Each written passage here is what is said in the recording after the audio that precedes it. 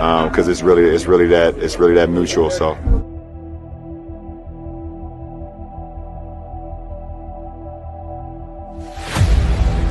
I want one answer only. Who was the guy that brought chills up and down your spine when he came onto the floor? The greatest player you ever saw. That would have to be the GOAT.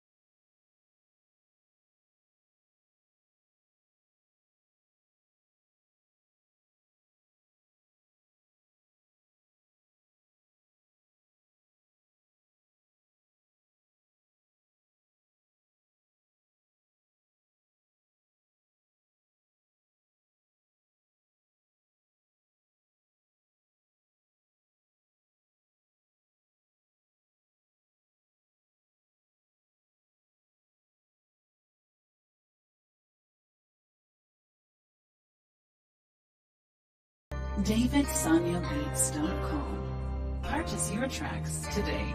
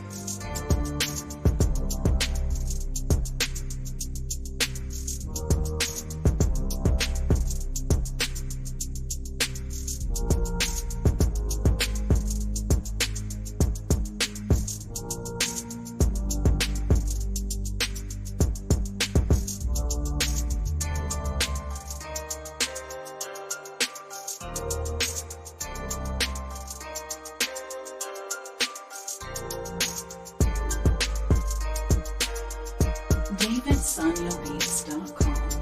Purchase your tracks today.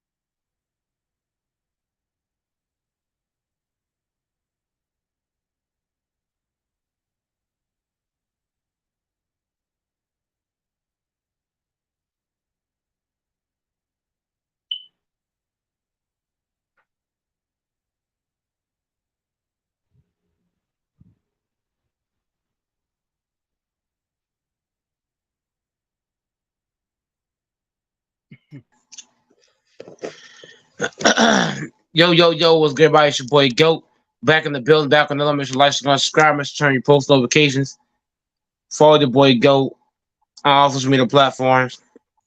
Hey, man, it's your boy in the building. What's good, DJ? Yo. Yo, man, how's everybody doing? The kids doing good? Everybody good? Uh-huh. Wearing you down, huh? Oh my God. Yeah, but I'm good. You gotta be a warrior. Yep, I know, but what's on the topic today about the Cowboys and what's the whole hype about? Yeah, I'm not buying this Cowboys hype, man.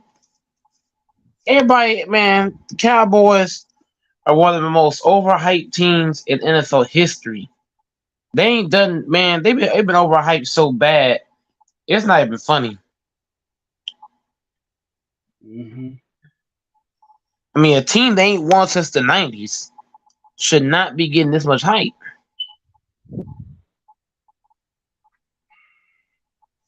And that's what kills me about the Dallas Cowboys.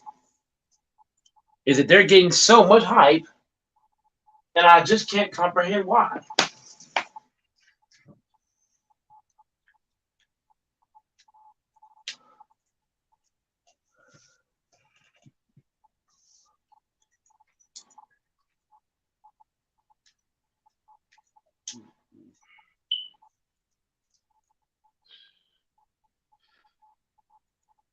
So what do you have on the Cowgirls, man? I've been, I've been an NFL fan for years. I've been watching football for years, so and I know how the Cowboys are, and it's not surprised. I've been seeing this before, like the whole time, so I already know how they are, fans and all that. But trust and believe, I was never like that. Are we gonna win Super Bowl? Are we gonna do this and that? Every time they do that type of shit, it never. It, it, it's crazy how they was. Mm-mm. Yep. And as far as the Packers go, everybody thinks it's love against Fields when it's really not. The Packers are the way better team. The Packers are the better overall team than the Bears are. So it won't be Fields against Love. It's going to be the Packers against the Bears. The Bears don't have enough talent to even compete. I think the Packers' talent was just too much for the Bears, and it'd be way too much. The Bears gonna get dog walked. You know what I say, DJ? They gonna get dog walked. Hmm. They're gonna get straight bullied. They're gonna have to call CPS when the Packers done with them.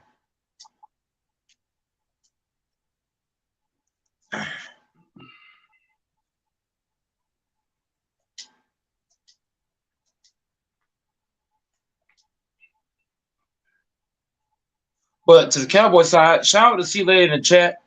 We got C Later and we got Nicholas Brown both in the chat.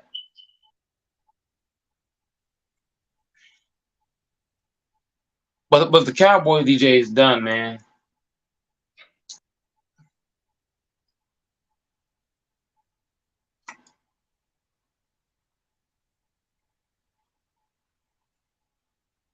Okay, like how done are they?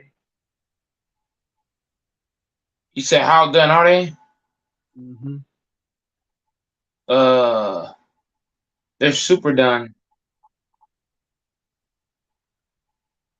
They're done, done, done. I mean, they ain't done that since Yeah, trading.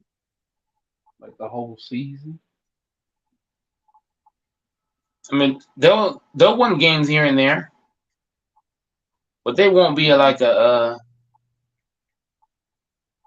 they won't be a team to be feared.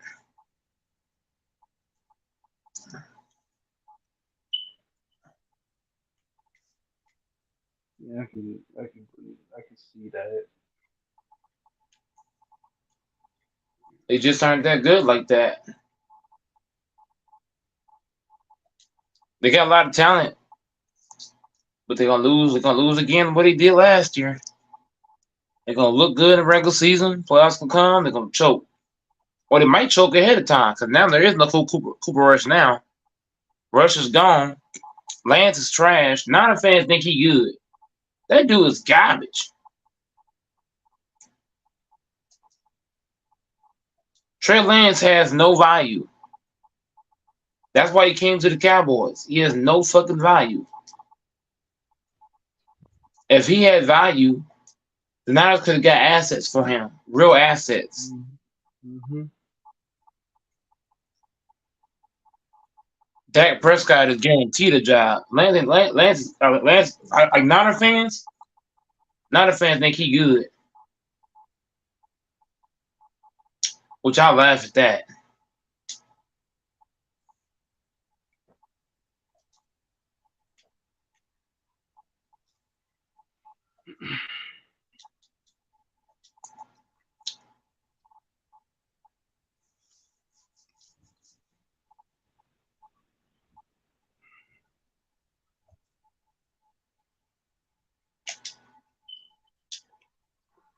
What? Okay. I was watching your thing today. I mean, well, yesterday. Why you did Watching what? TJ? Why you did TJ like that? Why do who like that? TJ last night. I was straight baking his ass. What you mean? You had to expose the nigga when he was asleep. So did. He was talking that big stuff. So I had to do what I had to do. Talk smack on the Goat Mike show, you're gonna get dead in.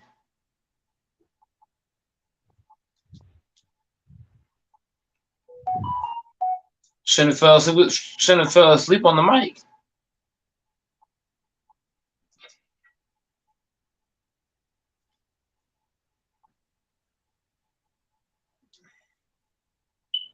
I would have did you the same way if you fell asleep on the mic. I mean, hey, I'm just playing, DJ.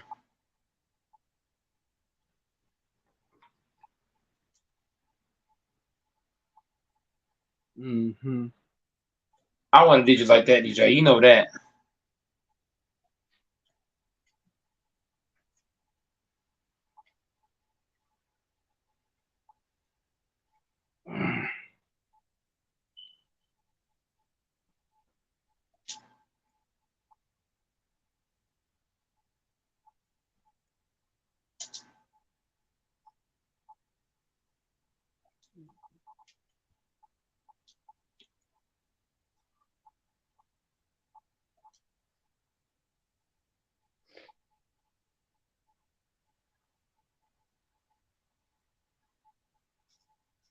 Thanks.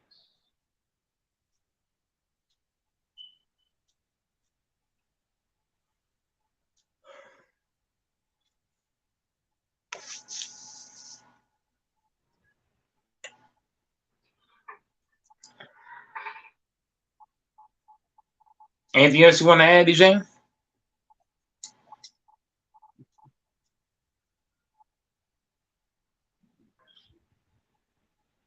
Hmm. Let me see.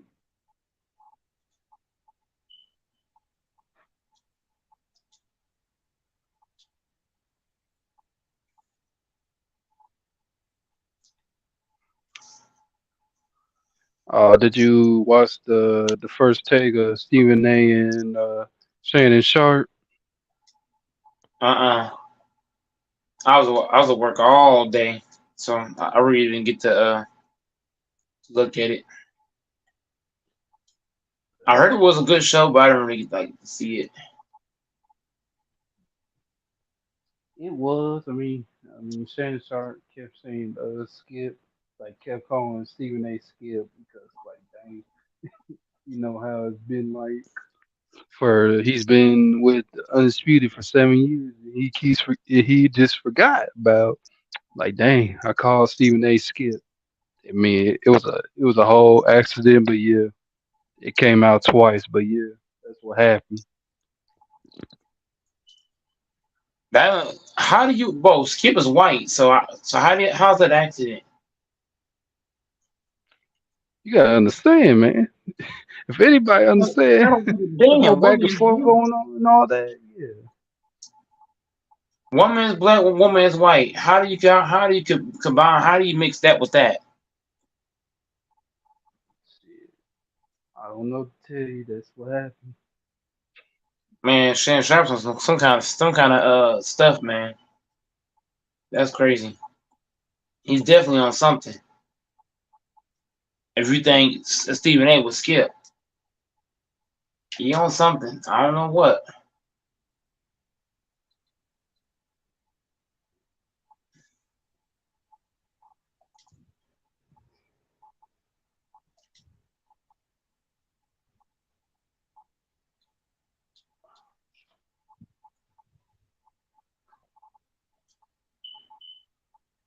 Oh,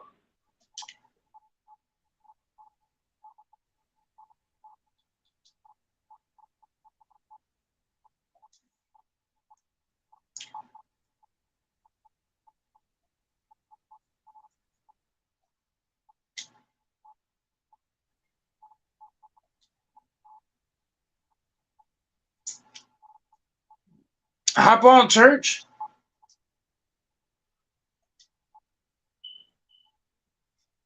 Bring your ass on this panel, nigga.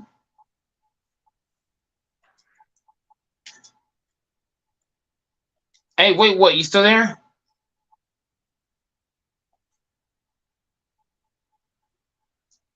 Wait, what? You still there?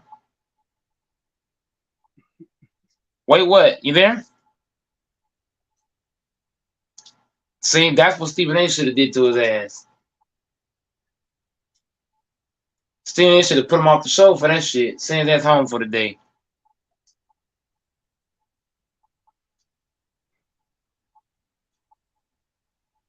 You know what I'm saying, EJ? Should have sent his ass home. Over a name that totally was messed up by You accident. you mixed up a white man with a black man. That's terrible. You just can't do that, man. You know how people are when they mess up their name by accident. Come on, man. No, there ain't no damn accident. You ain't been on Skip Show in how long? Okay, if I called you another nigga name, then I apologize. Then what? Is he a white man? Oh my god, nigga, that's not the point. Does he look anything like me? I'm just saying. Cause Skip and Stephen A. looks nothing alike. That's not the point. Man, if I was I don't Stephen A., know I if would have sent him home. I don't even know if you understand what the point is. Man, I ain't never talk, bro. I ain't never gonna call you somebody else's name, especially a white man or a white person. That's crazy. That's blasphemous. That's like calling you Donald Trump. That's dumb. This dude should be ashamed of himself, man. Shannon Sharp should be ashamed. You making mistakes like that on live TV as a so-called professionalist? That's terrible. You get paid to get this shit right. That's what make it so embarrassing. Man, you're not getting paid for this shit, DJ. You're getting paid to do a job, and you can't do your job right. That's crazy.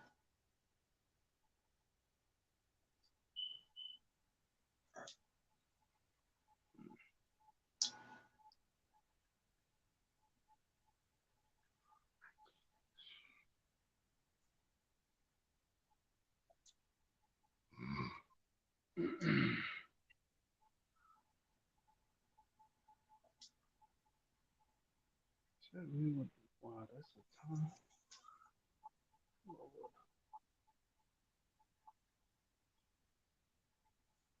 No, I don't want to hear that shit, C-Led. I don't want to hear that. You and DJ got excuses for this man. Hell no. Skip is a white man. Everybody was talking about it. It was a total accident. Man, Shannon Sharp need to be sent home for a week for that. That's terrible. You ain't been on Skip Show in weeks. So what made you call Stephen A. Skip? That shit is terrible. Shannon Sharp need to be punished. Over a name? But you just don't do that. You're supposed to be a professional, and you didn't show no professionalism. You acting like professionals don't make mistakes and Not like I'm not that. paid. Oh my god, Not like that. Hell no. that's crazy. You tell me there is no accidents in professionals. That's crazy.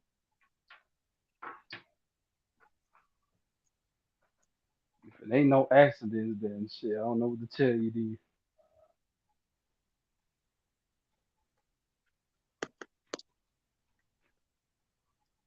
Cause I know we have accidents that people be forgetting shit and like, oh my mistake. I forgot about it and all that shit. Man, you making excuse for this dude. I ain't making no excuses. I'm just saying that's how they are. You can't make a mistake, man. That's terrible. That's how life is. You talking? I'm just saying you can make mistakes. Not You like can that. apologize. You can apologize Guarantee me about it.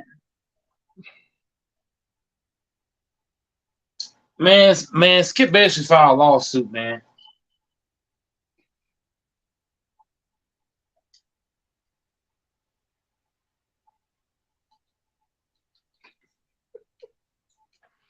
Can't believe he called him Skip. Man, does Shannon Sharp have dementia? Okay, what if he does? What's the problem? He might have dementia and something else on top of it. To call a black man a white man's name, that is crazy. That's disrespectful. How? It is. You just don't do that. Bro, Skip is white. I can understand Skip was black and Steven was both black. Okay, understandable.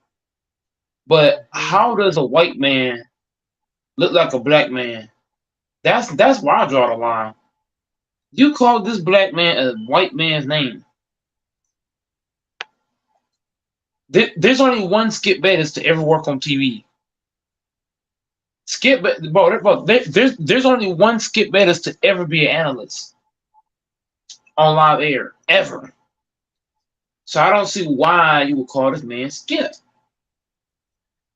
So Shannon Sharp Shannon Sharp misses Skip Bayless. Shannon Sharp should go back to Skip, sign the contract, and come back to Undisputed. You might as well. Shannon Sharp missed Skip Bayless. And it showed today. Based on what I heard.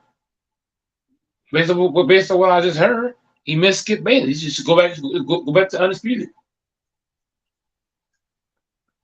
Head on back. Me first, Jake, you get Undisputed. I'm done, man. That's crazy.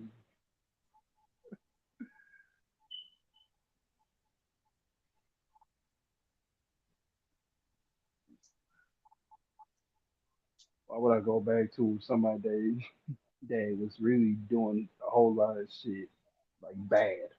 You were dissing you in the fucking Hall of Fame and talking about some other shit about this nigga that and this shit. But then you talking about DeMar, talking about the dude that almost like lost his life. It Hold skips it. saying the most. It skips saying the most dumbest shit online. Shoot, And letting Shannon them Sharp say beats that man. Stan Sargent never had still had. Hey, he did the right thing. He wanted to go. Hey, go ahead and Shannon do Sharp it. should put his glasses back on. See, that's crazy from you for saying that. And You a white man. he should put his glasses back on. Man, So his you ass can ain't see even better. I know you ain't doing all that. He must got cataracts to call the man Skip. He must got some kind of eye condition or something. Mike, Mike, go, Mike, please stop. Because I know you ain't taking that. Man, you You can't trying call to that man Skip. That man's not even white. He ain't been on Skip's show in how long? So just the fact he even did that shit, that man, South Stephen A. I'll look at him real crazy. I would have told Shan Sharp, am I a white man? Do I look anything like Skip? I would have got man. I would have said a whole bunch of shit. I'd have been on Shannon Sharp's ass.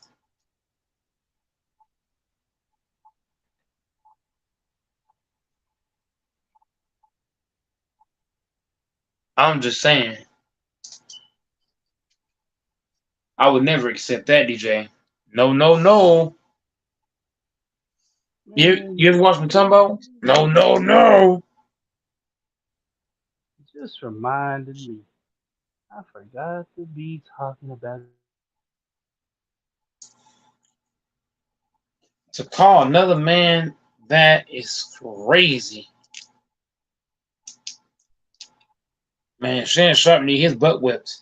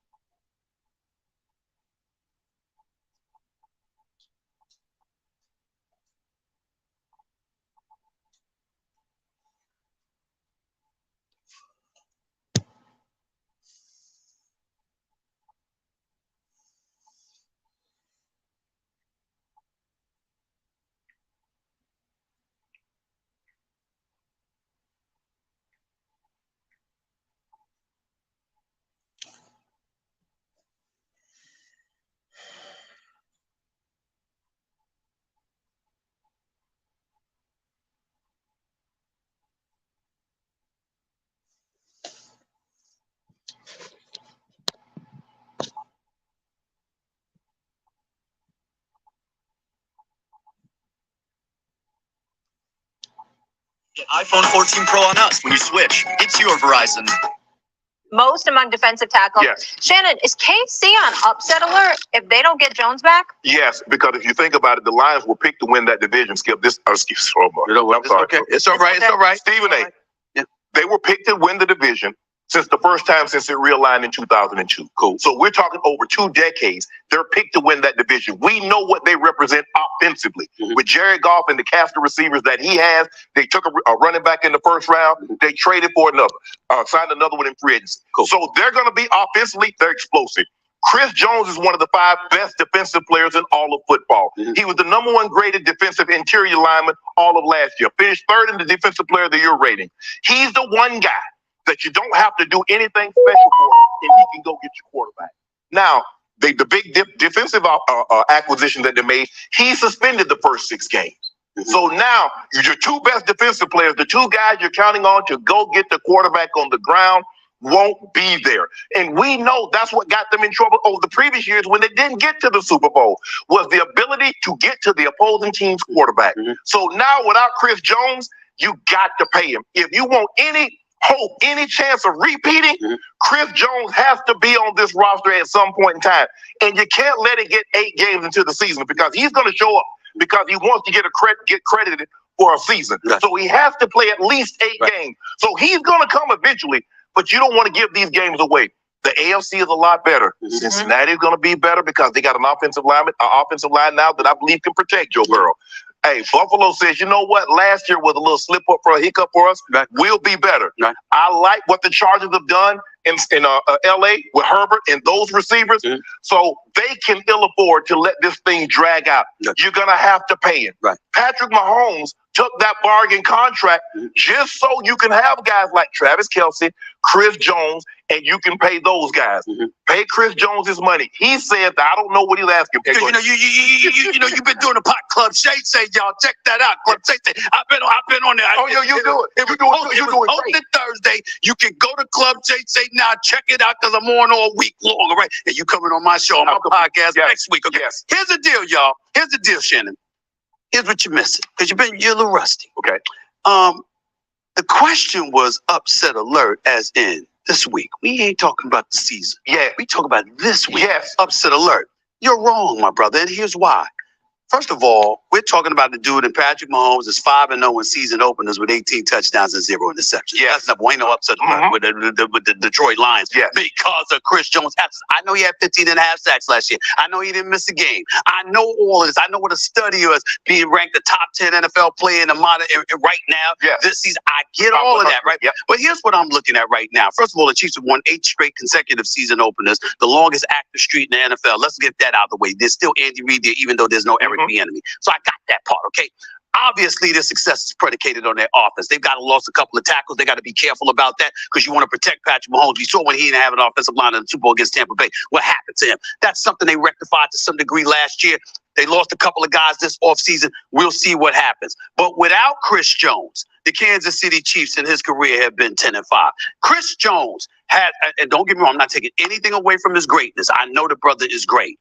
He had 2 postseason sacks. Yeah. Both of them was an AFC Championship game. Yeah. Prior to that, he didn't have any. So let's just call it what it is. I'm saying to you, the season opener going up against the Detroit Lions, you're the reigning defending Super Bowl champions. I'm sorry. I understand they need Chris Jones because the bottom line is their defense might be suspect and Detroit can put up some points. But forgive me if I got Kelce and I got Patrick Mahomes, Right. okay, and I still got Andy Reid there calling plays. I'm not overly concerned about an upset alert. They're going to be much better because I like what Dan Campbell has done. Now, I've never seen anybody get as much credit for not making the playoffs as Dan Campbell did. That's true. But That is true. But they believe in him. If you look at the way those guys play, if you listen to what they talk and how they talk about Dan Campbell, they believe in him. They love playing for him. You've got to have a guy because at the end of the day, you got to score points, but you've got to get guys that can go stop you from scoring. Fairness, question. Yeah. Question, not a debate. Question. At Morgan Stanley, old school hard work meets bold.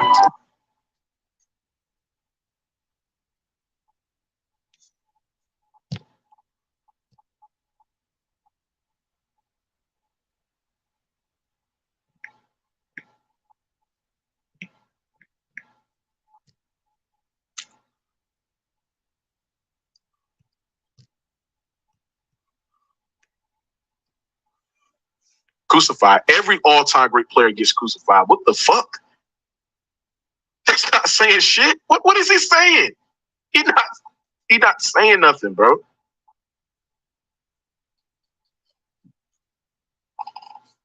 He said, Mookie, they had Mike. He said they had he said Mook, they even had that about Mike on 2020 Dateline. Facts. But they act like this nigga the first to ever do some shit. We're gonna read this shit, man. I just think LeBron's antlers is in platinum and Michael's may be in gold. Why?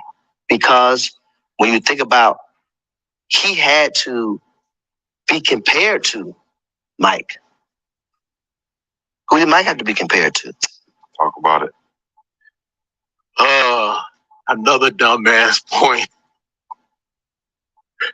Oh my God, bro. Hey, Rich Paul making my fucking brain cell hurt, bro. So you said LeBron was compared to Mike, even though he wasn't Mike. You telling me Mike wasn't compared to Bird or, compared to the other great players as well, Dr. J? You telling me Mike, when coming out of college, they was not comparing Mike to Larry Bird or anything? Man, stop this nonsense, bro. The thing is, LeBron James was compared to Michael Jordan. LeBron James came out of high school as the most overhyped prospect we've seen in NBA history, bro. Right? They compared him to Mike, right? The expectation was for LeBron James to be better than Michael Jordan, right? And at the end of the day, I can sit there and say that LeBron James failed expectations. And the reason why he failed expectations is because at the end of the day, coming out of high school, when you're comparing him to the greatest basketball player of all time, that means that everybody's projecting you to be better or to surpass Michael Jordan. And the fact of the matter that LeBron James didn't live up to expectations is because his dominance in his prime is nowhere near compared to Michael Jordan, and didn't surpass Michael Jordan in accolades or dominance in a postseason run and in the finals. LeBron James did not live up to expectations. America's plastic makers are investing billions in new technologies and creating plastic products that are. Because I say Austin should have gotten benched. Unbelievable basketball player. What makes him so great? Okay, what are the things that separates him from people like, Tim Duncan, Kobe Bryant, Michael Jordan, whoever it is, Allen Iverson, Carmelo Anthony, Dwayne Wade? What are the things that separate LeBron James from all these other players? And what are the things that allow him to succeed at such a high level and go to multiple NBA finals and win NBA championships and regular season MVPs and all these different things? So today I just want to look at some of the facets of his game that makes him so unique. So one of the things that really stand out about LeBron James is, of course, his passing ability. Now, the thing to understand is that LeBron James is about 6'8" tall. So he's very, very tall. As you can see, as the years went on, he leaned and he toned himself down. He started losing weight. If you look at him in Miami versus when he came back to Cleveland, you can see that he really changed his body structure and his body mass. It just up until recently, due to some injuries, you can see that he actually put on a little bit more weight. But LeBron James is meticulous about his diet, and it's one of the things that's allowed him to play for almost 18 years in the NBA. So today we're just highlighting a great basketball player, LeBron James. And a lot of you out there, if you're not a LeBron James fan, go out and check out some of his highlights. He's a really great basketball player, and this is coming from a Kobe Bryant fan, but sometimes you just got to give it up. So with that being said, I hope you enjoyed the video. If you did, if you're a LeBron James fan, make sure you like the video, leave a comment below. Have a good one. Peace. Ladies and gentlemen, there you have it. There you have it. So all of the Dreamers Ho fans out there, all of the Dweebers Pro fans out there that believe Dreamers Pro is some big LeBron hater, you're wrong. You're wrong. No, he's doing this solely for clicks. He's doing this solely for views, and you can see it now. Notice how when he's talking positively about LeBron James, how many views he gets. 198 views in 4 years. In 4 years. Come on, man. Let's be for real here, man. And y'all had the audacity to say I was hating on this dweeb? No.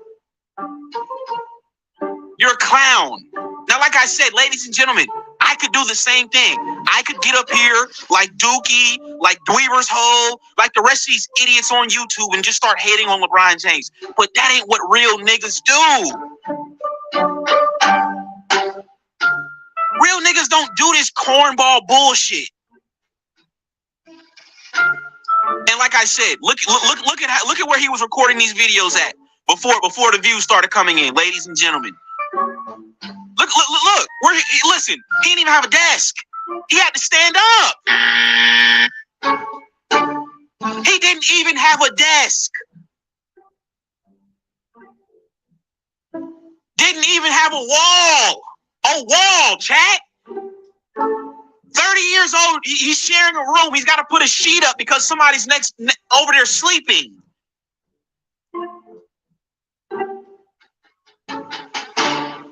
And y'all called me the hater. But yet you okay a nigga sitting in Nigeria hating on LeBron James every other day. That's okay. But when I call it out, I'm the hater. I'm the hater. Man, come on, man. Y'all got to stop this, man. Y'all got to stop. We see exactly what you're doing, fam. You're not slick, bro. Stop the nonsense, bro. Okay, we get it. You need money. All right, we get it. You guys need money. You, Dookie, y'all need money. Okay, just be real with us. Don't lie to us and say, right,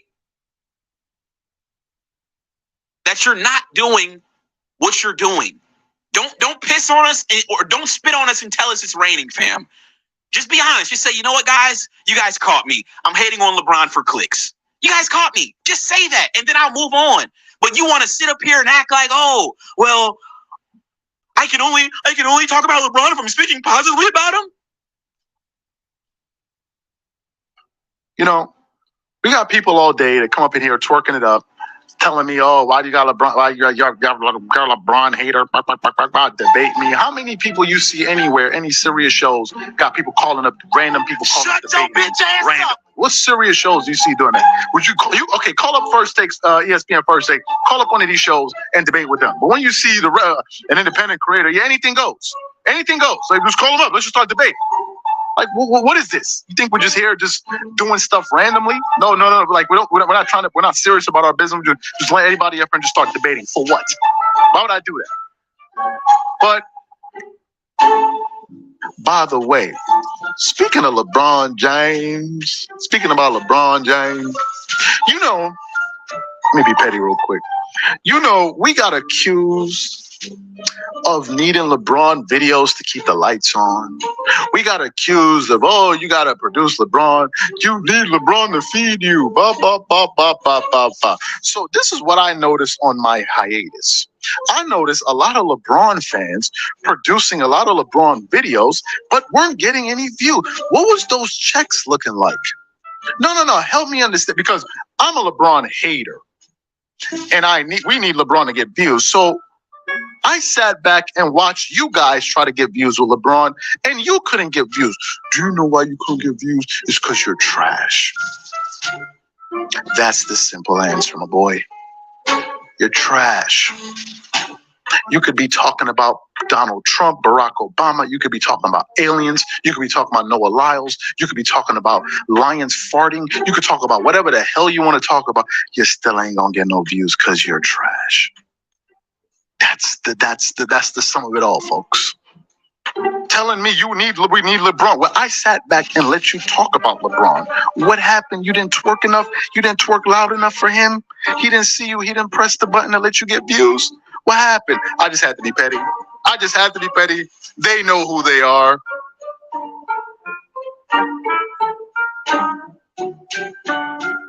So, ladies and gentlemen, like I said, moving forward, like, how can we take this guy seriously, man?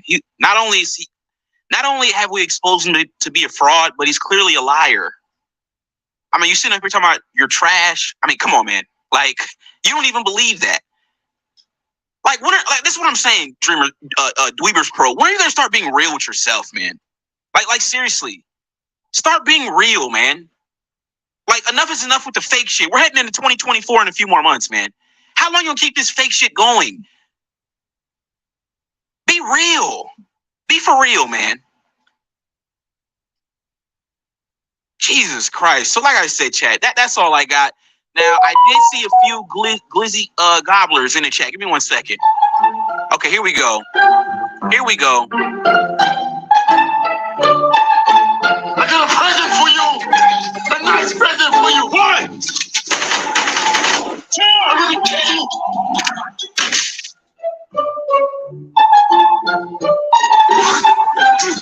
Inside your mouth, stick. You suck too much dick. How many dick? How many dick did you suck last night? One more, bitch. How many dick did you suck last night? Okay, so Apex Toll. I see you're in here eating dick. So let's see. You said stop the obsession, Reggie. There are better topics to discuss. How far you think Deion will take Colorado? Nigga, fuck you. Let me stop this show. Apex Toll. Fuck you.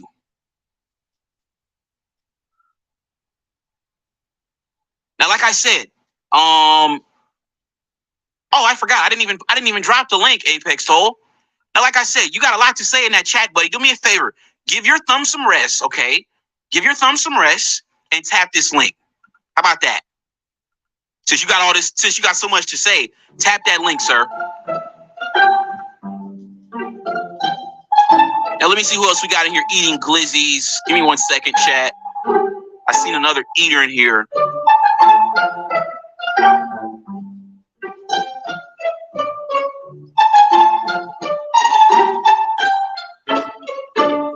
Apex Toll, we're waiting.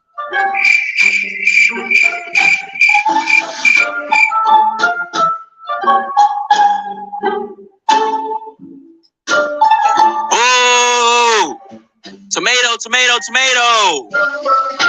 Oh my God, corny, lame, boo, tomato, tomato, tomato, throwing tomatoes. I'm throwing tomatoes, Apex Toll. Stop being a cornball and tap the link. You wanted some attention. Well, you got it, buddy. You got it.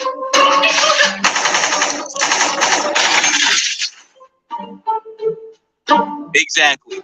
Fuck out the chat, man. So yes, ladies and gentlemen, man, this is sad, man.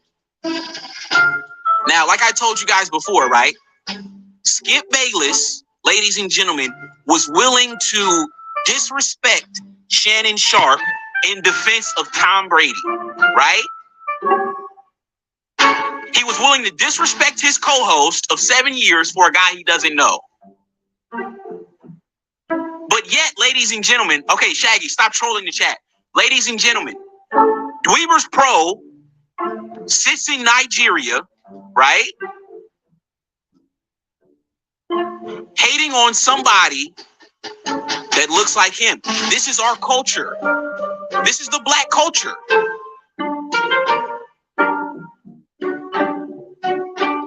You're a clown, nigga. So yeah, man, shout out to everybody tuned in right now, man. Do me a favor. Okay, stop the show, man. Okay, we got 160 in the building, only 64 likes. Y'all killing me, man.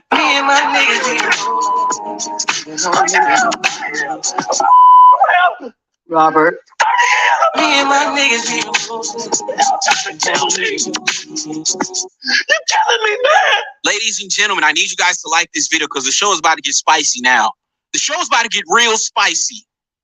Now, like I said, we're moving on. Now, the title of tonight's show, right? LeBron James hater, Dweebers Pro exposed for fake hating on LeBron James. We already covered that. Now we got to talk about Austin Reeves, okay? Now we got to talk about Austin Reeves. I need y'all to like this video, though. Okay? Like the video. Now, we got a lot of Austin Reeves fans here at the locker room, okay? So I'm going to need to speak with you guys, right? So, as you all know, team, what was it? USA, they lost to Lithuania, right? Now, Austin Reeves, okay, shout out to Kareem. You said congrats on hitting 10K. Exactly, man. Listen, hold on. Stop the show, man. Hey, listen, shout out to everybody that's tuned in right now, man.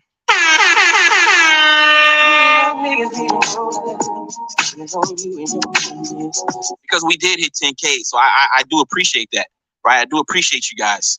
Okay, we got some fucking action. Who's this? It's Lil Penguin. Okay, what do you got? Why you just don't give him a sub? That's what he wants. I mean, he wants a sub. He's not gonna talking about Dreamers Pro. What do you mean? Give him a sub? Give him a subscribe. That's all he wants. He just wants. I was subscribed. That's the thing. That's when I started to notice this constant hate. I was subscribed. Oh yeah, his show sucks anyway, man. You got a good show going. I've been watching for a while. Hey, I appreciate that. Lil Penguin. Yeah, no problem, man. All right, bro. Keep it up, bro. All right, man. Appreciate the call. Yeah, no problem. All right, bro. Yeah, shout out to Lil Penguin in the building. I thought that was some smoke, but it wasn't. So we can just go ahead and move on. So like I said, Team USA lost to Lithuania, right? And Austin Reeves is trending on Twitter, ladies and gentlemen, right? Now, I need all of the Austin Reeves fans to explain this graphic to me like I'm 5 years old. I got a present for you. A nice present for you.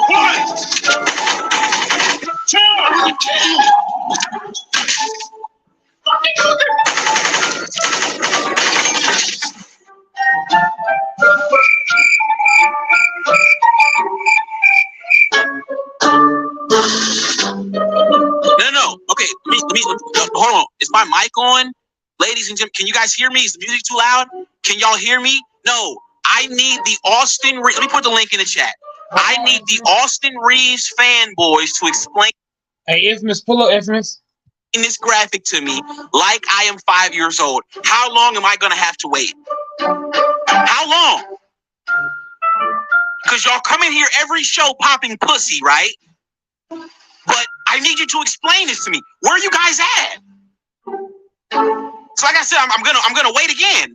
Take your time.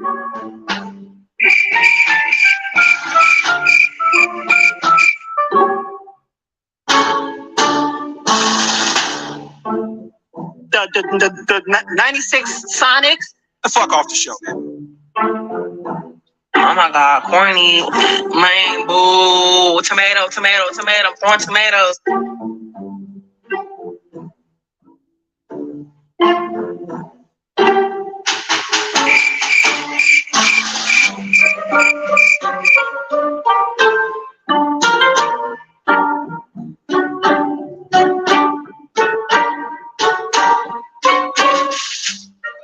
All right, man. So I guess,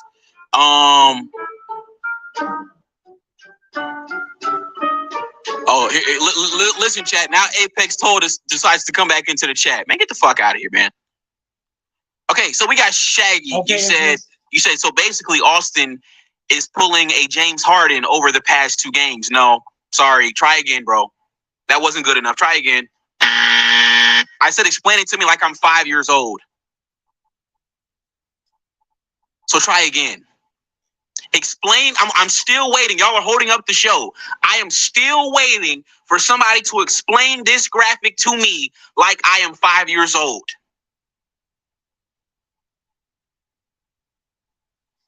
He is getting cooked, ladies and gentlemen. Lithuania cooked Austin, and this exact same thing happened in the Western Conference Finals, and I tried to tell you motherfuckers, and guess what?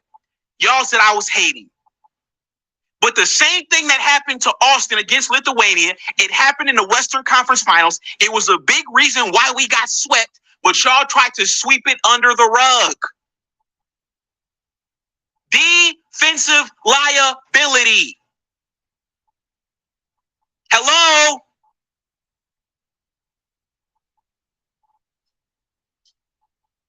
Go and watch the highlights. Go watch the highlights. Because like I said, y'all act like I'm the one disrespect. No, what about the nigga that stuck his tongue out at him?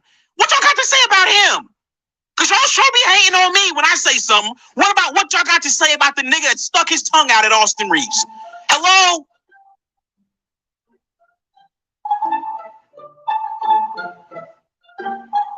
I'm so glad.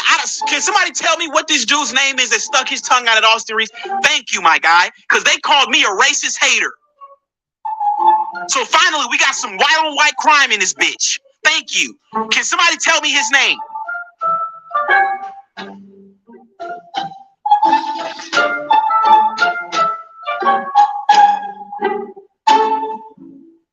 So like I said, ladies and gentlemen, man, this is no shade. This is no hate. But on defense, man, you know, all y'all want to talk about is his offense, how efficient he is and all this blah, blah, blah. What about the defense? What about the defense?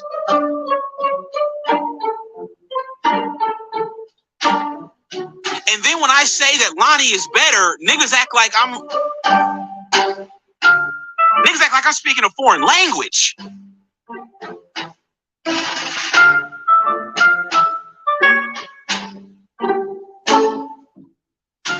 Okay, shout out to King Angel. He said you got that one. You said you got that, touche. Okay, appreciate that, all things basketball, but I cannot pronounce that name. So, ladies and gentlemen, like I said earlier, man, Austin's a decent player, all right? Nobody's hating, but let's be for real here, man. Okay? If it wasn't for LeBron James and Anthony Davis, y'all wouldn't forget even caring about Austin Reeves. You wouldn't know who Austin Reeves was. Because, like I said, before LeBron James came to the Lakers, right? I know because I was living in LA at the time. I was watching Laker games at the time. The Lakers were irrelevant. Initially, there was some hype around Lonzo, but after that first game when Patrick Beverly snatched his soul, I knew the Lonzo thing was a bunch of bullshit. LeVar Ball sold us listen, he scammed us with that bullshit. LeVar Ball did. Because Lonzo wasn't on shit with the Lakers. So I watched that season when they had Lonzo, Kuzma, Josh Hart, Zubac. Yeah, y'all weren't gassing these role players up then. This is what frustrates guys like me. Because y'all weren't gassing up the role. Y'all didn't gas up Josh Hart when he was on the Lakers when it was no LeBron James. Y'all didn't gas up Josh Hart. You didn't gas up Alex Caruso before LeBron James showed up. Then LeBron comes to the Lakers, right? Now you're gassing Alex Caruso.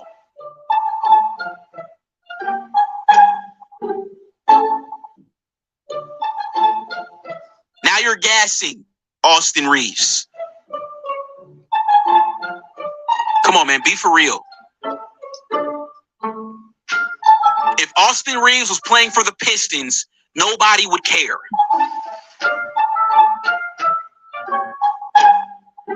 Let's be for real. So like I said, am I hating? No. Am I saying he can't play? No.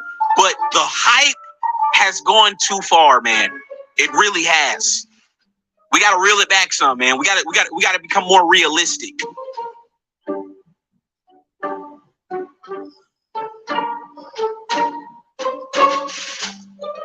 So like I said, I'm still waiting on the fan. Let me get the link back in the chat. Where's Ben at? Where are some of the fanboys at? Where are some of the fanboys at, man? This is crazy. Now, like I said, chat, when he has a good game, and you know what's funny? When he had a good game, right? And niggas will come over here and say I'm a hater. But when he was playing well, we produced videos on it. We produced videos on it, and we gave Austin his credit when he was going against fucking Puerto Rico. Niggas is jumping on the table, popping pussy, and we're playing Puerto Rico, ladies and gentlemen. Puerto Rico.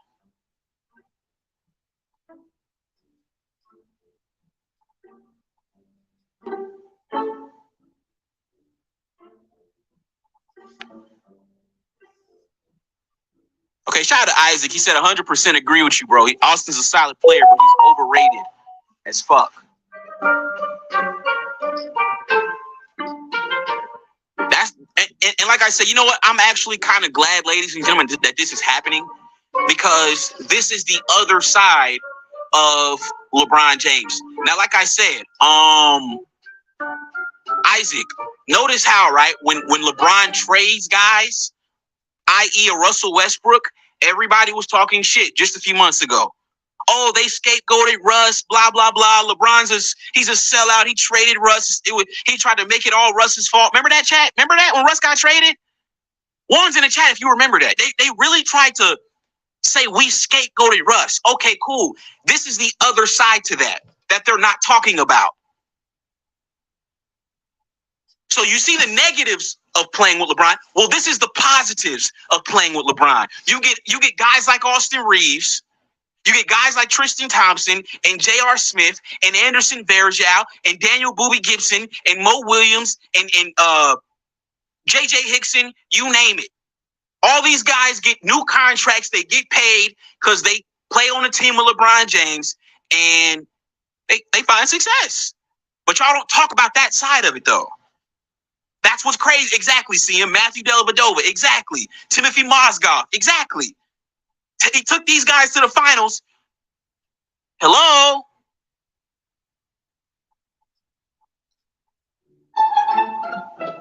So like I said, man, shout out to Austin.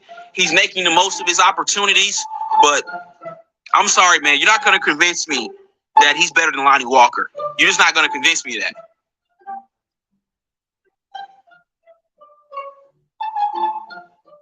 Hell, you can't even convince me he's better than Rui Hachimura. Let's talk about it. Let's talk about it. Come on, chat. You're not going to convince me he's better than Rui.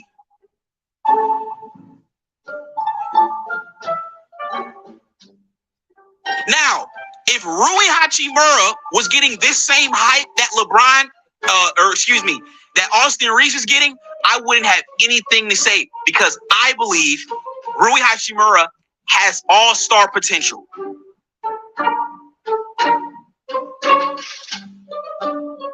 I believe when LeBron is done, Rui can be the guy the Lakers can run their offense through in the future. The next 3-4 years, I believe Rui could take it over. Rui's got the kind of potential that y'all claim Austin has. To me, like I said, this is no shade to Austin, but athletically, he doesn't have what it takes to be an all-star. He just doesn't. But you get on the internet and then you hear the way these guys are talking about Austin. It's like, bro, they think he's on the level with like Stephen and the rest of these guards in the Western Conference. They think he's got that kind of potential. Come on, man, y'all gotta stop.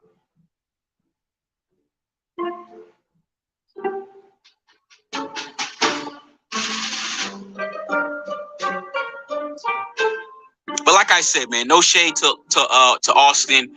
I just don't like it when you guys don't keep the same energy, right? I can't stand that. Okay, we got some action. All right, John, get in here.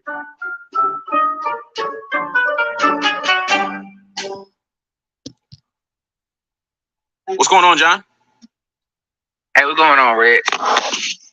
Hey, I just wanted to comment. You know, you're talking about Austin Reeves, and I think because you made a point about maybe a few weeks ago, LeBron pretty much made Austin Reeves. So it's not about him being good or Rui being good. To me, it's about who fits best with LeBron and AD out there on the court. So I just wanted to get your point, your opinion on what I just said. I mean, I get what you're saying, but in my opinion, I think Rui is a better fit, in my opinion. Well, I don't know. I think he's a better player, no doubt. But I think okay. So let me ask you this, John. Let me ask you this: what makes Austin a better fit to you in your mind over Rui? because he's another ball handler out there. He takes pressure off LeBron when he's on the court and LeBron's on the court. He takes that pressure off of LeBron as far as bringing the ball up. So John, it allows. I'm being honest, John. John, not to cut you off, but his ball handling is shaky. It's very shaky, John. I've seen guys pick up Austin full court and he'll turn the ball over. I've seen guys press Austin Reeves and he can't even get the ball past half court. Okay, well, I ain't gonna lie. To me, you just asking my opinion. To me, as far as I look at Austin Reeves not as a playmaker as far as dribbling and, but I'm just saying, when you have somebody that could, I guess he takes the pressure off of LeBron. I just want to say that. Let me just say that. To me, when I watch him on the court, he takes pressure off LeBron. Rui is a scorer. He hits the three. He gets offensive rebounds, stuff like that. You know what I'm saying? So when you got Austin Reeves, I just think he brings a different dynamic when he's on the floor with LeBron versus when Rui on the floor with LeBron. Cause see, that's when he was on the floor, go back to that Golden State game, kind of showed out. That's where everybody was jumped on the Austin Reeves bandwagon. If you go back to the game where they blow Golden State out, he was showing out. So I mean, that's where he got his credibility. Now, John. So, John. Go ahead. I agree with that point you just made. But what I'm saying is that was that particular series. We all know Golden State plays small. So then what happened the next series, John, when we played a bigger team in Denver? What happened? Right. But, you can say that happened too, but also what happened with the lineup. We know, Reg, to be honest, we know if game one, the Lakers would have won that game, if he would have started that lineup, we know the Lakers probably would have won that series. Because remember you did that podcast after game one, he was like, what is he doing? He didn't play that big, he didn't play a bigger lineup. And that game one basically, I ain't going to say 100% just sealed it, but we all know if the Lakers would have got game one, it would have turned out in a different series. Because we was all over, me and you and everybody else on here was all over Darvin Ham for doing it. Okay, but my point is that you're saying that he plays better with LeBron than Rui does. Now, sure, in the first round, in the second round, we were able to escape those series, right? Fine. Right. Then we get to the Western Conference Finals. Now things are getting tight now, and we get swept. Right, but Reg, what I'm saying is that when you get Denver is a different team versus than what you played. What I'm saying is that from Darvin Ham not playing a bigger lineup had a bigger impact versus what you're saying as far as Rui being a bigger fit than LeBron. That's what I'm saying. If he would have went big early, I think that series would have been different versus, okay, what happened with Austin Reeves that series. I think just not playing a bigger lineup had a bigger effect on them losing versus with Austin. Let me ask you this. Who do you think's got more upside? Who do you think's got more upside? Max Christie? We got doors in the mother effing building. We got Doors in this mother effing building. What's good, Doors? I'm doing well. Pull up. How are you today, host? Man, I'm doing good, man. I can't wait to beat them Bears down. I can't wait to put honey on them goddamn Bears. And I know you can't wait for the Lions to make fools of themselves. Oh yeah, that too. Mm-hmm. The Lions are the team that needs to prove it before they can get anything. Right. They're a team that missed the playoffs last year, and they're getting so much hype. It's ridiculous. Yeah, I can see that. They're getting hype as if they made it to the playoffs and went deep when they didn't even make the playoffs. They were a game or two short. Yeah, if they had made the playoffs last year, then I can understand. Well, it's the same thing like when the Buffalo Bills in like 2012 or whatever year it was went 6-0 and then they lost their next 10 games or something. It's like, who gives a shit how you start or finish? It's how you finish ultimately and what you do with it. Like, no one cares if you went to law school and had 2 good years and then you didn't finish your last year and didn't do anything with your life. It's about how you finish and what you do with it ultimately. You know what I mean? Right. That's what any academic advisor would say. It's like the most important thing is not necessarily how you start your college career. It's how do you finish it? Did you finish it strong with strong GPA? Did you do an internship? What do you have to show for yourself? Same thing with the playoffs or the regular season. How did a team finish? Did they finish strong? Was their coaching, their cohesion? You know what I mean? So the Lions have an exciting team, but, it's all speculation. Just like the Jets are all speculation. They have a cool team on paper, but who knows how they're all going to gel together. You know what I mean? They got to prove it, man. At the end of the day, you still have a 39-year-old quarterback. And there's a reason why Tom Brady and who was the other one, Warren Moon or some random ass guy, only like 2 quarterbacks have ever played that old. Brett Favre, Tom Brady by far, he played till 45 or 44 or something. But other than that, there had only been like 1 or 2 quarterbacks that had played out for 39 or 40. I think it was Favre and then Warren Moon or some dude, not Warren 28. Moon. Huh? Jared Goff's 28. No, but I'm saying that I'm talking about Aaron Rodgers with the Jets.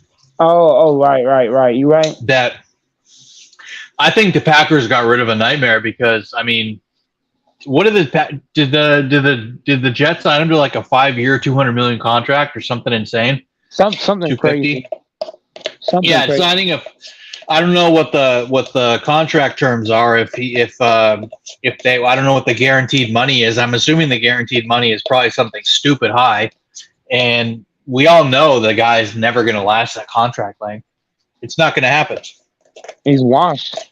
Yeah, it's going to turn into some bullshit Drew Bledsoe situation, and with the Cowboys, or his career is basically, he'll be lucky to have 1 or 2 good seasons. What they're hoping for is, they're hoping for a Peyton Manning type career. They're hoping that when the Broncos got Peyton Manning in 2012, they signed him to like a 5-year, $100 million contract or a 4-year, $100 million. I think it was 5-year, $100 million. At that time, that was a lot of money. And he had just had the cervical fusion on his neck. And it was totally speculative because he sat out all of 2011. And I know Aaron Rodgers isn't coming from a serious injury, but they're the same age. Now, Peyton Manning went on to have, I think 2012, he was the comeback player of the year. In 2013, he won MVP. He really could have won it in, I think, 12 too, but I think that was the year that Adrian Peterson went bonkers and had an insane year. He came up 6 or 7 yards shy of Eric Dickerson's all-time rushing record. But and then Peyton still in 14 and 15 had phenomenal seasons. It wasn't until 15 that halfway through the season, his shoulder started giving out again, or his arm. And he threw, I don't know if you remember, in 15, he threw like those forced interceptions in a game. I think there was 4 interceptions in like a quarter, and they pulled him for Osweiler. And then he came in the Super Bowl when they had a deep run, and they won the Super Bowl against the Panthers. But they won that Super Bowl basically on the strength of their defense and Peyton Manning just simply not turning it over.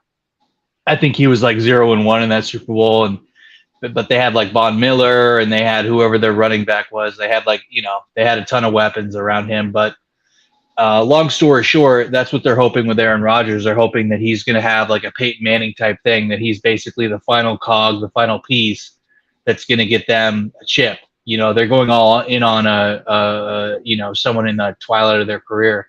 But it's a gamble at the end of the day, But when you're that old as a quarterback, man, the slightest thing can, you can be out for the year, Your body's just not going to heal. You know what I mean?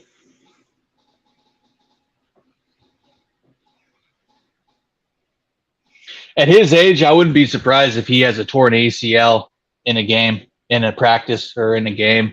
non-contact torn ACL, MCL, meniscus tear, rotator cuff tear. I mean, he's an old dude, and if you're gonna be that old and play, you have to have like an insane conditioning, like Tom Brady, who like probably ate the most disgusting food for 20 years to stay in good shape. You know what I mean? And I don't know if Aaron Rodgers has that kind of type of dedication.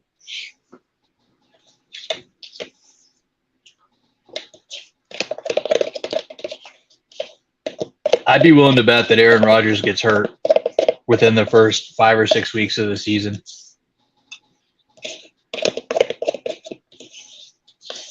And look, this Packers team is going to play way better now that Rodgers is gone. I think so. Yeah, because Jordan Love can do a lot more athletic stuff. He can keep the defenses guessing. Right. You can't just play back because teams are already afraid of Watson going deep. Which that means that Jordan Love's going to have free reign to just do whatever up front.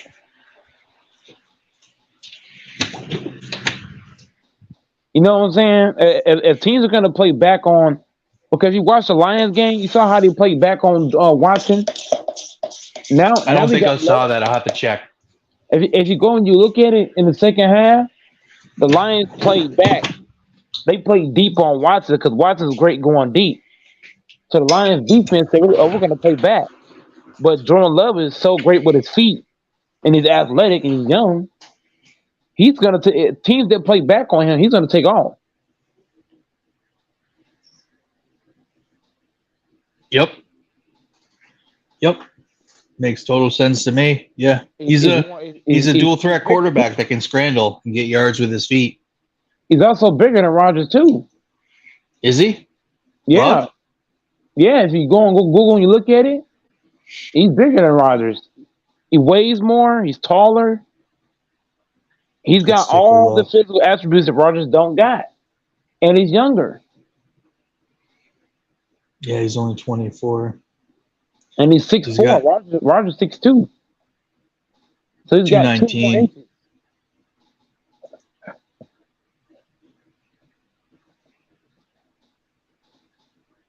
Hopefully he's big enough to take some hits. 219, he looks pretty skinny. He's kind of built like Colin Kaepernick. No, he's pretty strong because you got to think, all he's been doing is training and working out the last couple seasons. You see what I'm saying? Whenever you just training and working out, you know what I'm saying, Doris, he already has good muscle because he ain't been playing. He's been training, working out, waiting for his opportunity. He's slim. Yep, I think he's slim strong. Yeah, 215. As long as he can take some serious hits, that's all you got to worry about. When they scramble and they start running, they get some of those nasty hits by linebackers and edge rushers and safeties. He's not a dumb runner though, Doris. He's not gonna run. He's not gonna run for the hell of it. He's only gonna run if it's needed. And then when he does run, Doris, he's still looking to make a play. If you watch his eyes are always where. If you go watch the game, his eyes are always downfield. Even when he's running, he's always looking down the field. I'll have to watch some tape on him this week. I know that you're really excited about him. Oh yeah, I think a lot of Packers fans are. Whenever you watch the tape, he's already shown that he can easily come in and help this offense. And look, he changes the dynamic from Rodgers because, like you say, he's athletic, he's mobile.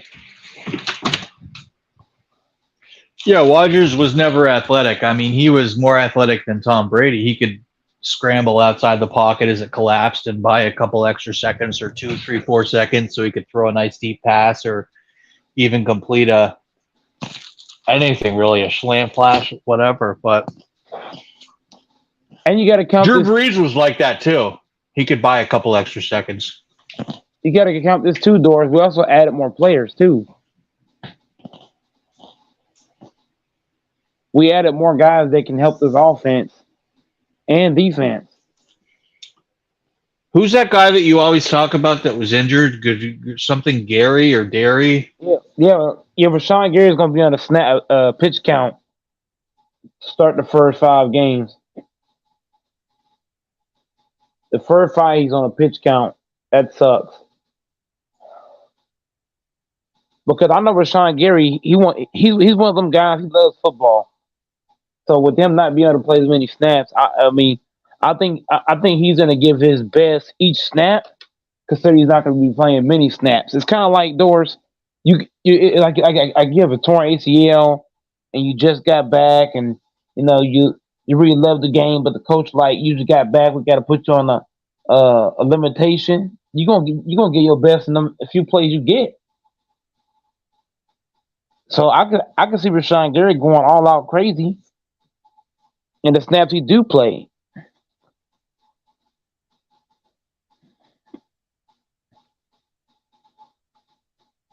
I think Doris mic went out. No, I'm here. I'm listening. I'm also wondering what's going to happen with Bakhtiari. Bakhtiari is going to be fine once the season starts. I think that Bakhtiari needs to understand this. If Bakhtiari balls out this year, he's definitely getting paid next year. There are teams out there that could use a day of Bakhtiari. But if Bakhtiari come out here and he bullshit, because if Bakhtiari, like, he sound like he don't want to be here, but I'm saying if Bakhtiari needs to understand that if you ball out the same way you did last season, what does that mean, Doris? He could become a valuable asset. So now, let's say he want to go to the Jets. The Packers could say, okay, give us this, and we'll give you this. And the Jets will pay. And look, Doris, the Jets are, oh, fuck. The door, damn. Why I keep pausing? Okay, slow down. So, in other words, if Bakhtiari wants to get paid next season, he's not getting paid with the Packers. So he doesn't want to be here. But you get my drift. If he go out here and bullshit, he can fuck up his contract. You got to think, whenever you're trying to get paid, because Bakhtiari's trying to get a contract, so his best option is to come out here, just ball this season. Next season, go where you want to go.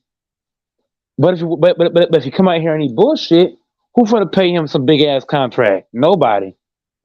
So he has to prove he's worth the money.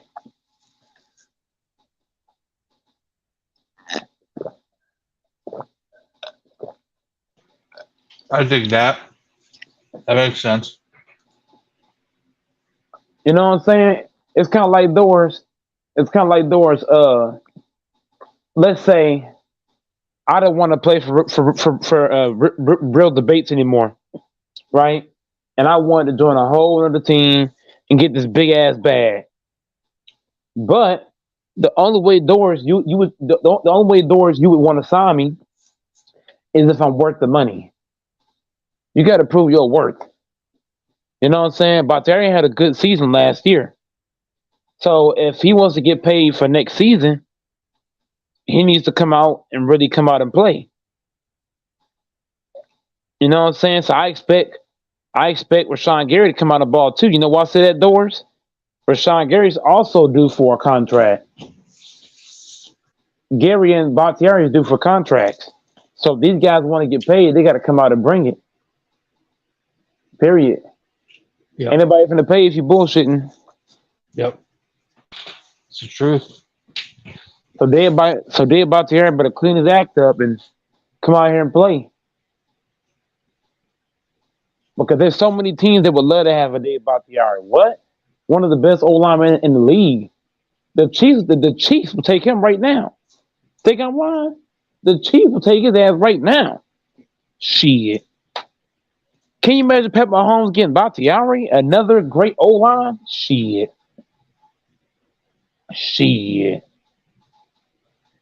That's a whole problem. So I'm just saying, for Dave Bakhtiari, man, just ball out, hold your peace, and then leave in all season. We're going to trade Bakhtiari for like 3 draft picks. Watch. 3 first-round picks for Bakhtiari. I ain't gonna lie, Doris. I'll trade him any team he want to go to, but I want 3 first-round picks. Period. I'm demanding 3.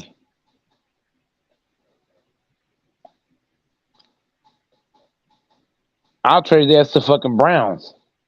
Shit. anybody give me 3 picks, 3 first round picks? I'm sending his ass there.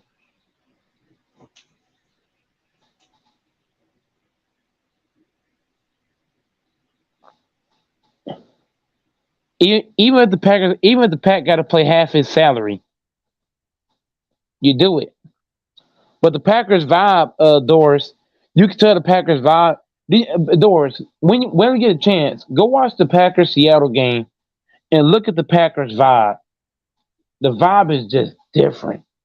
Then on top of that, I got a video, Doris. I'm gonna put it in the chat. Hold on. Milwaukee Packers. I got a video. I'm gonna put it in the chat. And Doris, whenever you look at this video, tell me the vibe isn't different. The vibe is just way different from last year.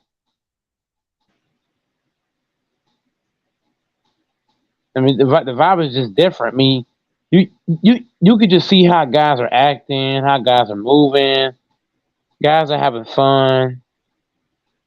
I mean, it's just different. The vibe is it's relentlessly good. And that's what I'm saying, Doris. Everybody thinking that this year gonna be like last season, but everybody forget the vibe is different. The vibe is everything, Doris. You know what I'm saying? Doris, can you imagine playing for a team where the vibe is just trash? You there, Doris?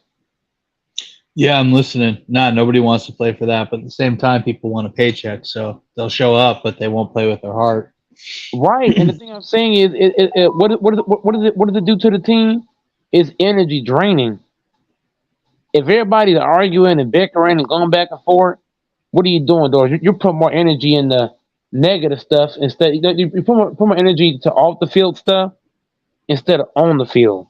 Instead of you put energy into tackling motherfuckers, you put energy into arguing with each other. You see what I'm saying? And that's why I say this team right here is gonna be able to win because they're putting all their energy into football. It's not going into the negative stuff with the diva stuff with Rodgers and all the extra stuff. Guys up there, guys having fun. Guys up there laughing, guys are smiling. Guys are jumping each other's showers. That might sound fruity, but I'm just saying, guys out here really out here having fun. Dudes are laughing. Dudes are jumping on each other's backs and shit. Niggas is dapping up special handshake. Bro, this whole team got fucking handshakes now, Doris. Is that not Doris? Last season, show me one game where the Packers had handshakes. This team got fucking handshakes, head daps, dance moves. I mean, the vibe is just way. I'm telling you, people don't see it now. They're gonna see it week 1. I'm telling you, the first touchdown the Packers get against the Bears. Watch how the vibe go. Watch how the whole team is over there. It's gonna be crazy. The vibe is just better, man. No more Rodgers bullshit. You know how happy I am, Doris, to have that motherfucker off my goddamn team? Shit. I was on the Packer channel today, and we all agree he's washed. Salute, Goat Mike.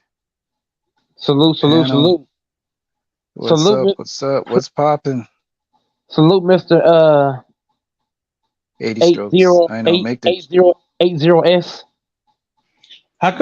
So can you not see the screen name of him so I know who it is?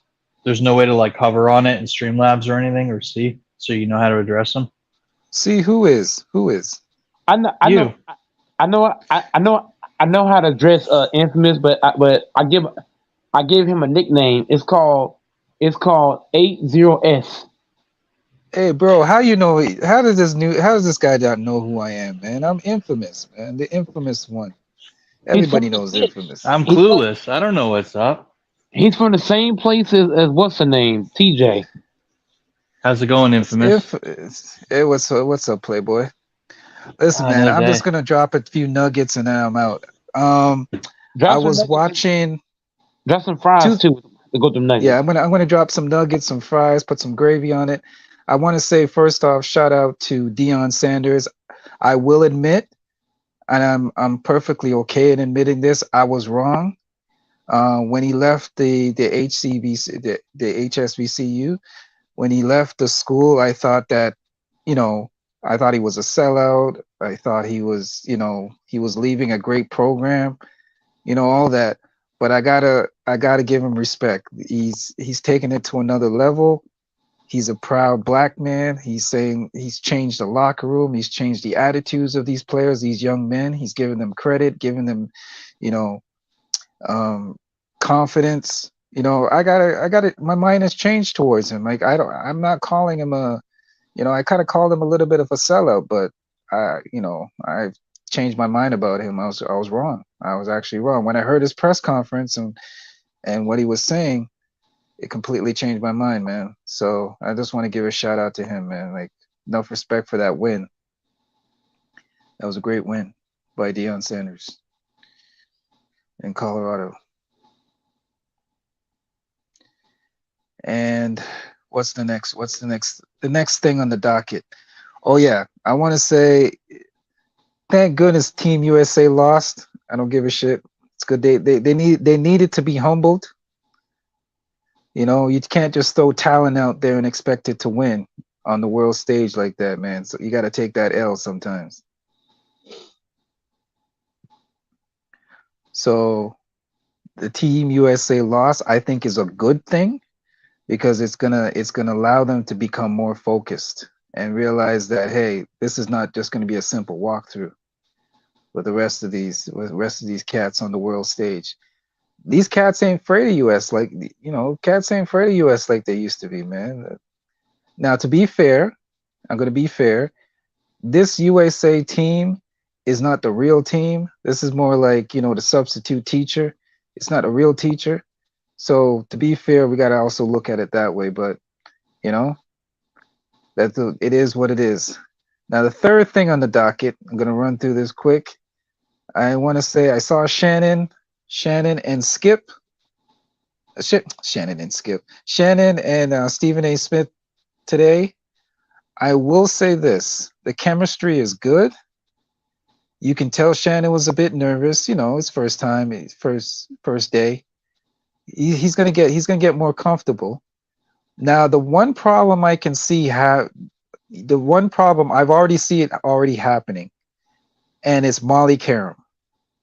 They need, if they're going to do a segment with Stephen A. Smith and Shannon, Molly needs to go. They cannot have Molly as the moderator.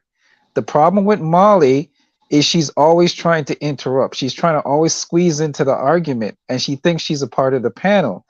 And the thing is, when Shannon goes, you just got to let him go. Because that's people come to see Shannon and they come to see Stephen A. Smith. We don't come to see Molly. And you can tell today Molly was really trying to interrupt and stick her nose into all the conversations. And I'm like, Molly, just shut up. Just let the man, let him go. Wind him up, let him talk. Stephen A. Smith, wind him up, let him talk. The interaction and the banter between them both is good enough. You don't have to insert your little talking points. That's why I say Jenny Taft was one of the best moderators. She would say what she has to say, introduce the topic, boom, and shut up. And I think that might be a problem. That might be a problem going down in the near future, I think. And the next thing, Shannon was a lot more liberal when he was on FS1. He was able to, make the little jokes about women and da-da-da-da. The problem is now you're working for ESPN. Those little jokes and stuff and those innuendos that you used to make, they're not going to fly, especially when you have a feminist on the panel. So that's another thing. He's going to have to tone it down. He's got to tone it back, unfortunately, which is, it kind of hinders Shannon a little bit because part of Shannon's makeup is him being able to banter, make jokes, make innuendos, make he was talking about Nicole Murphy. Like he would make these little jokes about Nicole Murphy, how he would want to marry Nicole Murphy. Like you can't make those kind of jokes on ESPN panels. So that's going to be an issue. So that's all I got to say, man. It's all good. I'm gonna give a quick assessment on that, and I'm gonna toss it to whoever else wants that. That's really life in general. Life in general, you have to make adjustments. You have to be able to, and it's not just making adjustments before you do something or after something. A lot of the adjustments in life, you have to make it on the fly. You know what I'm saying? So adjustments is a part of life. Shannon Sharp is more than capable of making adjustments. He played on more than one franchise in the NFL, so he's pretty familiar with adjustments. He was also raised by his old school parents, way back in the day. So I'm pretty sure he'll get a hold of it. But I think he's not gonna be the same Shannon from Undisputed. He's gonna be a off-brand Shannon because the Yeah, banter is gonna be out of there. and you know what, Mike? It's unfortunate because it takes away a lot from his personality. Because that was part of, let's be honest, a lot of the banter between him and Skip, and to a certain extent the gimmicks that he used to do, kind of what made Shannon kind of pop off, kind of made him different from the rest. So I know going to ESPN, he's got to tone it down now. He's got to watch what he says. He can't make certain innuendos or certain jokes because you got a feminist on the panel, and ESPN is very, quote unquote, very, you know what I mean. Like you make one wrong comment, they'll suspend you for a week or whatever, like that kind of foolishness. So he's gonna, they're gonna put a muzzle on him, and I think that's a little bit unfortunate because part of Shannon's personality is his ability just to be off the cuff and to say, to a certain extent, some outlandish stuff. So that's going to be an issue. That might be an issue. I can see that being an issue. You know what I'm saying? So. All right, salute, LaFonso. Got LaFonso on the building. LaFonso, you got anything on this, man? Hey, LaFonso, what's up, Playboy? And salute to Doris too. Doris, you still there? Doris fell asleep. You know how that go. No, I'm still here. I was listening to Infamous was giving a good viewpoint. I'm just playing with you, Doris. You know that. I thought you popped the Molly or something, man, Doris. I thought you're out in. You're good. No, I'm enjoying where listening you to from? talk. Where are you from, I'm in bro? Seattle. I'm in Seattle. Are you in Toronto area? I'm in the 6. Yeah, the 6. Where Drake's from. What's up? That's what's up. Yeah, Drizzy. I'm sorry, Alfonso. Go ahead, bro. No, go. You cool. Salute, go, Mike. Infamous, Doris. I really can't speak on Stephen A. Smith and Shannon Sharp. I haven't watched them to see the chemistry yet. So once I check it out, I'll probably let you know. But right now, I can't speak on it because I haven't seen them together. Is Shannon Sharp already hired by ESPN? Yeah, I think he's coming in. He's coming in to do. I think he's going to only do 2 segments a week. He's not there for the full 5 days a week. And then he's got his Club Shay Shay, which they promote. So I think he's going to be doing a back and forth between Club Shay Shay. He's going to do the Club Shay Shay thing, and then he's going to do like 2 segments a week or 2 shows a week on ESPN. I think that's how they're going to run it. Oh, that'll be cool. Because if Shannon Sharp is on there like he was on the other show, I think he's going to be the right person to work with Stephen A. But no, him and Stephen A. have good chemistry, great chemistry. Do they? So far. Yeah, they have good chemistry. Stephen A. was kind of toned down a little bit. I'm actually surprised. He was kind of toned down. He was kind of a little bit mellow today, but they do have good chemistry. I'm not going to lie. But like I said, the problem is, I can see it already, is Molly Karam. Molly Karam always feels she has to insert herself into the conversation. And even today, Shannon was speaking and she kept trying to interrupt. And I'm like, the man is still talking. Wait till he's finished talking and then say what you got to say. But you know how Molly is. She thinks that she has to be the center of attention. So I see that problem already. But yeah, go ahead, Mike. My bad, Infamous. But the thing is that the thing you forgot to tell Alfonso too is that Shannon Sharp he's gotta tweak some things with all the banter and some things. He gotta pull some stuff back because Yes, he does. Yes. like you said on that show, he could easily be banned for a week, and getting banned for a week can make you contemplating like, okay, should I really come over here? Should I have stayed on Undisputed? You start second guessing yourself whenever things happen in life. You don't want to second guess yourself, so he's got to make those adjustments. And secondly, Molly Quorum is question number 2. So between her and him making adjustments, those are the two things that needs to be well. Shannon can address his own side, but Molly Quorum needs to be addressed as well. I'll be honest with you, Mike. I wish they could have got a better. They could have switched out Molly when they're doing Stephen A. and Shannon. When they're doing Stephen A. and Shannon, I wish they could have switch out Molly for another moderator. But I know it's not going to happen. But it would have been nice if they could have got Molly out of there when them two are doing their segments. And another thing, Shannon kept calling Stephen A. Smith Skip. He messed up like twice today, a couple times calling him Skip. But you know, he's like, oh shit, you know, it's like, oh Skip. I mean, yeah. So you know, it's all over social media. People already clipping it and everything. That's I mean, it's understandable. And then Stephen A. is like, oh, it's okay, man. Don't worry about it, man. Like it happened. Yeah, he kept calling him Skip.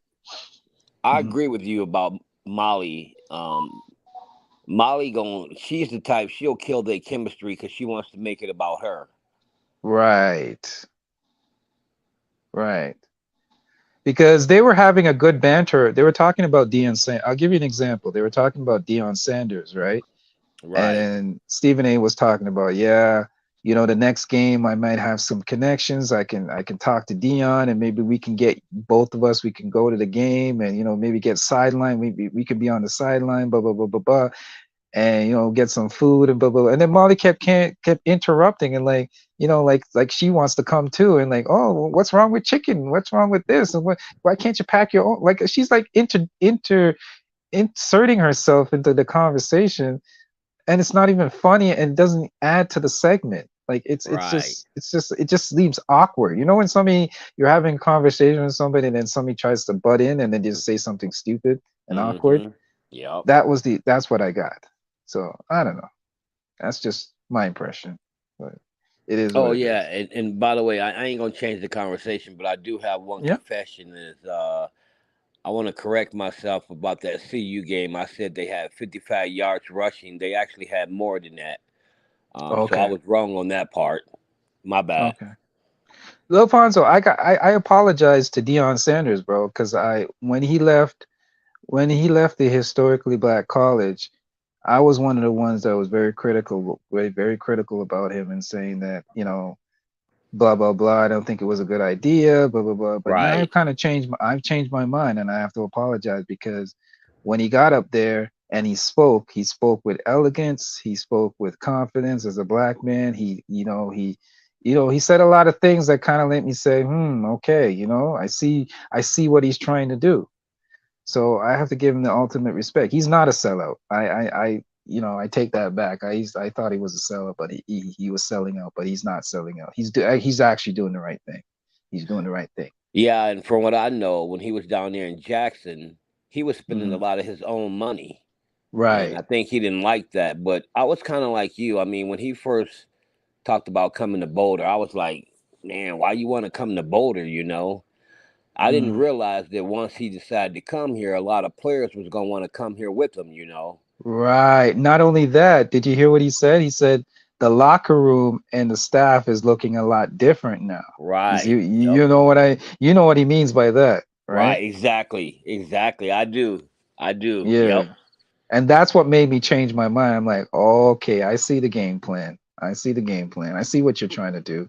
So that's why I kind of like, you know, let me take back what I said about him. I was a little disappointed, but I see the bigger picture now. I see the bigger picture. So I was wrong. Yeah, you know, this is the thing that tripped me out is when Dion came down here, before he even set foot on the football field, he had restaurants down here changing their menus. They were changing their menus to things he liked, and I ain't lying to you. Collard greens is something you could never find in Boulder. Now every restaurant sells collard greens. Right. Yeah. He's changing. He's gonna change the attitude. He's gonna change the program.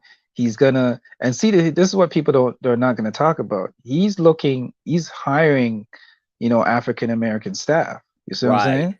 And that's what he's talking about. He's gonna bring in more African and through him, they're gonna get jobs. You see what I'm saying? So he's actually becoming like he might start his own tree, the Deion Sanders tree. You never know, right? I believe he will. I believe he's gonna have coaches who end up going to become assistant coaches or defensive coaches who are gonna become coaches, head coaches under him. Right. Yep, I believe that too. I think he's finna put a whole new thing out here. Or you know what might happen? He might end up being a head coach of an NFL team. You never know. Man, I heard them talk about that with Deion Sanders, and he said that he wouldn't. He said, I don't know why he said it, because he played in the NFL, but he said kind of like, I will never coach grown men making that much money. I kind of see his point, because when you reach that kind of level, it's hard to tell grown men that are making more money than you what to do. You know what I'm saying? Right. Because they think they're bigger than I see what he's saying. At least with the young guys, they're more, they're looking up to him and like, oh shit, it's Deion Sanders. You know what I mean? Like, they have more reverence to him, and they're more likely to listen because they want to make it to. They seen that he's a role model because they know he's made it to that level. So they're gonna say, hey, if he's made it to that level, why wouldn't I listen to him? He's been there. He's been there and done that. Right. Smart man. Yeah, he's a smart man. So I see what he's saying when he say that. But you know what I always say? Never say never. I mean, a lot of cats have said they would never do this, never do that. So, because I was hoping like maybe he'll put in like 5 years with the Colorado Buffaloes and then end up going to coach the Denver Broncos. But I don't know. We'll see. I doubt if he do that. But I think he would go back to like Dallas or San Francisco or something, Right. It's going to really depend on his success. I think, if he becomes very successful at the college level, NFL teams are going to come knocking, right? Yep. And let's be honest, it's hard to turn down that money. That's true. If they're going to throw a bag at him, is he going to have that same kind of attitude? He's going to have that same kind of tone. It's different when they throw the bag at you, That's right. That's a fact. Yep. So we'll see.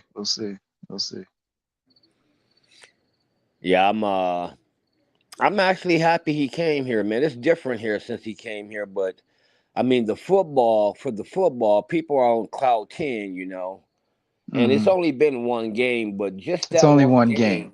It's only been one game, but just that one game got people talking. But we still got to wait out the season, and I mean, the next game they got Nebraska here, I think they're gonna win that one, but it's gonna be interesting to see if they, get into this football playoffs and what becomes from it, But you know what it is, bro? He showed. Listen, people say it's just one game, right?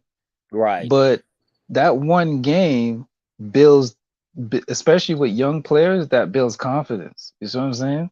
That one game, you win that one game, you're like, okay, hey, we're actually pretty good. You know what I mean? Right. You know, builds that momentum. Yeah, it builds that momentum, especially in college football. It's different, right? So he's building confidence. He's building confidence in his players, and they're believing in him. And I think it's just gonna get better. Yeah, I do Yo, too. what's that noise, man? I don't know. Who's I that? hear it. Sound like somebody scratching their ass or some shit. I know, huh? Pulling the plug out of their ass. Pause. But yeah, I think it's gonna. But it's check gonna. it out. Did go ahead, you bro. hear? Did you hear his football players talking after the game? See, Dion got them believing that nobody believes in y'all because they're talking like it's them against the world, and that's the best. That's the Right. best attitude you can give your That's the players best because attitude to have. right, Facts. Facts. right. Yeah. Because he's got them thinking like the bad news bears, like, nobody Yep. has confidence in us. Nobody It's ain't gonna just believe in us. everybody Nobody believes it. thinks We we only can beat believe in them. ourselves. Right. You got a No, team that's a that good won point. one game last year, even though it's a different team. Nobody believes in us. Hmm. There's that noise again. Yo, who's that? Is that Texas? Yo, Texas, is that you? Texas, pull out one finger if you hear me. Texas. Texas, are you being kidnapped? Tell the guy to take out the finger. Hey, shut up. Hey, give her. Hey, we're gonna make sure they don't get all the money. We're gonna take the money and we're gonna ship it off. Shh, hurry. All right, come on. All right. I think Go, Mike, when you get a chance, I got a question for you. Go, Mike. Yes, go, Mike. I think Texas has been kidnapped by some bussy pirates. I don't know what's going on here. See, can Alfonso hear me? Yeah, I can hear you. What's You up, see how Texas? sus this dude Infamous is to say bussy? Come on now. Texas, I don't know what kind of who weird. even thinks about this stuff. I don't know what kind of weird Anyway, stuff you're in, bro. I don't know what kind of weird stuff I you're in, don't mess bro. with It any sounds. kind of dudes on any level. Come on, man. Real fast, Texas. We have to be careful of that K and N word because YouTube could take that the wrong way entirely. What's the N? What's the N word? Which N word? What you just said the last two times. You can't say that on YouTube. I can't say my nigga or nigga. No.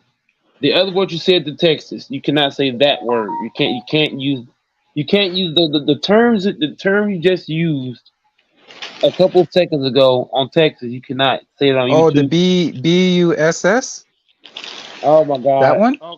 I just put in the private chat. Put it in the private chat because I wasn't quite sure which word it was. I put it in the private chat because what you said is a huge violation to YouTube policy. I could actually get banned for that. If somebody were to hear that, I could. My apologies. I'm trying. I didn't know which one it was.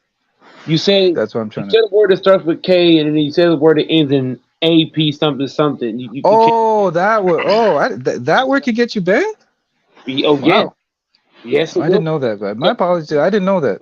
Because you got to think, YouTube takes some stuff the wrong way, so I try to keep it as PG as possible for those reasons. I got you. What are you trying to ask me, LaFonso? Oh man, that wrench. When do I get that back, man? I noticed there's people in here that ain't even been in here longer than me. They got one. I thought you already had a wrench. I did. I don't know how. I don't know what happened to it, but I don't. When I type, I don't see it no more. He took it away. You're gonna have to make you another account and put LaFonso 2.0, and I can bring you up. One quick second, Mike. FYF, hop on the panel, bro. Okay, I'll do that. Go. I'll let you know when I do it. One quick second, Mike. FYF. And don't put Colorado either. I'm ready for the NFL. 2 days away. FYF, if you're still there, hop on the panel. I'm gonna put Deion Sanders. Let's talk about this though, LaFonso. The Chiefs play the Lions. Well, that's gonna be a boring game, so that's not even worth watching. No, it won't. The Chiefs and the Lions. Yeah, it's gonna be a boring game. Where's it at? Kansas City. Where in Kansas City? Is that the first game of the year? Yeah, Thursday. 2 days. Yeah. Oh man, that's how you open the season right there, man. I'm watching that. We got Alfonso, we're doing like a betting thing. So you're in on it? I'll get in on it. Yeah, we're gonna give out picks before so I guess it would be the Wednesday before the game on Thursday. So we got games Thursday and Sunday. On Sunday, you get a bunch of games Sunday. A whole bunch of. Yeah, Infamous. I'll be in on that. When y'all gonna do it on Wednesday? Yeah, we're gonna give up. We're gonna give up picks on Texas. Texas apparently is gonna be the dude that's gonna spearhead it, but we're gonna Let's give talk up the about. picks on Wednesday, Okay. Let's talk and about. hopefully we could get randomizer too, because randomizer is a good. He's a good guy with when it let- comes to picks too. Let's talk about this though. If Miss, Yeah, go ahead. what do you have on people saying that Bruce Lee is overrated? What? That's a quick left turn that you took there. Like you I go from mean, football to Bruce Lee. some people think that he's overrated. Who said that Bruce Lee's overrated? There was some guys on Dookie's channel. Movie. No, but I did say you remember when we were talking about Bruce Lee, and I said that Mike Tyson would beat Bruce Lee in a fight, like in a structured fight, like if they were in a boxing ring with boxing rules and so Well, forth. obviously, yeah. Mike Tyson would kick the shit, I mean, that's out of obvious. him. Though. I mean, you're putting him in his playground. That's obvious. But if I you mean, go ahead. go ahead. Like you put John Jones with the Mike Tyson. Mike Tyson will beat the crap out of him. But you just a street fight. Oh, Mike Tyson going night night. No, I think even in a street fight, I said John might Jones and Mike Tyson. John Jones and Mike Tyson in a street fight? John Jones would take him out of off this planet. That's just put it like that. But don't it matter when we talk No, about brother, you don't know John Jones, my guy. Bro, how you know I don't know? I've been watching John Jones since the beginning, man. What are you talking gonna be about? saying, Hey, wait a minute. No. The reason why I say that. Are we talking about both of these in their prime or what? Yeah. Yes, in their prime, LaFonso, yes. Mike Tyson and Bruce Lee? Yep, both guys in their prime. I'm taking Bruce Lee in a street fight is Bruce Lee. Yes, sir. Yeah, People, man. Here's what people don't understand. Bruce Lee is only 5'5" and like 145 pounds soaking wet. 5'5". The hell? But the Mike problem Tyson's is not 5'5", man. Watch Stop this. that. Since you want to go there, I'm gonna look his height up then. Look up his height. probably Mike Tyson's like 5'10". 5'10". Yeah. Yes. But the problem is Bruce Lee is Bruce Lee. Shut up, nigga. What? Bruce Lee is trained for those conditions. That's the problem because Mike Tyson only equipped. Oh, let me finish, bro. No, go ahead. The problem with Mike Tyson is he's only equipped with his hands. See, I'm going to argue the John Jones thing because John Jones would take him off this planet in a real straight up, just an actual street fight. Go ahead. Yeah, I would say I would rather see him against John Jones because Mike Tyson only gonna use his hands. And John is a weapon John's everywhere. gonna use everything Bruce Lee gonna use. But he'll be stronger and bigger and longer. Bruce Lee Bruce Lee gonna use every part of his body. How tall is John Jones? What is he, 6'4"? Yeah, 6'4", 84-inch reach, bro. I'm telling you, bro. Put them in their prime, brother. You gotta count this.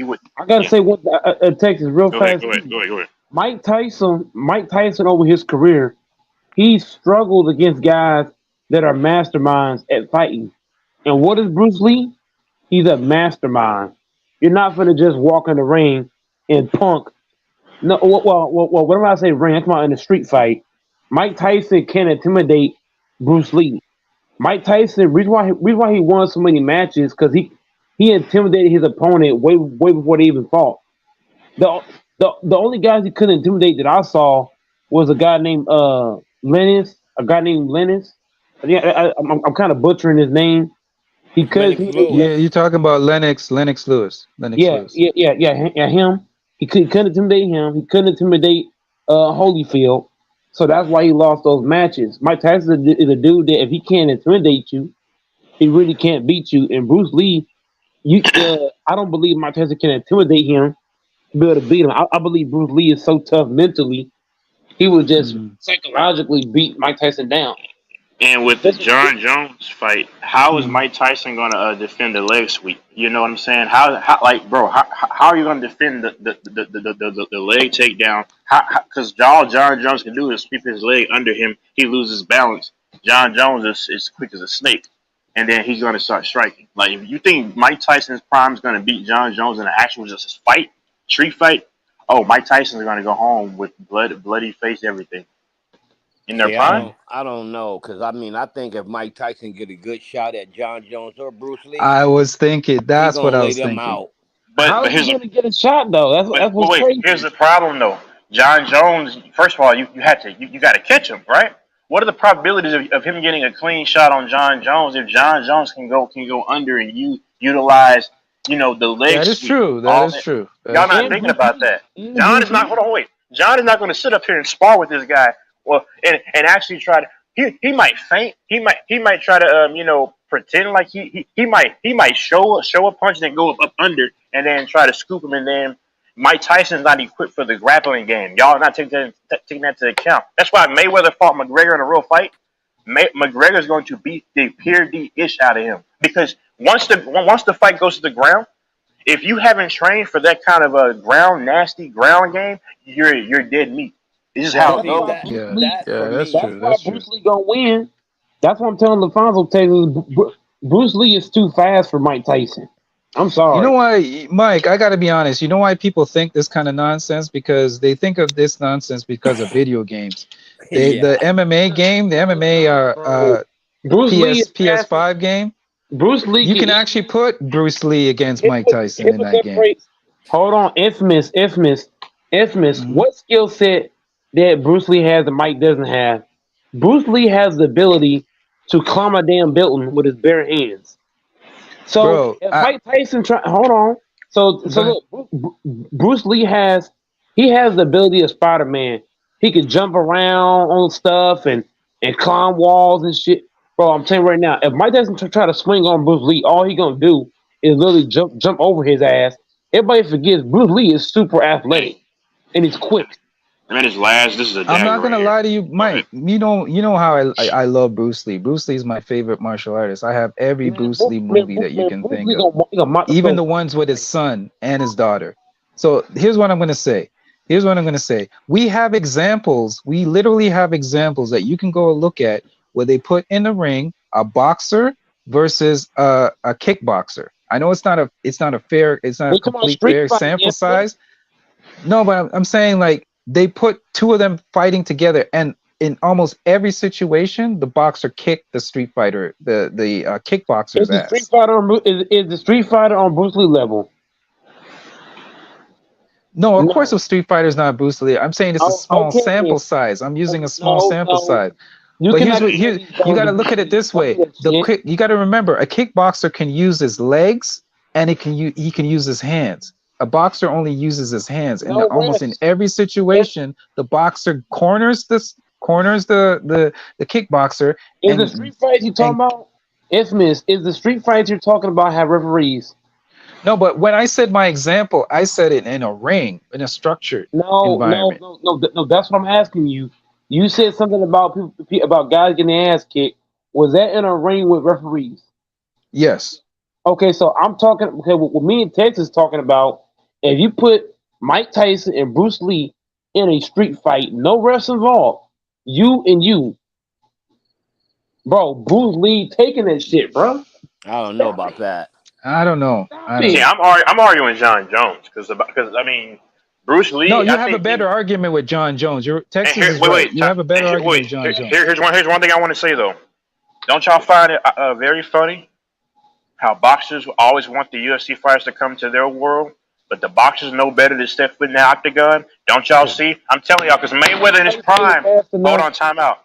McGregor's nowhere near the GOAT, even at his best of the best. We've seen that. Mayweather, you can argue. People say he's either GOAT, who's the GOAT, and he's the whatever. Mayweather against McGregor at prime versus prime, that white dude is effing him up. I'm so sorry that he's effing him up. He's too slow, Texas. Mike Tyson is buff. No, I'm saying Mayweather against McGregor, bro. No. Here's what I'm saying though, Texas. What is a buff Mike Tyson gonna do with a shredded, lean, athletic Bruce Lee? Bruce Lee is so fucking quick. Mike Tyson is too fucking stocky. He's not gonna be able to keep up. Go, Mike. Obviously, you never seen that video of Mike Tyson hitting that bag. Hitting the bag. Bro, is the bag athletic, LaFonso? Can the bag about the bag? It was about how fast he was hitting that bag. Bro, it don't matter how fast you can hit a bag if the bag can't jump, run, do a cartwheel, a backflip, a spin move, this, No, that. But it Bruce ain't Lee is. about that. It's just Did you about watch how Bruce Lee? it's just about how fast he was hitting the Texas. I Did don't you think you see it? watched Bruce Lee, LaFonso. I really don't. I really don't Which think you one? His watched Bruce Lee. prime or his older years? I'm talking about Bruce Lee. No, Bruce Lee in this his was his older years. Yeah, I've seen it. You see Oh how yeah, Bruce fast he Lee, was hitting even that at his bag? age. Yeah. Bruce Lee in Okay, his prime. Bruce Lee in his prime is literally his speed alone will kill Mike Tyson. See, go Mike. So I see what y'all saying, but this is what I think. I think Mike Tyson, if he get one shot, Bruce Lee gone. He's not gonna get that one shot. That's my And that's No, my you're right, but the it's the same problem thing. is he has to catch him though. Hold on. Both fighters. Hold on. Bruce Lee is trained to kill just like Mike Tyson is. So the thing is that y'all need to stop looking at this guy like a superhero, oh my man. God, let me finish. Who's Go y'all? ahead. Let me finish. The same way you and LaFonso are saying, if he get one hand on Bruce Lee, he gonna be down. You can say the same shit for Bruce Lee. Because that motherfucker, he know where to hit. Bro, Bruce Lee is trained in that department of hitting niggas in the right spot and taking niggas out. So if Bruce Lee get a hold of Mike Tyson in the face, that could be it for him too. Don't do that shit. Just give me 2 seconds here. Just give me the floor for 2 seconds. I'm just gonna throw out the statistics, and then you guys can do whatever you want with it. You can eat it up. Mike Tyson is 5. Yeah, you say what you want to say, man. Mike Tyson is 5'10", right? He's 5'10", 240, right? Right. Bruce Lee is 5'5". Let me see. 135. I'm not arguing Bruce Lee, by the way. He was no. He's I just had his height. I had his weight here. Give me 1 second. Bruce, bro. Oh, 128. No, If I could hold on, no. If I go ahead. Sorry, go ahead. Bruce Lee's not a. Go ahead, Texas. You got my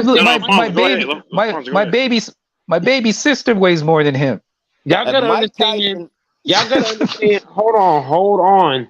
In life, I don't like the way y'all are talking right now, bro. I know niggas right now that's 105 pounds can hit way harder than nigga that's 240 or 240. Oh man. Texas, did you hear that? Texas, he's 128. Hold up. Time out. I call time, bro. Being big don't mean too much, bro. Because the same nigga that's skinny as fuck, he can make one good hit on your ass and knock your ass the fuck out. Let's not act like because Bruce Lee is way smaller than Mike Tyson, he can't get Mike one good time and knock his ass literally out. I'm talking out. I'm not arguing that Bruce Let's Lee not act couldn't like this knock shit's him not out. both ways, LaFonso. It should go both ways. It ain't just for Mike Tyson. Yeah, that's what I'm saying. I'm not arguing that Bruce Lee couldn't knock him out, but what I'm saying is that Mike Tyson gonna have I'll put it like this. When you look at them standing toe to toe, I think Mike Tyson, first of all, he gonna have the reach. Bruce Lee gets to use his speed and all that, which is Mike Tyson too slow, man. Mike too slow. man. Listen, did you see Mike Tyson in his prime knocking dudes out like that? Man, if he hit Bruce Lee dead. Who did he? Name me one guy he faced, LaFonso, that was as fast as Bruce Lee and as athletic. I'll wait. Well, this is what I'm gonna tell you, because you say you know 100. You know people who weigh 100-some pounds that beat up bigger dudes. Here's my theory then. Okay, here's my theory. I've seen dudes who know karate fight somebody who don't know karate, but in a street fight, the karate dude get his ass whooped. That can go both ways, though. LaFonso, that can go either way, though. That can go either way. It can go either way, but I think Mike Tyson got a good chance because this Man, is Mike- street fight. Mike Tyson is- if anything goes. Mike Tyson has the strength advantage, but Bruce Lee has the speed advantage. So I agree with that. So it's gonna come down to can Mike use his strength on Bruce Lee, and can Bruce Lee counter that with the speed? It's like Bowser fighting. Y'all know Bowser from. Yeah, the but game. here's what people are missing. People are acting like Mike Tyson was slow. Mike Tyson was fast too. I didn't say he was slow. Hold on, if you actually pay attention, I'm He didn't not have saying his speed though. Yeah. Right. Thank you, Texas. Mike ain't slow. No, I but understand he doesn't have Bruce Lee's speed, but let's not pretend. Let's not try We're to not act like saying Mike he's Tyson is slow sir. though. We're not saying that Mike is slow. We're saying that he's not as fast as Bruce Lee. That's what we're saying. Listen, Okay, go, Mike. for a Let me guy that ask you weighs this. 128, all Mike Yeah, Tyson has to do is hit him one time. that's what I'm But he's Texas, saying. how much? And all Texas, Bruce how Lee much? gotta do, and all Bruce Lee gotta do is dodge his shit and pop him one time. Okay, can I ask a question, Mike? How much do you weigh? For me, 260. You weigh 260, right? Yeah, 260. Exactly. This man only weighed 128. Think Yeah, that's about what I'm that. There's saying. women that weigh more than this nigga. Just because somebody's one, you see, infamous. The way that your brain works, it's kind of crazy. You know how many skinny niggas have knocked out big niggas? Just because you skinny, No, what I'm that saying, don't mean shit, bro. Mike, I get what you're saying, but weight does in a fight, your weight does have an advantage. That's why they got weight classes. Weight doesn't always. Hold You on, weight. Texas. That's why they have weight not every- classes. Hold Yeah, go on, ahead. weight only matters in certain situations. So I'm just saying, Mike Tyson is a really good fighter, so him being pretty big, it matters in a sense. But I'm just saying, Bruce Lee's speed cannot be ignored. Let's not act like let's not act like because he's bigger, it's an automatic W. No, it's not. Just because somebody's bigger Yeah, than somebody, that don't make it an automatic It W. ain't. yeah, ain't but the here's the fact. thing, though. It ain't the fact. Oh, go ahead. Go ahead. No, go ahead, Alonzo. I interrupted. Go ahead. Go. No, I was just gonna say it ain't the thing that he's bigger. It's just that Mike got a lot of power with his punches too. You got to remember that he's gonna have way more power in his punches than Bruce Lee is. Bruce Lee's gonna hit him. Bruce Lee's gonna hit him where it hurt. That's all that matters. See, and Bruce this Lee's was gonna hit him in the tempo. see, yes, I'm saying Bruce Lee. Listen, no, I understand what you're saying. He's got to catch him though, because Bruce Lee, like, he can do all kinds of tricks I don't even know. And the problem is that he can maneuver on the ground and he can try to do a leg sweep, and then he can spin around easily, and then because listen, Bruce Lee's gonna go for like those. He's gonna try to hit you in those nerves and stuff that'll really take you out. But y'all are right though. If Mike Tyson catches him, only problem is how fast Bruce Lee is. He's got to catch him, and if you, bro, that's all that I'm saying. He's got to catch him though. If he does, y'all are right. Y'all are right. That's night. That might be rest in peace. Do we got any video All of Bruce Bruce Lee gotta Lee though? do. All Bruce Lee gotta do Texas, is use the leg sweep, take Mike Tyson off his goddamn feet, on his ass, and it's over. Y'all want to y'all compare got Mike any Tyson to video? John Jones? Do y'all No. got any video? No, they have video of him back in the day. Yeah, doing his. Mike Tyson can't fight. I've never seen Mike Tyson fight on the ground. I've only seen him fight standing up. So what's gonna happen if Bruce Lee can get Mike Tyson off his feet with the leg sweep? Then what you do? They leg sweep, and they do that stuff very quick too. And the problem is, my only thing is like even with John Jones, Mike Tyson has never had to be equipped to battle the takedown. That's the Man, problem. I think this is all based on y'all watching Bruce Lee movies. No. Hold on. I'm not defending Bruce Lee. Hold on, Lafonso. Facts. Hold on. Back it up, Lafonso. Back the truck up. All right, my bad. I Lafonso. shouldn't have said that. All right, Hold on, my bad. Lafonso. No, you're right, bro. Oh, let me speak. Lafonso. Go ahead. I'm mainly defending John Jones. I just brought him up, but I'm saying Bruce Lee. If I had to pick, y'all call me crazy. If it's an open space, man, I think Bruce Lee gets him. I mean, that's just me. Because the thing is, you got to catch him though. That's the problem. Bruce Lee's going to be going under. Sweep leg, sweep all that stuff. Hey, Alfonso, here's a funny thing. They think that when they watch these movies and Bruce Lee's surrounded by like 20 dudes and then only one guy attacks him at one time. Like that don't happen. Exactly. No, I don't think that, brother. No, sir. What is Infamous talking about? One guy waits. One guy waits for him to attack, and then the other guy attacks. It don't work like that in real life, man. But mano. I'm playing with but you guys. He actually did real stuff like that, in real life. That's what they say. Like I said, I haven't seen it, but I mean, listen, this is a dumb argument. I've never seen a fight like that. In those martial arts movies, I've never seen a fight like that in real life. It's a dumb argument. A guy surrounds a guy and only one guy attacks at one time. No, we don't do. That's not Bruce real. Lee. I'm looking at Bruce Lee fights, man. He's great with his leg, bro. He is great with his legs, bro. He's John Can I let Jones you would guys beat in on a Mike little Tyson. secret? Okay, Can I let okay, you?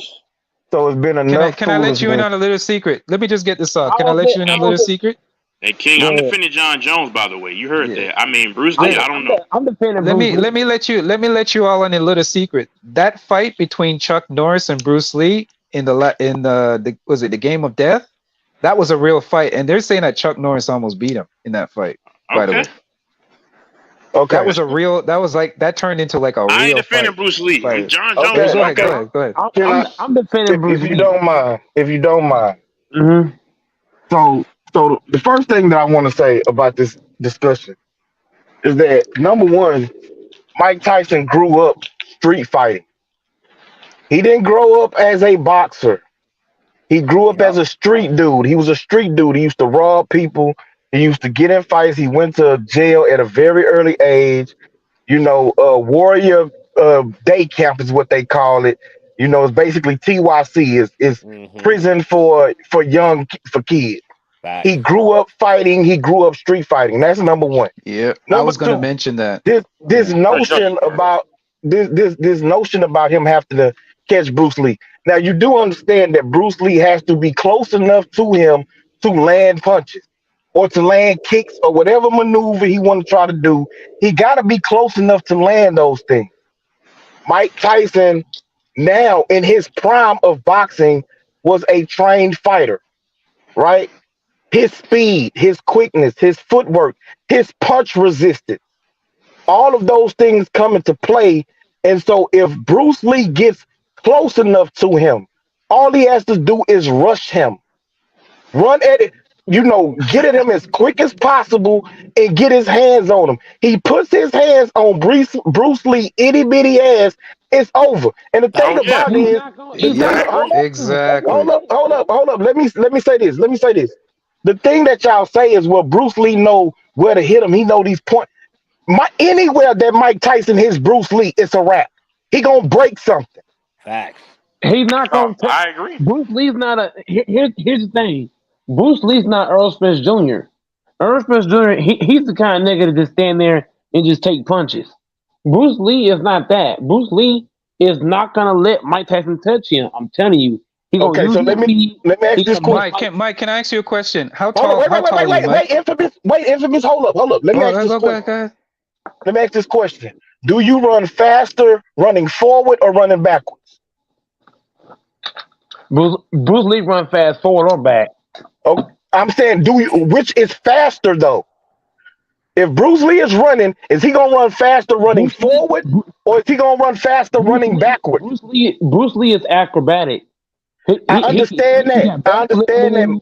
Mike, I understand that.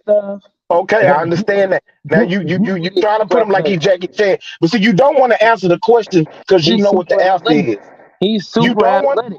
That's cool. So is Mike. Mike Tyson. He's not gonna let Mike Tyson touch him. I'm telling you. Okay, so that sounds good. That sounds good in theory. Okay, then he ain't gonna never touch Mike Tyson either. If he's doing all these flips and cartwheels and in a street fight match, there's no rules in a street fight match. That's right. In reality, Bruce Lee can really just he can use a weapon on his ass, all kind of shit. Oh, see, now you change. Now you want to change the argument. Okay, so.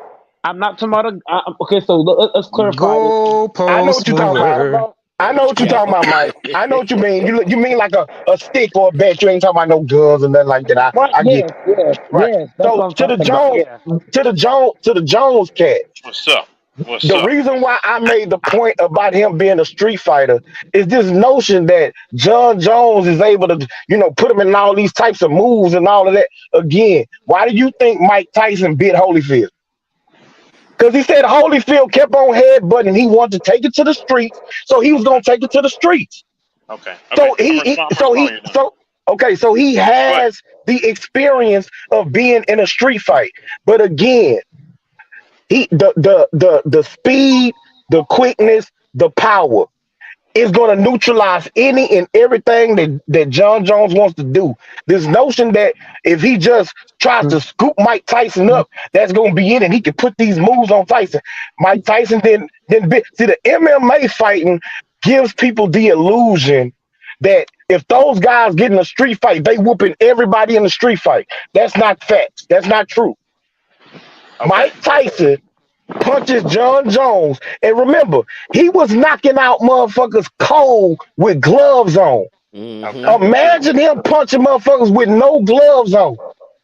A body shot, a punch to the face, a punch to the head, a punch in the ribs. Like he's breaking shit. Okay. Facts. Okay. Can I just say this quickly, Texas? I'm just gonna give the stats. I'm just gonna give the stats, and then I'm gonna shut up.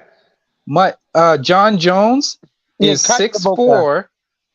John Jones is 6'4", with a reach with a 7'1" wingspan, and top that off, he's 280. He's the of all the three guys that we're discussing, he's the heaviest. But go ahead.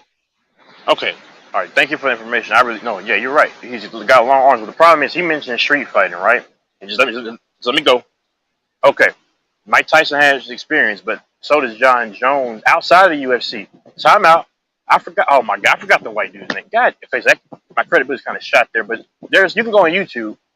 Oh my God, one of the former, he was trash, but one of the former fighters stated that he's seen John Jones in those kind of street fight atmosphere. But John Jones has been in professional street fights too, mind you. John Jones. See, listen, I believe John Jones wins because here's the thing. John Jones. He's going to be able to neutralize anything that Mike Tyson has with his reach advantage and his distance and his quickness. Because I don't care what anyone says, Mike Tyson has street fighting ability, fine, but is it on the same caliber level of professional ability that John Jones has when he's going for a feint and then he ends up scooping you with his signature leg sweep around? All I'm saying is that yes, Mike Tyson has he's got the backyard brawl. So is John Jones. The problem is one thing to do it in the streets, one thing to do it in the professional, against professional fighters where they allocate their entire life towards that. That's all that I'm saying. And another thing too is, yeah, I agree. If Mike Tyson and John Jones mess around and gets caught, he's done for. But there's studies. Hold on. I'll let y'all go. There's studies that have shown some of the quickest strikers that was John Jones's face. I don't know about with Mike Tyson. But John Jones' whole entire thing is he doesn't get hit. But on top of that, he does have superior power. And then, like, what's his name? Infamous mentioned. If he can impose his weight advantage or weight on a guy like Mike Tyson, that could be curtains. It'll be a great fight, or maybe it won't, because it might end quick. All I'm saying is I'm taking John Jones because he has professional street fighting ability, which Mike Tyson has not had the same caliber of fighting. And I'm just my last point. I'm still curious as to how Mike Tyson will guard against the unconventional leg sweep around takedowns that he has not had to prepare for professionally. That's all I'm saying. If y'all think Mike Tyson wins, I'm not arguing that. Okay, I just think John wins. Go ahead. Let me say this. This is what I'm gonna say. Come on, Broncos fan. Come on. Here's an example. You all remember that UFC fighter got beat up in a bar by just a normal guy who wasn't a UFC guy, right? Y'all remember that? But he ain't John Jones though. Come on now. Right. It don't matter if he was. He's not John Jones. Not. It just shows you the skills that they have don't matter sometimes, depending on who they fight. Come on. Hold on. Can I ask you a question? Yeah. Okay. Because man, I got knocked out. So I ain't hear nothing. Texas said when he started talking, bro. Well, yeah, Texas, go ahead. Okay, so I'll go listen. Let me get this off, and then I'll let you respond. Okay, first of all, you got Mike Tyson. I respect it. I got John Jones. But here's the thing. You mentioned Mike Tyson has a street fighting ability. Okay, granted. First thing I want to mention is, but does he have it on the professional level caliber? Let me just finish all this. The professional caliber street fighting that John Jones is, and that John Jones, like I said, I forgot to do his name. LaFonso, you can look him up. He's a trash fighter, but he stated how he saw John Jones fighting multiple guys in an environment allegedly, and he speculates that John Jones can actually take on 7-8 guys in space. I would probably believe that. Okay, now the height advantage and the length advantage, of course, John Jones can neutralize anything with his distance. And I agree. You don't want Mike Tyson to catch you. Mike Tyson also doesn't want John Jones to catch him. But my last few points, I'm all over the place. But the thing with Mike Tyson is that my only thing is, yes, you fought in the streets, but a professional caliber guy like John Jones, who has fought professionally street fighting his entire life, are you equipped to take down a professional level of takedowns that John Jones is the best pound for pound in the history of the UFC? Huh?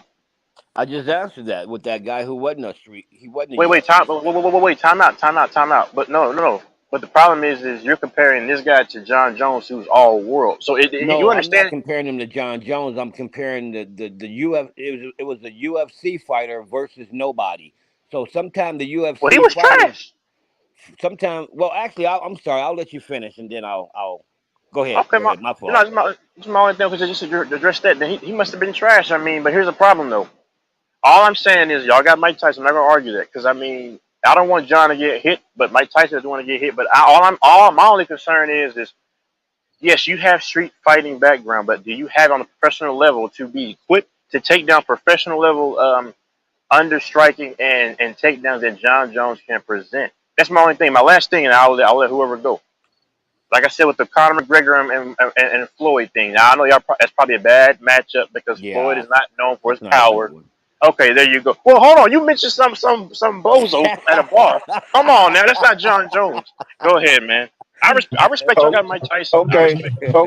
Okay. So this is the thing. So like I said, with the street fighting ability that he has in his background, right? And then you take what he was taught as a professional. The thing is that I'm pretty sure in watching John Jones fight, he's never fought against somebody as fast, as quick, with the head movement and the foot speed of a Mike Tyson in the UFC. Mike Tyson has natural leverage against John Jones because of the height disadvantage or advantage in that type of situation. You know what I'm saying? And so, like I said, the fact is, Mike Tyson, if you look throughout his career, he's never really fought nobody that was actually his size. Maybe outside of Evander Holyfield.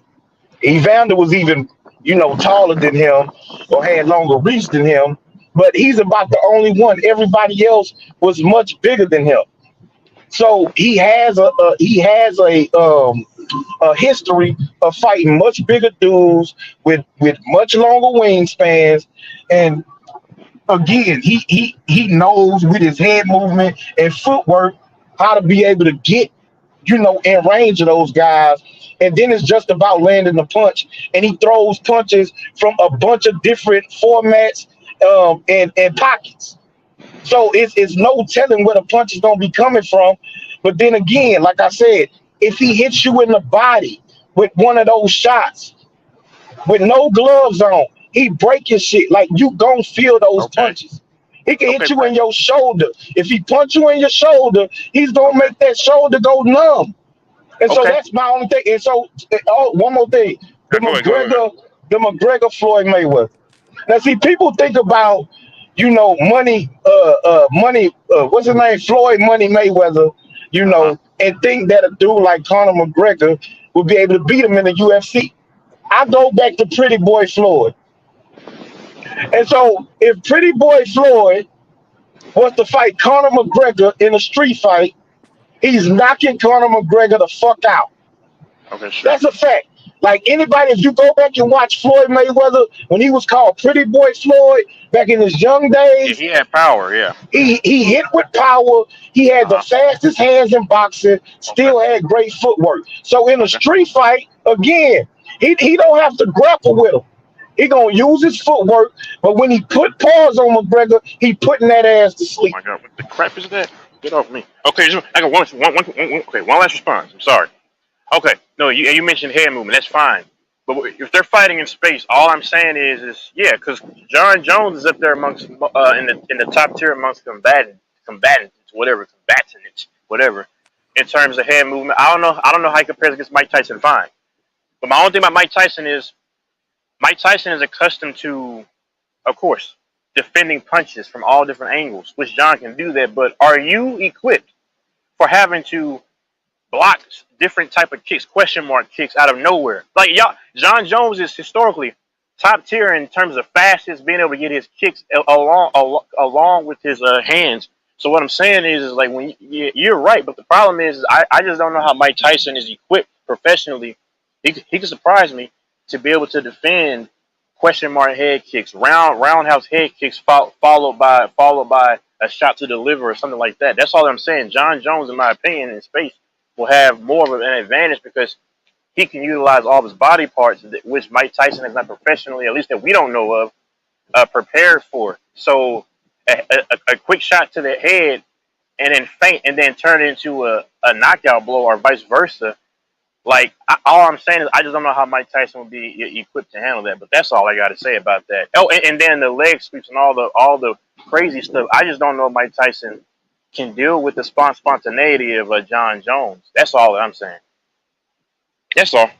Well, I respect it though. That's the thing. Like I said, the people watch these MMA fighters and feel like, you know, in a street fight or whatever, that's gonna take over. I've seen dudes now. I'm not saying that they're professional MMA fighters, right? But if you take a dude who's been training to fight MMA, you know, for 1 or 2 years, they know more than, you know, a dude who ain't never stepped into a UFC gym or never trained for that a day in their life, right? Yeah. So like the shin kicks, the jujitsu and all that shit that they learn, you know, but they're not professional, but they're advanced versus somebody else who hasn't never done it. I've seen those dudes try to fight just regular dudes who ain't never done that in their life and get shit beat down their leg. I'm not comparing them to again championship MMA fighters.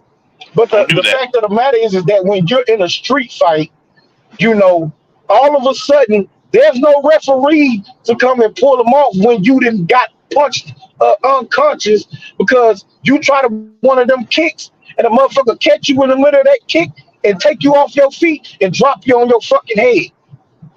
And then after that point, you get stomped out until they want to stop stomping your ass the fuck out. But what if John catches him though and he doesn't stop? That's all that I'm saying. That's if he catches him. What if he don't though? Well, what if Mike Tyson doesn't maneuvers? What if he try one of them maneuvers and Mike Tyson punches his ass and knock him to the ground and Mike Tyson is on top of him? It ain't no way to pull him off. No, see, but the problem is, yeah, I get it, but I mean, because and again, bites count in street fighting. Headbutts that count in street fight. Fish hooks that count in street fight. But you don't think John, it ain't no referees. It ain't none of that. But no, I understand that, but you don't think John Jones is one of those savvy submission guys going to be able to? I see what you're saying, but I'm taking into account what Mike Tyson can do, but I don't know if you're taking into account what John Jones can do, because John Jones can easily maneuver something into a guillotine and then choke you out. I'm just saying, man. I mean, I respect your opinion. I do. I just go back my last points. I just go back to the is he equipped to defend that type of ground game, the spontaneity of those leg sweeps, anything that John Jones can do, as well as like the question mark kick. And John Jones, LaFonso, don't lie. You saw how fast he kicked Daniel Cormier when he caught him. Yeah, when he kicked him in the head. All I'm saying, and hold on, and that was from distance too. All I'm saying is that listen. If Mike Tyson can defend that constantly, hey man, my hat's off to you. But I don't know if he can, because I've seen John Jones lightning quick from a distance. That's what's dangerous. He's 6'4", 6'5", with that type of reach and leg advantage. He can catch you from a distance, even if you just chill for a minute, like he caught. That's all that I'm saying, man. But I respect it. We'll never know though. We'll never know. But my only thing is that of having this. And I'm not trying to change nobody's opinion, but it's like this notion that John Jones is just whooping Mike Tyson in a street fight. I ain't buying that. You know what I'm saying? Because again, Everything, and Mike said this, everything goes in a street fight. Eye gouges, everything. Everything. So you can grab somebody and think that you can put them in something, but if they stick their fucking finger in your eye, is you gonna keep holding on? But They okay, pull your motherfucking eyeball out your head, just one is you thing. gonna keep holding on? Facts. But hold on. If he grab your nuts and bite you on your motherfucking peck, is you gonna keep holding on, or is you gonna let go and try and get him to let you the fuck go? Okay, but okay, no facts. This Hold on, topic's getting real hold weird. on, just one, because he mentioned that John Jones is the king of eye pokes. All I'm saying is, no, you're acknowledging what Mike Tyson could do. John Jones is known for being kind of dirty too. All I'm saying is we can't mitigate. John Jones is a kind of a dirty fighter. You don't think he'd do that nasty, dirty stuff too? That's all I'm saying. That's cool, but I'm just saying, let's make sure that we don't discount Mike Tyson and think that he just taking the ass whooping because it's street No, fight. When I he ain't saying. grew up under that, you know what I'm saying? Until he got with Customato, that's what he was up under. It was all street fight.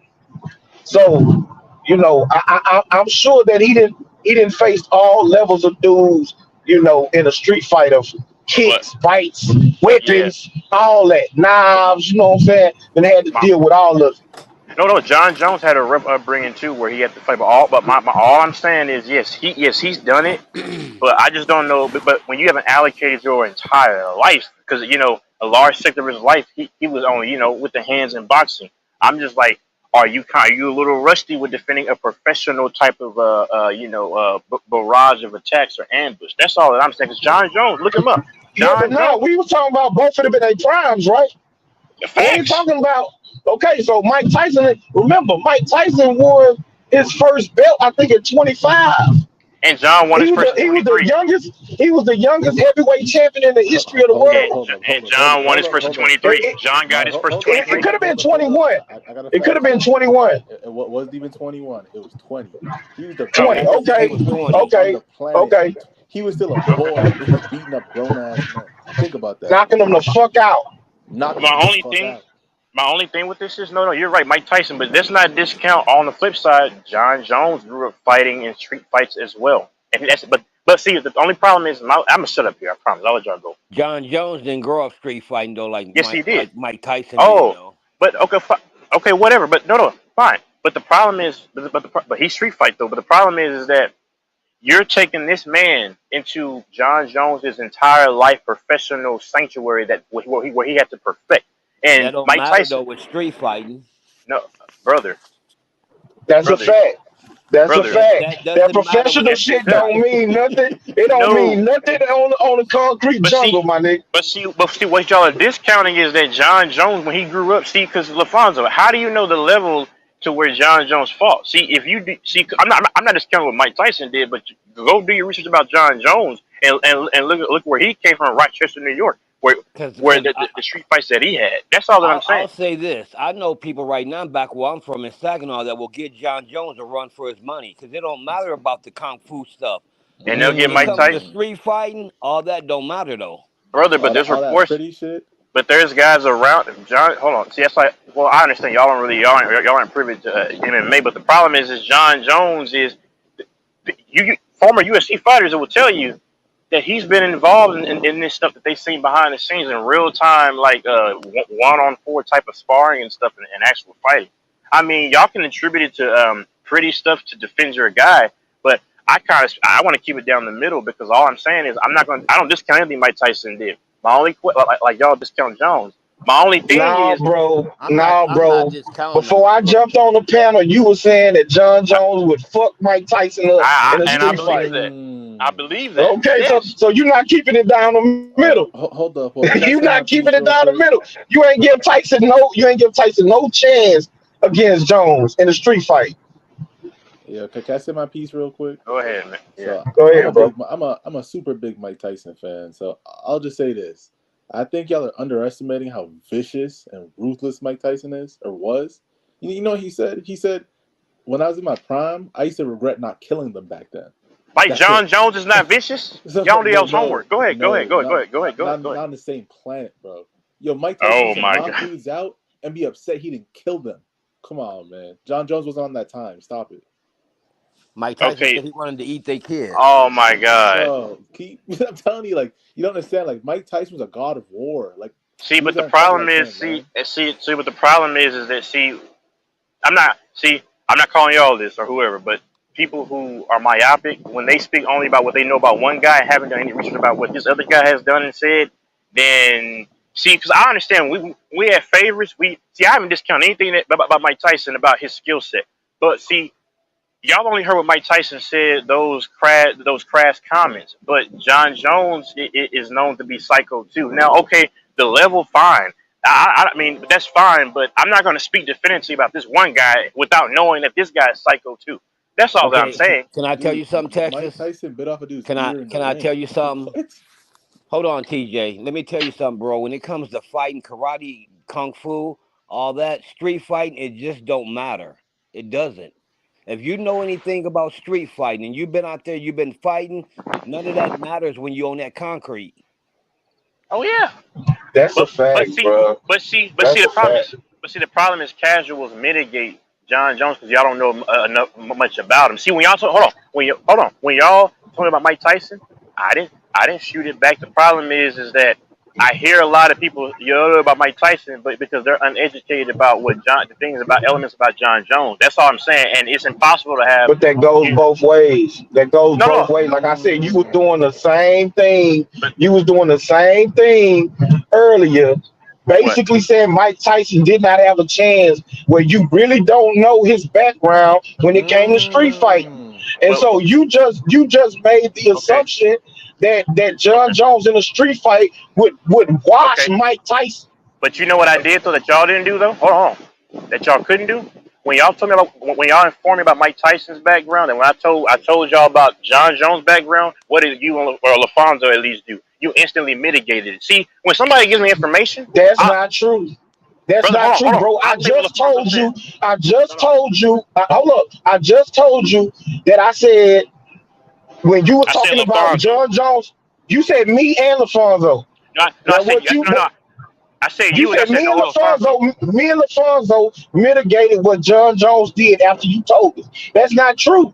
Because when you told me stuff about John Jones, I said that's cool. The only thing I want to say is let's not act like John Jones just gonna watch Mike Tyson.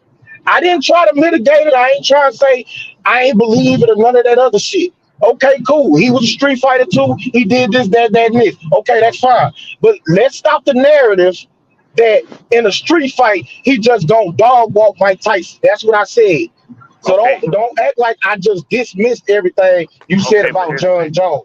Okay, here's the I thing. think it's cooking right now. No, because in my statement I said you or LaFonso. I said you and LaFonso. I said or LaFonso because I realized that you weren't. LaFonso instantly brushed it off. You know, with his statement about that doesn't matter or John Jones' fault, but not on the level as these guys when there's no definitive proof of that. But here's all I'm saying. All I'm saying is because I'm looking at it from John Jones is gonna try to get you out as quick as possible. I mean, and the thing is, all I'm saying is from distance, I think John Jones will be very, very lethal. I mean, I'm not gonna go in circles about this anymore because y'all made y'all's case, I made my case. I mean, it would be a heck of a fight unless it ends very quickly, which is most fights end quickly. But that's all I'm saying. I mean, I'm not entertaining this you anymore. said at first. At first, you said he Brother. washed him. Sir, but sir, yeah. I think it'll be a good fight. I think that John Jones will beat the crap out of him. I still believe it, sir. Mr. Canadian boy, stay over there. Then that's not a good fight. It's a good fight for me. It's a good fight for me because it's John Jones. If he gonna beat the crap out of Mike Tyson, how is that a good fight? This man talking on both sides of his neck. Come on, bro. he talking about sir. It will be a good fight. It was good. Hold on. It'll be a good. No, I'm not. I'm talking now. Actually, out of central point, my guy, because it'll be a good fight because I want John Jones to win. That's a good fight for me. I'm a John Jones fan, so get your facts straight, brother. That's why I want. Hold on. Before your Canadian lingo interjected, I was getting ready to finish and say why it would be a great fight. Yeah, go back and rewind. Before you interjected with that Canadian type of lingo and logic. Can I switch the topic? Y'all done with this? Yeah, topic please. I've been done with the topic. Hey, LaFonso there? He's right there, sir. Nah, but I guess he's not at his phone. Always he comes back for that. Thank you, Nicholas. Yeah. But yo, how y'all say y'all basketball fans, but you're not watching the World Cup? That's I'm not so a basketball crazy to fan. me, man. To answer your question. I said y'all, not just you. Okay, but I'm on the panel, so you got to specify, brother. You know what Y'all is all inclusive, my guy. If you don't specify, you get Nigga, it. stop being so defensive, man. You upset It's about called John Jones? No. Hold on. I know John will beat the crap out of him. That's no doubt.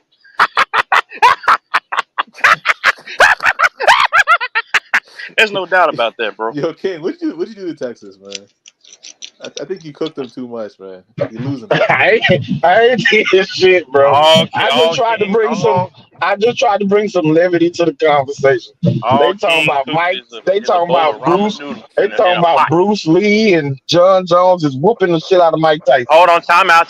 See, like you rectify what I said. Don't put me in that situation because I was defending more so John Jones with the Bruce Lee thing. So I said they was talking about Bruce Lee and John Jones whooping Mike Tyson. And during the Bruce Lee situation, you was chiming in about, but Bruce Lee can hit you in these certain spots. But I was and saying the Bruce Lee possibility. Hold on. But I said hold on, time out, King. Hold on. One second. Once again, that's called a possibility of what he could do because Infamous, like you said, you try to bring levity, right?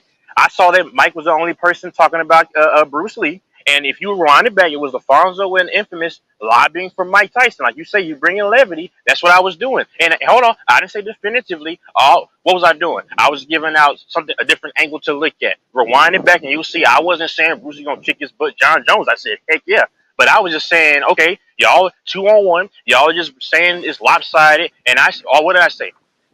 Bruce Lee. You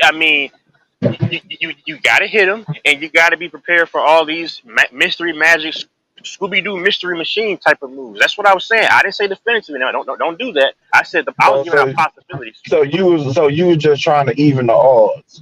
That's all I was like you said. Hold on, brother. You said bring levity. Like I was bringing levity. I was trying to. He's speaking fast though, King. You got to give him that. He's speaking. No, all I was doing was No, time out. King, which is my last point. All right, hold on. I'm not mad at anything. When you are doing an analysis, right? Between fighters, right? Okay, let's say you're heavy on one fighter, but then the underdog, you're gonna still give the audience or somebody idea. Okay, what this guy can do, and but he could probably do this. Be aware of this. That's all I was doing. Levity, like you said, levity. Okay, I'm done with the fighter topic, man. Let's move on, man. NFL's around the corner. Let's talk about some NFL, man. So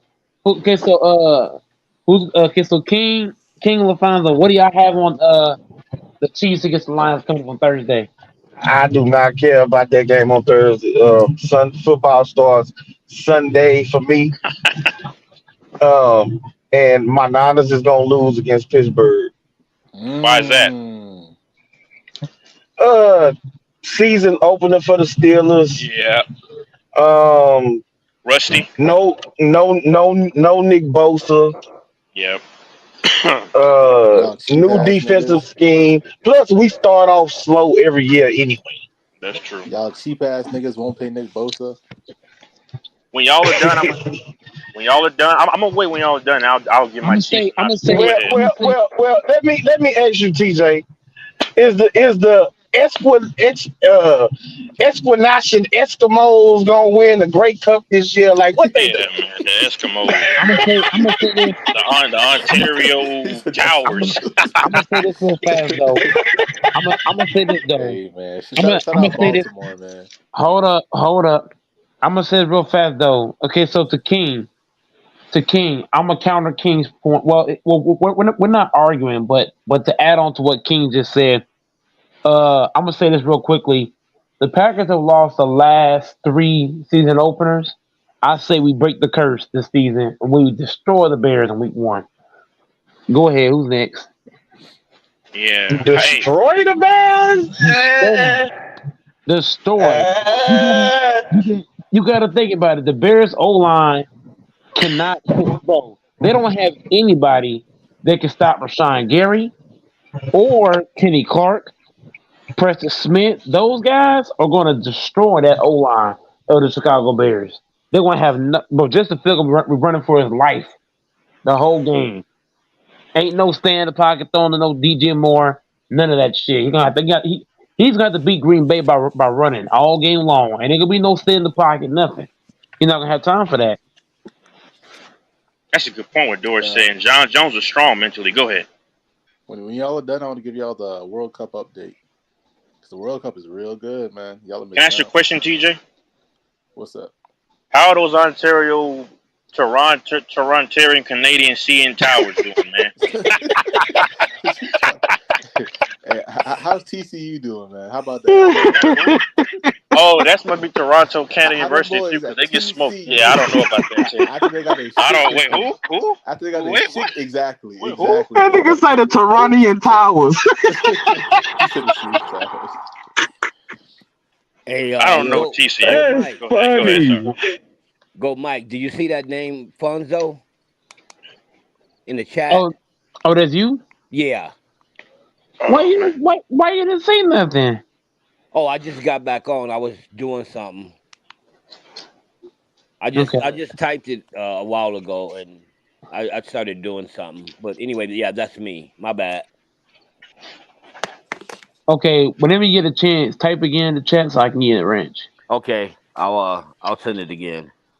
Yo, so let me give y'all the World Cup update real quick, man. Y'all are missing Man, out. don't nobody want no punk ass World Cup update. Nigga, how you like basketball, but you're not watching the World Cup? Because motherfucker, are they the Houston Rockets? That's crazy. Hell no. That's your Is any country, Rockets nigga. on the motherfucking team? Yo, country there, nigga. That's crazy. Shit. Nobody Nigga, cares about no I don't fucking even Rockets. think that. I don't even think that's the real team. All right, so hold up. So let me give That's my not even 3-minute the real update. squad. Yeah, that ain't even a real squad, nigga. That's the substitute teachers. That's I know. Let me give Fuck my out of here. 3-minute update real quick. Don't nobody care, nigga. They're out here playing the substitutes and shit, and you want us to be all excited. Nigga, the World Cup is the World Cup, man. Man, yeah, but y'all playing our C team right now, man. Who's y'all? The world. Man, You ain't part of USA, motherfucker. That ain't Canada is nice. Hey King, is nice. hey King, that ain't USA. That's SSAUA something.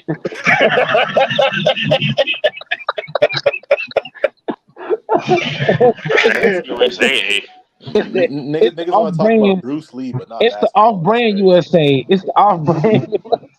Niggas For talking real. about Bruce Lee versus Mike Tyson, but don't want to talk about the World Cup. Yeah, now they sent their third reinforcements out Here's the there. difference. Hold on, Texas and King.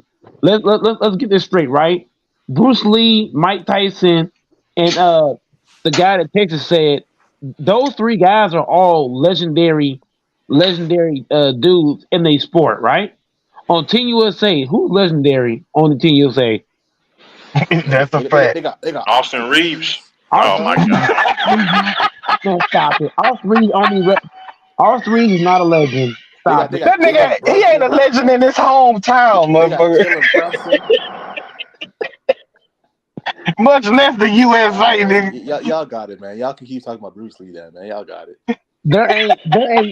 We talking NFL. We can talk football. Don't come in there with that fucking FIBA shit, motherfucker.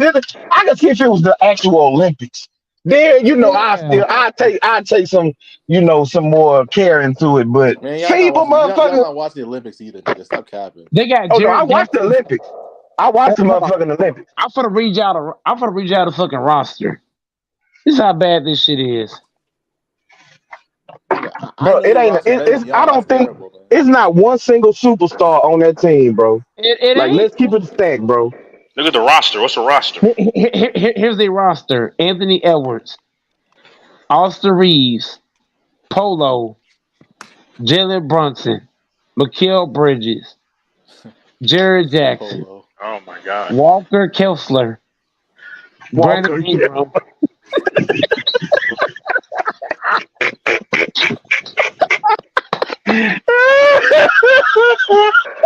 Oh my god. Josh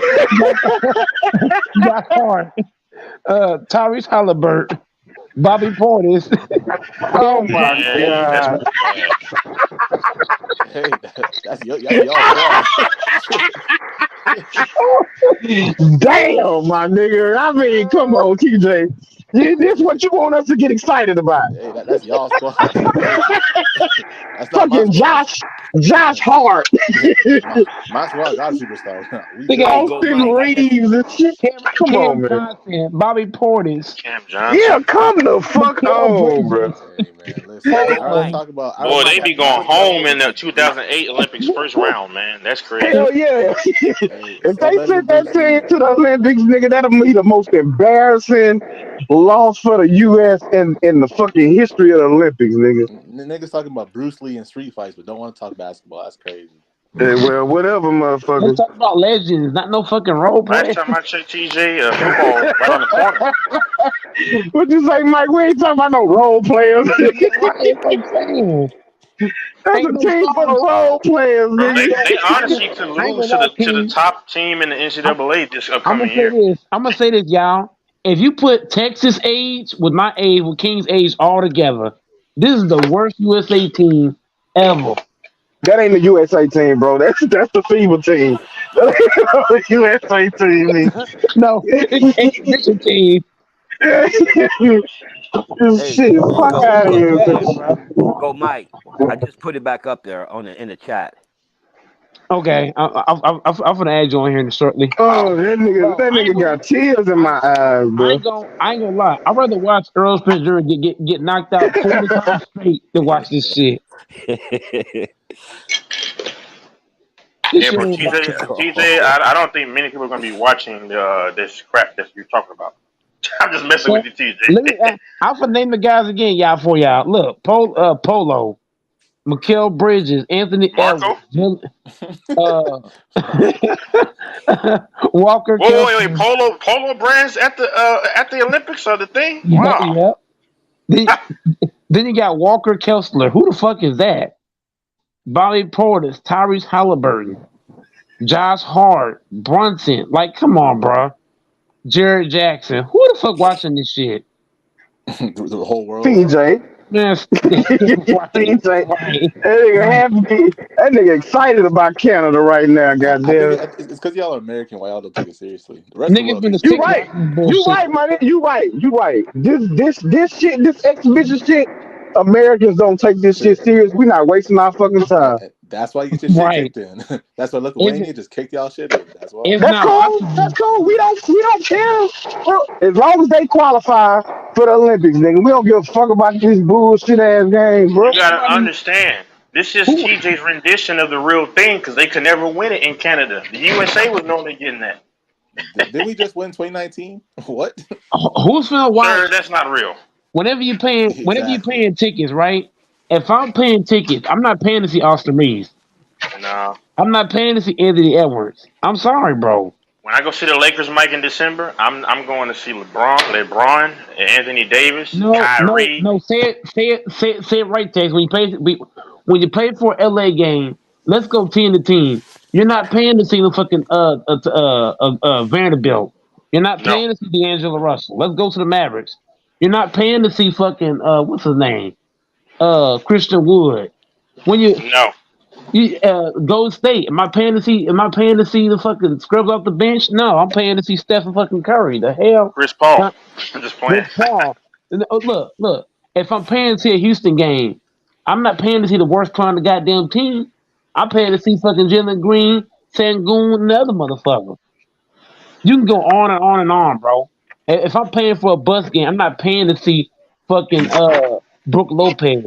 I pay. Hey, Toronto. Hold on, man. I got one. Unfortunately, Toronto doesn't have any box office players to go watch. There's no spectacle down there. I'm paying to see Scotty Barnes and Pascal Siakam. I'm not paying to see no fucking Boucher. I'm not paying to see no fucking Boucher. The fuck? I ain't paying to see no OG and Kobe. I'm paying to see Pascal and fucking Scotty Barnes. I watched Boucher in Oregon. I thought he was gonna be good. Yeah. If I'm paying for a Philly game, I'm paying to see Embiid and James Harden. I'm not paying to see no fucking who they got over there? Tobias Harris and fucking who the other nigga on the fucking team? I can't name their role player. That's how bad they are. Yeah. You know what I'm saying? If I'm paying to see Boss, I'm paying to see Brown and Tatum. I ain't paying to see no fucking Al Horford. I ain't paying to see no fucking Pritchard. I ain't paying for no fucking Derek White. Pressure. I'm just saying. What is this dude TJ talking about? We're not paying to see these fucking role players. Hell no. I cancel my damn league pass because of this shit. I ain't watching this shit. Hell no. Shit's not watchable. Well, who's that dude named Compazzo? Back in a couple of years ago. Man, they got a guy named Polo Marco on the fucking team, Texas. Polo Marco. Like, who watching that shit? Come on, King. Tell this nigga, man. Who watching this shit? Polo Marco. Where's Alfonso? I'm finna add you on now, LaFonso. I'm ready for NFL, man. I can't wait, man. Oh, I'm right here. What's up, Texas? I'm right here. Man, you saw those bum Rangers, man. It's time for me to go ahead and talk with the team. This is pissing me off. Yeah, the Rangers killed my dream, man, of the Astros and the Rangers. I'm pissed off at them. It could still happen Why? because the division's right there, but man, they're messing around. But they should never even be in the third place. They should have this division almost wrapped up. Right. They had this in the palm of their hands, man. They couldn't have did it no worse. The bats just went away. They went away. So if I'm wrong, it's going to take an epic collapse for me to be wrong, which is crazy. Right. So if the Rangers don't do this, what does it look like? It could be Baltimore, right? Or Houston. Baltimore and Houston possibly. Whenever you type at LaFonso, whenever you type at the bottom of the chat, you'll see your wrench at the bottom. Okay, thanks. Yes, sir. Baltimore, I mean. And I'm just saying, this dude TJ got cooked so bad, this nigga gonna fall asleep snoring again. He gonna be snoring again. Watch. Yeah, you know, TJ, you were snoring for like, man, a long time. It was so bad, TJ. I had to tell Mike, man, just Mike, my alarm, just turn it off, man. Just mute his mic. Texas saved your ass. He did. It was 20 minutes, just crazy. I thought it was your dog sleeping, but it was you. Don't worry, TJ. We all got cooked in here before. I have to. I'm not cooked. I'm still raw. What I could get cooked over? I don't know. I was just listening. I heard you talking about. Don't worry, TJ. The You just got Olympics to or just something. know that. Oh, it's the World Cup. These niggas just don't want to watch the World Cup. It is what it is, I guess. Who's gonna watch Roll? I'm not World watching Cup. no fucking Polo and fucking Anthony Edwards. What the fuck? It's not just about your teams. The World Cup is all the teams you watch, not just one. What is that? Soccer?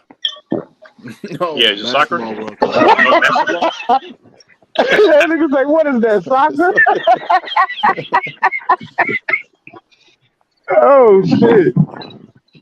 I ain't gonna lie, King. Even though I hate your 49ers, I'd rather watch the 49ers I'd rather watch the 49ers than watch the goddamn Fibia team. I'm just saying. Fibia? Man, you'd rather watch damn near any football game than to watch fucking FIBA. I watch any football game. Yeah. I watch the Texans versus motherfucking The Falcons. the Falcons. Hell yeah. FIBA is nice too because rules ain't so soft. The game's only 40 minutes. So it's faster than the NBA. Man, I ain't gonna lie, King in Texas. I watch Barney and Friends over this shit. Yeah, man. I watch Matlock. I watch Matlock with grits. Hey, don't be fronting on Matlock. Matlock was a I good like show. Matlock. It was actually yeah. No, that it was was a good fucking show. Yeah. I go watch Bob the Builder. Bob the Builder. Yes, we can. I watch Golden Girls over watching fucking season basketball. TJ. Wait a minute. TJ, you telling me you would watch soccer but not watch baseball? It's not soccer, bro. It's basketball. It's international basketball. Basketball? I ain't It's gonna. the basketball World Cup, man. I ain't gonna lie. I'll watch baseball little league over this bullshit. Y'all not real basketball fans, man. I told y'all this. Y'all fought me when I told you that. Who's gonna watch these bums? The whole world. Nobody's watching these bums. Only y'all team is full of bums. I'd rather watch a roach eat a piece of pie. Hold on. Everyone else got good teams. Hold on, King Taser LaFonso. What I want you to do is pull the views up for when LeBron and them played on the USA team, and then pull it up now. It's a big dip off. Yeah. Nobody's really watching this shit like that. Yeah, it's a huge difference. It's a Nobody huge in difference. your country. The ticket It's a sales are World different. Cup. You're not listening. The ticket sales are way different for the fact there's no stars really out there playing. No, your country has no stars. There's plenty of stars. Bro, who is viewing these FIBA games like that this year compared to the year? Cause I'm comparing this year. I'm comparing this team to the teams in the past where you had LeBron, Melo, Wade, Well, Paul see, George. this is the thing. This is the thing you got to look at, Mike. This type of shit means something to those countries. This shit don't mean nothing to the United States, man. We done dominated that shit. We done dominated that shit for so long, so convincingly Yep. that when we put it is, bro. The only time that we lost is when we stopped taking it serious, and that's when we Yeah, came with y'all Dream lost the Team 2. last few years. World Cup, y'all been losing the World Cup. Bro, like I said, that shit don't matter to us. It's the Olympics for the United States. Hey, all I need is excuses, man. We don't care about fucking FIBA, my nigga. Like we don't care. No, I'm telling you, it don't mean nothing. It don't mean nothing to the USA. We don't care about FIBA, bro. We That's do why their not weakest fucking players care. are going after their play. Exactly. Come on, man. Okay, that's cool. But for us, it's an exhibition. To y'all, it's a world championship. You see It the means difference? everything. It means everything. Yeah, but that shit is important to y'all because you know why? Because when the Olympics come around, y'all don't have a fucking prayer in the world. Y'all don't have a fucking prayer. You can have 30 FIBA cows shit lined up. y'all Still won't help you. y'all get excited for the world championship because it means something to y'all. Y'all want to fucking place or something. Y'all want to do something. Excuses, man. That's all I Okay, hear. I'm giving you the reality, bro. I'm giving you the reality. If USA so good, why they keep losing? How often do we lose in the Olympics? Who we talking about? FIBA. Why you bring up the Olympics? Oh I just told you we don't care about people. You not listening. I just told you we don't care about that shit, bro. About FIBA, man. No, I'm not. Bro, I'm explaining to you why we do not care about FIBA. We don't send our best players to FIBA, bro. It's the Olympics for us. No, that's not true. 2019. That is true. Y'all sent Kyrie, Klay Thompson. They got their ass whooped. Kyrie and Klay Thompson. So where was LeBron? Where was KD? Where was KD? KD was there too. Lying ass niggas, bro. Got your shit kicked in. Yeah, okay. Let you tell it. Get kicked in the FIBA tournament. Damn, TJ, you sound mad, bro. Nah, bro, I'm just keeping it a buck. They said KD got their shit kicked in. And then now they make excuses. I'll tell you this, man. We care more about USA championships than some fucking FIBA championship. That's just fact. I don't think I ever watched it personally. I'll never watch it in my life. Y'all not basketball fans, man. Ain't nothing wrong with that. I never watched it. Goddamn, I'm 46 years old. I don't think I ever watched a FIBA game in my fucking life. I see that shit on TV and still turn that shit. Like I said, I watch Golden Girls. Sing the motherfucking intro. I ain't gonna lie, man. I'd rather watch Sister than watch that bullshit. You know what, Mike? I'd rather watch a movie of Medea. I really will. Over that. I'd rather watch Mike Epps than that shit. Yeah, TJ, it sounds like that's more important in your country. No, it's a World Cup. It's not even my country. It's a World Cup. Oh shit! No, hey, guys, get quiet. Go get quiet. Canada's playing the FIBA Cup, y'all. It's the everything to us. It means everything. No, I bet you be funny, but I don't think I bet you them motherfucking them boys be packed like a motherfucker in Canada. Hey, we're playing Barcelona. TJ, that don't mean that we're not basketball fans, though. The streets are empty. All the barbershops filled up. Everything. Restaurants. You watching all kinds of basketball, especially when the NBA's not on. Canada's known for look. TJ in Texas. Canada is known for losing. That's why they get so happy during this time. Texas is known for losing. Hey, that's a lie. They, what has Canada ever won? Errol Spence got his shit What has Canada TCU won? got his shit kicked in. But y'all lose every year, though. Outside of that one Just like championship, Texas. outside of that one championship, what has Canada did? What did the I Astros do last year? The Astros, we won it, right? They won it, right? Yeah. Nigga, you don't care about What baseball. has Nigga. Go grab a beer. Canada's not known. Canada has no sports outside of basketball, and they only got one chip in that. Man, I'd rather take a shit than watch baseball, man. Stop playing. Okay, but it still exists though. The ring still matters. It's just a championship, world championship. You're not used to those though. I ain't gonna lie. I ain't gonna lie here. I'd rather work at Dollar Tree than watch this bullshit. Hey, where's AC when you need him? AC, if you can hear this message, hey, I want you to go on YouTube and pull up in 2016 when D-Wade was taking 3-point shots while they were singing the "Oh Canada" in America. Go pull that up. How many of these have Canada won? I'm just curious. I ain't trying to be funny. Yeah, I gotta see. A whole bunch, like 15, 20. I think never. I don't think. Yeah, they never won. Never. They never fucking won it. Wait a minute. Never. Canada can't win in the U.S. and they can't win in FIFA. That's crazy. Won 5 times in 60 years. Relax. Y'all can't win. Y'all can't win in FIFA or the USA. Y'all trash. So we won more than y'all did, right, TJ?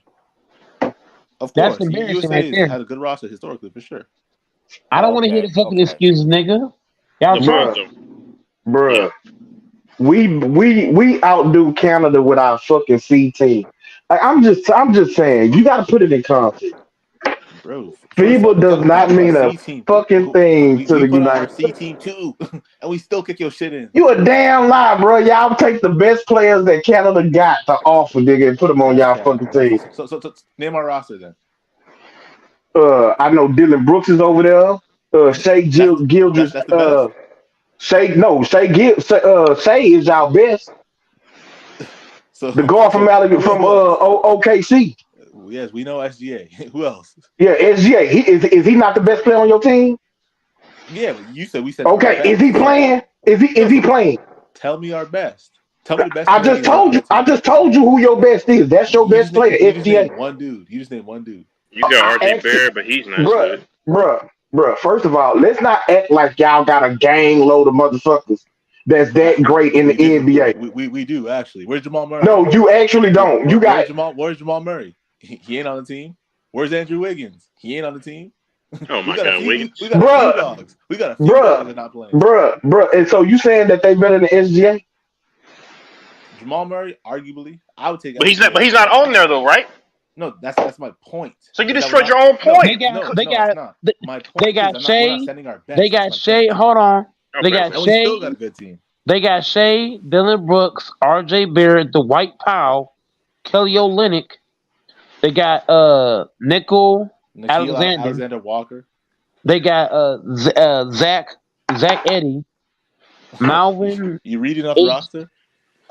They got Malvin. They got Kyle Alexander. They got Trey Bell. They got Lou Philip Scrub. Man, the boys are nice this year. His name is literally Scrub. That's the embodiment of your entire country when it comes to this roster that y'all put out. Meanwhile, USA is getting their shit kicked in by Lithuania. That's crazy. Bro, did y'all just get y'all? Did y'all just hold on, bro? Y'all just got y'all shit kicked in before y'all beat Spain. What are you talking about? You act like y'all fucking undefeated, motherfucker. Bro, I told you we don't. I told you we do not care. We don't care. So why you keep losing? How many losses do the US got? Oh, okay. I think they're 5-1. So they got one loss. But they keep losing. Don't forget, team. They got role players in I already told you that. That's our C team. How many losses do Canada got? 5-1, same record. Okay, so we keep losing, but y'all not. And USA is better at basketball. But what are you talking about, bro? Like, none of those guys are better than SGA. They're tied. You feel some type of way because you all invested in FIBA and we not. That nigga Shea better than anybody playing. Basketball. I'm having fun watching good basketball. Shea averaged more points. Shea averaged a king in Texas. Shea averaged more points than anybody playing for USA in the NBA. He's better than your whole squad. That's why. But they're all third, like C team. That's the point. That's the point. That's the point. Thank you, TJ. You finally got it. You finally got it. Hey, King. Hey, King. That Hey, King. nigga What cooked was the you shit out of talking to, himself and King? didn't even know he was doing it. I think y'all are cooking with the heat off right now, man. Oh my god. Well, you gotta turn it off because you're burning up, man. It's kind of smoke detector going off. SGA is better than any player on our team. That's the point, my nigga. Exactly. That's the point. You right. You right. That's the point. That's the point. He all NBA for a reason. That's cool. But if the best USA players in the NBA was on this team, where would you SGA rank on that team? If we're a fifth, we'll all be drunk, man. Yeah. TJ, let me ask you a question. Hold on. If we cared about FIBA, we'd be drunk too. See, all I hear is ifs. That's all I hear, man. TJ, just one thing. You're Canada, right? You're so great. Why did all your Canadian buddies got to go to the NBA to get opportunities? I didn't say Canada's so great. Don't put words in my mouth. Well, you always brag about the six. I don't know what that is. What is the six? The six is one city. Okay, whatever. I don't. Exactly. Whatever. That's none of my. Sense, those aren't my issues. Alfonso, you there? Alfonso.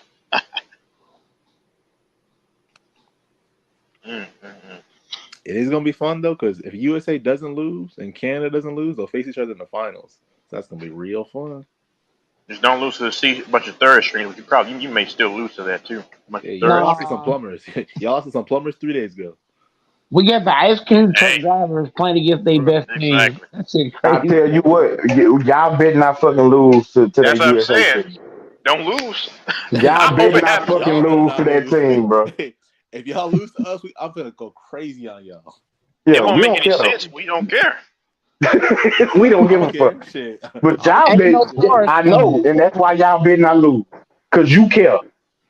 Y'all better not fucking lose to that team, bro. They facing our practice squad team. I don't hear no excuses, man. They facing our practice squad team, man. I know Brunson cares. I don't hear no excuses. I hope they play.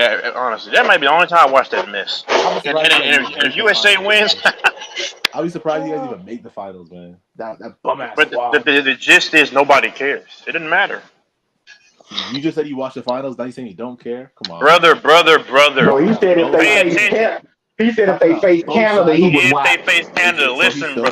So he still cares. Oh my god, bro! I won't care unless that happens. You understand? No, you don't. So you still care. If he didn't care, you wouldn't watch it at all. Oh my. Okay, I'm done. No, man. he only watching because they playing Canada because that's your team, motherfucker. Exactly. You talking so much goddamn I don't care about boxing, but I'm still gonna watch the Errol Spence fight, bro. You're talking so much shit. You're talking so much. Hold on. Let me address this. If you're talking shit about something, it's kind of like he said don't even make sense though. It's a lot of people. It's a lot of people who don't care about boxing who watch the Errol Spence fight. I'm gonna say this though, King. You care enough to watch. I'm gonna say, hold on, TJ. I'm gonna say one point to help King and Texas out. If I'm talking mad shit about the Packers, and I piss King off, King will say, you know what? I'm gonna watch every last Packer game, and every game y'all lose, I'm gonna talk shit about y'all. It's the same shit. Texas is like you're talking shit about the goddamn Canadian team, so why not watch the shit when y'all face USA? At that point, yeah. I'm only gonna watch it to see if y'all lose.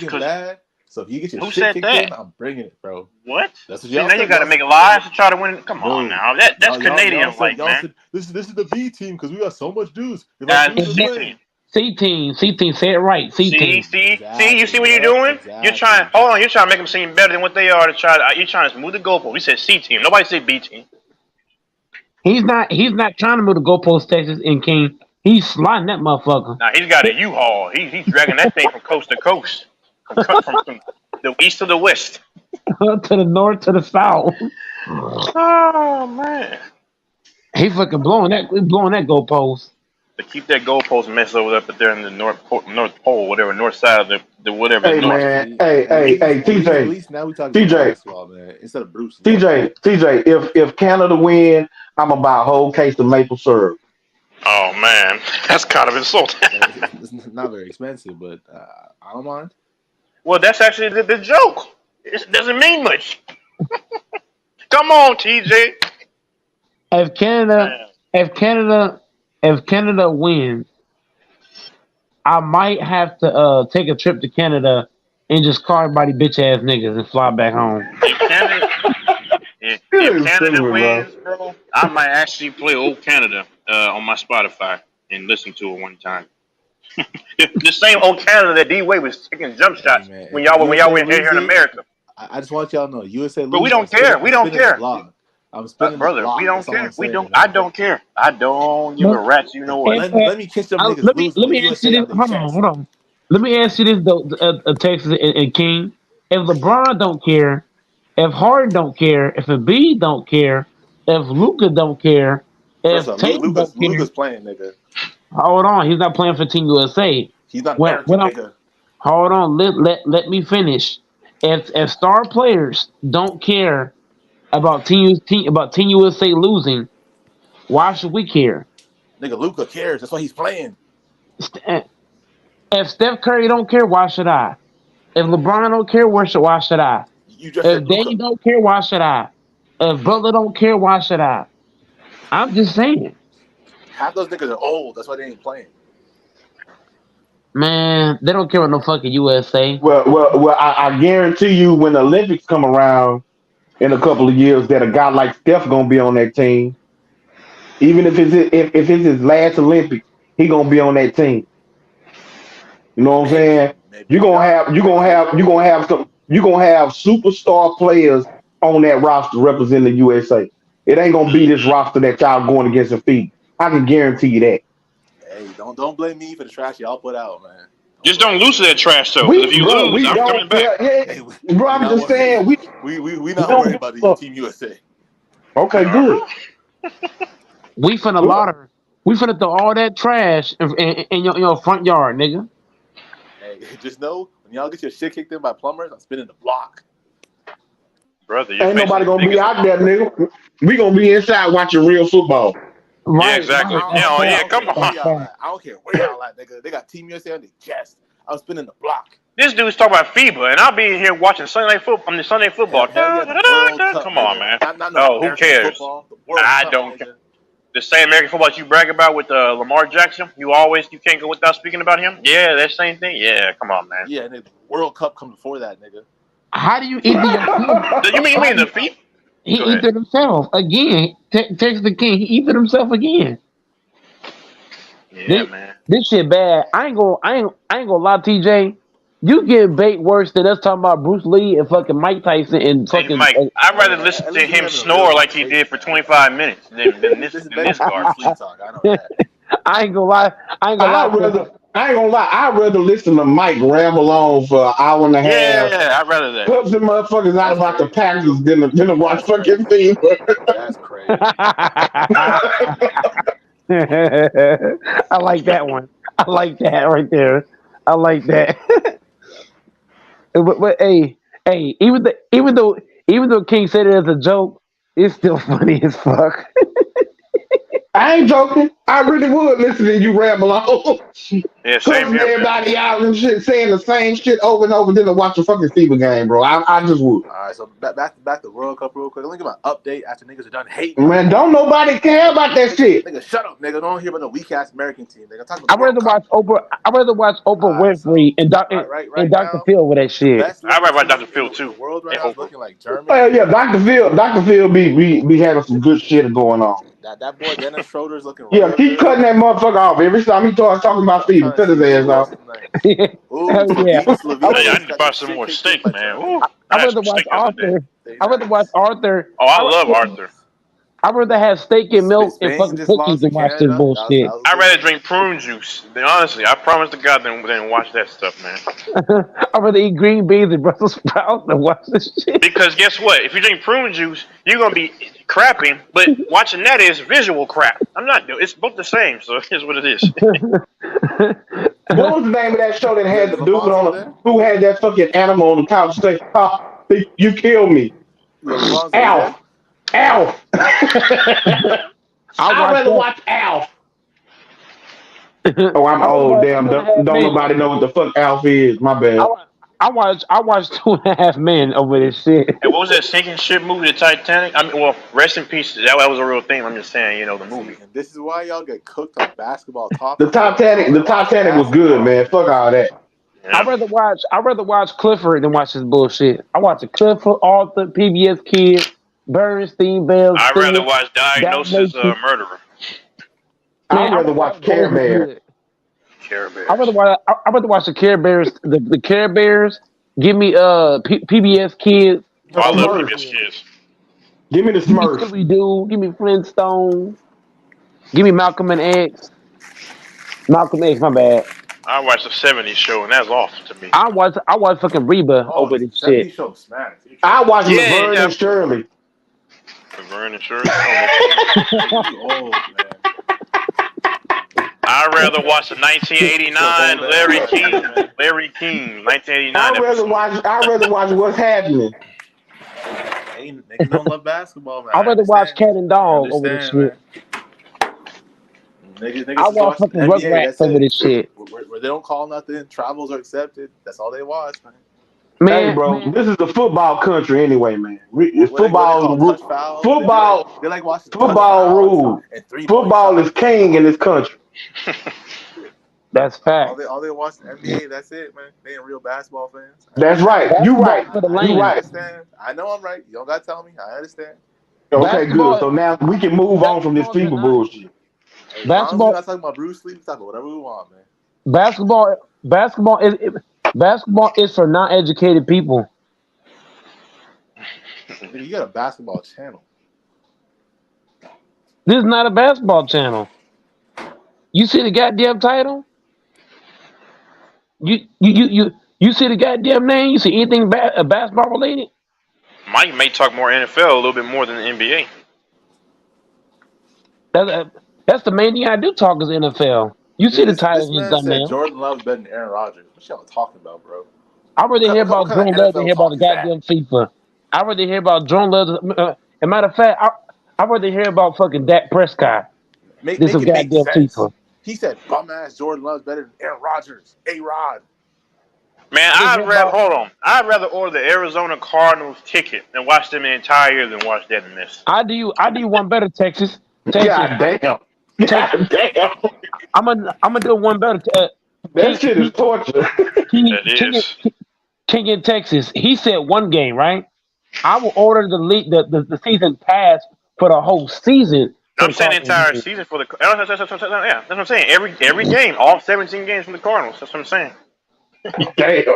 That's bad football right there, but it's better than that crapper with and I'm gonna get first row seats on top of that than watching bullshit.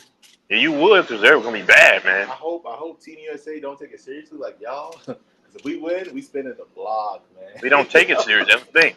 I hope so. Because we are. Shit. Just don't lose to that team, because that's what I'm saying. Y'all taking it seriously. Don't lose to that team. I hope we don't lose either. I hope we don't lose either. I know you did, yeah. I'll tell you what, man. I'd rather eat Chinese noodles than watch this bullshit. Well, those are pretty good though. Chow mein. Bro in the chat say that them motherfuckers paying to see Bruno play.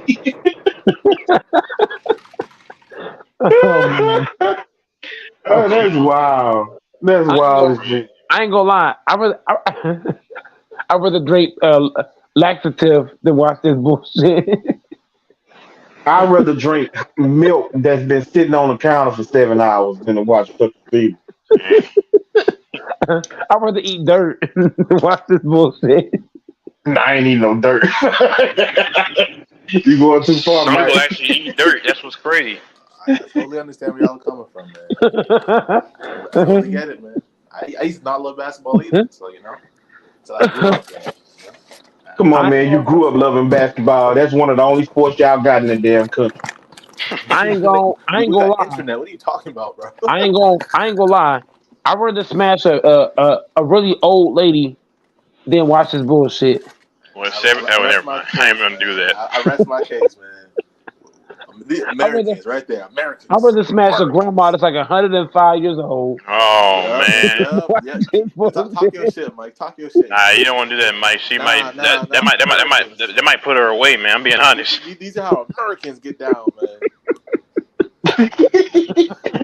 Mike speaking for himself. Don't put that shit on America. No. You better claim your mans. Nah, fuck that. Crazy, man. He's speaking for himself, motherfucker.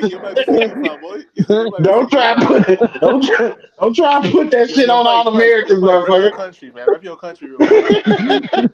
I ain't gonna lie. Man. I'd rather drink my own you know what than watch this bullshit. Oh, hell. Pop your shit, Mike. Pop your shit, man. I'm not claiming that motherfucker. I'm from H-Town, Texas, man. I ain't even from... We ain't even from the same city on the real. Yeah. Fuck all that. I'm keeping it a stack. You know what I'm talking about? I don't know what Mike talking about. I ain't co-signing that shit. Fuck that. I don't know, bro. I don't know. He say he from Cali or Toronto or something. He say the six or something. Chill out.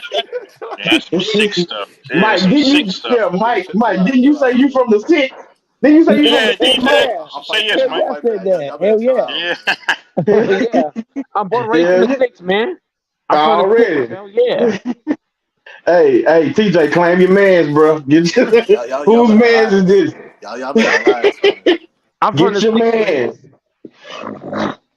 I'm from the six, man. Hell yeah. We love Pascal Siakam. Hey, TJ, real quick though, on the cool. I see your boy Pascal down in the States. You know what I'm talking about? Trying to get his game right. Mm-hmm. Oh yeah, every summer. Then LA every summer. Rico Hines, Yeah, all the time. Why y'all don't have no runs up there in the six, man? They don't have that quality, man. It's just not up. It's not that up to par. I'll tell you the game plan real quick. They pull up to LA, they steal your bitches, they beat y'all niggas in basketball, then come back to the six. That's how it goes, man. That's how it goes. That's how it goes, man. That shit sound wild as fuck. That's what It's they do. fantasy Pull up, almost. steal y'all bitches, then cut the peel off to the six, man. What? How you gonna steal somebody's bitch if you are bitch? Well, why do the best players that play up there lead the six? That's that. Vince Carter left. Tracy McGrady left. Kawhi was ready to get out of there after winning the ring. Kawhi left. It's the NBA. DeMar People left. switch teams. It's the NBA. Lowry left. Kawhi couldn't leave fast enough. DeMar got traded. Kyle Lowry got traded. I think it's the NBA. Hold on. But they approved that shit. They was ready for that shit. It's the NBA. LeBron. Time out. You know what's so bad? But they were going to the States. But you know what's so bad? They weren't going to the six. That's what I'm talking about. You talking about motherfuckers come to the US, steal the bitches, beat them in basketball, then go back to the six. Then why the fuck they leaving the six? That's cap. Nigga, it's the NBA. Everybody leaves teams in the NBA. The hell? Why but they don't go for Canada. They don't go to Toronto, my nigga. That's the point. NBA players trying to go to Canada, bro. Ringless ass James Harden leave that squad without winning nothing. Why'd he leave? But did he go to Toronto? Did he go to Toronto? One nigga. How about that? Did he go to Toronto? When did y'all win? 94. Did he go to Toronto? 95. Hell, Drake even left. You know what's so funny though, TJ? Y'all were trying to give Kawhi free restaurant access, and he couldn't get out of Toronto fast enough. First off, every champion in every city gets free food. He couldn't wait to leave you though. It doesn't matter. Y'all were gone. Because he went home. Of course, somebody wants to go home if they can. Nonetheless, he didn't want to be in Canada though. I'm pretty sure. Yeah, everyone loves their home better than some NBA team. Oh wait, hold on. Like you said, Vince Carter. Those guys. I mean, these guys can win. Nobody wants to go to Canada, bro. Let me just tell you right now. That's not a destination. Still ringless to this day. Okay, that's fine. Okay, what does that matter? To this day. Okay, well here's the next question. How many big time free agents is signing up? How many big time free agents is can't wait to get to Toronto? Shit, right now, anybody, man. The six is popping. No, it's not popping. Shit, better than Mavericks. Shit. It's popping all right. Better than the Rockets, I'll tell you. Dallas is a bit. Hold on, Dallas. You a damn lie, nigga. And speaking of free agents, y'all. I bet I bet you. Justin White point guard. That's right, and he left willingly, motherfucker. Exactly. 'cause Please get me up out this motherfucker. Red Van Fleet couldn't get out fast enough, sir. Now think about that. Think about that. Y'all was in y'all. Where was y'all in the play-in last year? Hell yeah. Okay, y'all was in the play-in. We was a tanking team, and he left a play-in team to go to a tanking team. That should let you know everything you need to know about the Six, bro. No, it lets you know what you need to know about Freddie. You follow the money. I respect that. Well, y'all had money too. No, Y'all offered him money too. No, we actually don't. No, you guys offered him more. Actually, that's why you went. Well, the money was the money was about the same. Y'all offered him 120. Y'all offered him 120. Yeah, actually, yes, y'all offered him 120. He declined the player option he had. I know that, and y'all offered him as a free agent. Y'all offered him 4 years, 120. We offered him. Bro, all you gotta do is look it up. You got the internet, remember? That's kind of slow up there in Canada. Y'all offered him 4 years, 120. We offered him 2 years, 86, and an option for a third, a team option on the third, which would take it to 130. So the money was comparable. The money was right there. But we all know Houston is a great party city too now. What is up there? He already know Toronto can't compare with H-Time, bro. Exactly. We talking about hoops. We don't care about That's why TJ is quiet, man. He's quiet, man. All that little chitter chatter had been flying like it normally does. We don't run into 6. Hold on. Like you were talking all that noise last night, and it was snooze fest, and literally snoring like a dog, a pit bull, on him for 30 minutes. You still talking about snoring, nigga? You went from, huh? Hello? Are you intrigued by my snoring? No, I'm not. I'm telling you that you went away. We heard you the first time. This is the 4th time you brought it up. I don't mean to touch a nerve, brother. Calm down. You just very interested in my snoring. No, I'm really not. Oh, like you are interested in Drake taking dudes, women? Like he takes your women? Yeah. Congratulations, Drake. Hey, Mike, debate. Hey, Mike, debate's trying to get on the panel, bro. It's just crap talk, my guy. Hey, hold on, I'll call him. TJ, don't get mad, man. I ain't coming after you, man. Relax, bro. Halloween's not here yet. First off, we don't fear no niggas from Texas. We don't fear them TCU ass. Oh, but you should. Just like how Colorado feared them niggas. Psych. But you won't come down to Texas acting crazy when you got the drumsticks. Sticks, nigga. Y'all niggas scared of cold. No, I love the cold, actually, by the way, brother. Yeah, I love the cold, too. When I started in college. Y'all don't got cold. Yeah. Cold up here, nigga. No, hold on. When I started my college career in Illinois for that 1 year, bro, it was like, man, like negative, like almost like 15. But hold on, I loved it. 1 year, bro. It's cold for life up here. Hold on, it gets cold. Not cold. Congratulations, motherfucker. You live in year-round winter. Okay. Year-round winter, man. I'm gonna come out two months of the year. We like to see women in bathing suits, man. I mean, I know that y'all don't. That's why Drake. I'm telling you, Drake done told y'all. Drake done told y'all, my nigga. It's a 40 pounds. That's right. That's right. All that ass and thighs. Y'all can have them, gang. The bunch of ass and thighs down here, man. You know what I'm talking about? They eat motherfucker. They eat motherfucking meat. Yeah, it might be, but that shit jiggle, nigga. You hit that shit. Oh man, this is crazy, man. You hit that shit from the back. That shit look like a water bed, nigga. Oh, Brandon, come on, you hear this, Brandon? Hey, man. It's getting kind of shaky. Business from the 6, man. Y'all can have those hogs, man. Yeah. You can have that. You can have that white bread. You know what I'm saying? They built like linebackers, defensive ends. Ah, hell no. Man. Yeah. The motherfucking chicks you fucking with is built like cardboard boxes. Nah, we got baddies that are 140. Y'all got baddies that are 250. I don't want 140, bro. That's just too thin, brother. I'm sorry. And they pale. Like ain't got no ass. I bet you ain't never had a handful of ass in your life, boy. Defensive ends, y'all can have all of them, man. You ain't had a handful of ass in your life, man.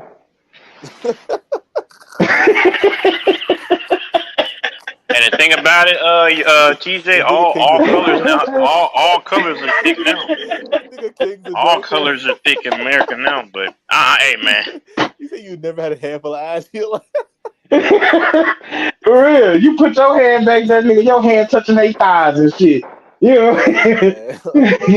you ain't had a handful of ass in your life, man. For y'all real. niggas grabbing bellies in Texas, man. Y'all stop it, man.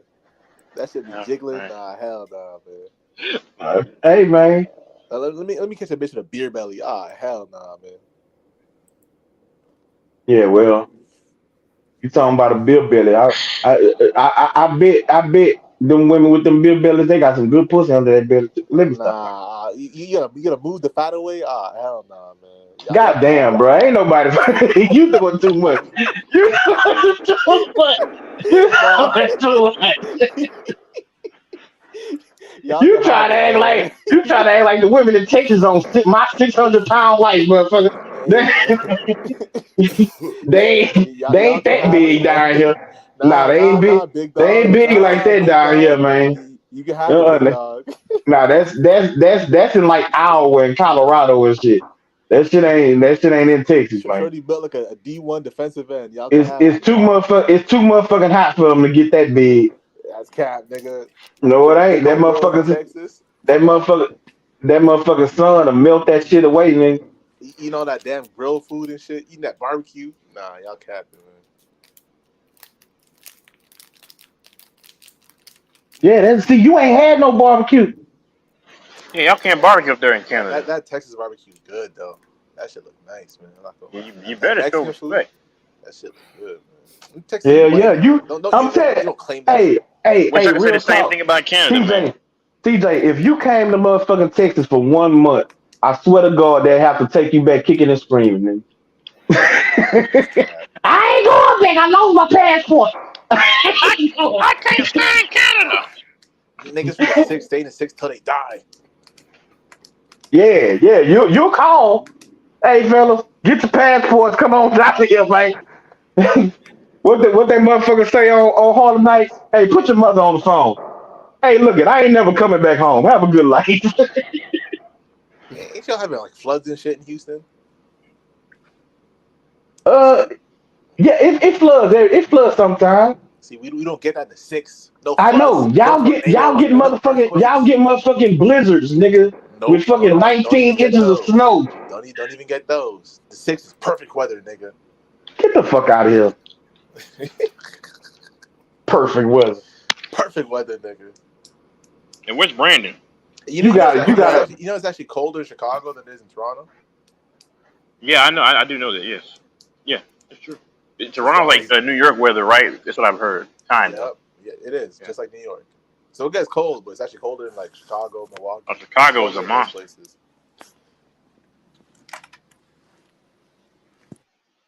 Yeah, man. It's a beautiful city, Chicago, man. Very beautiful city. Man. Yeah, what's up, Texas? How's it going, man? How's it going? You ready for NFL, man? The real sport, not that like Mike said, Fibia. Fibia. Nigga, FIBA's not a sport, nigga. Whatever. Goofy ass, nigga. Oh, okay. Go ahead. Nah, man, this is the funniest conversation I heard all week, man. that motherfuckers having regional battles on here, like that shit was hilarious to me. To these some hating ass niggas. That's TJ coming here with that motherfucking punk ass set tripping and shit. These hoe ass niggas talking about Bruce Lee and shit. What the hell? Canada only got 1 loss. They talking about we balling, baby. I'm rich, bitch. Mike Tyson would poke out John Jones' eye. What the hell? Yeah. Yeah, all I'm saying is at least we talking about basketball. That's all I'm saying. Well, football's knocking on the door. I can't wait for the NFL, man. On some real stuff. You laughing giggly over there. I'm serious, man. It's the real deal here, man. It's the real show. You live in Texas, you're a Kansas City fan, man. You a fraud, man. Get 2 more days. Yeah, sir. Sir, when you know football, you know what to do. When to do it.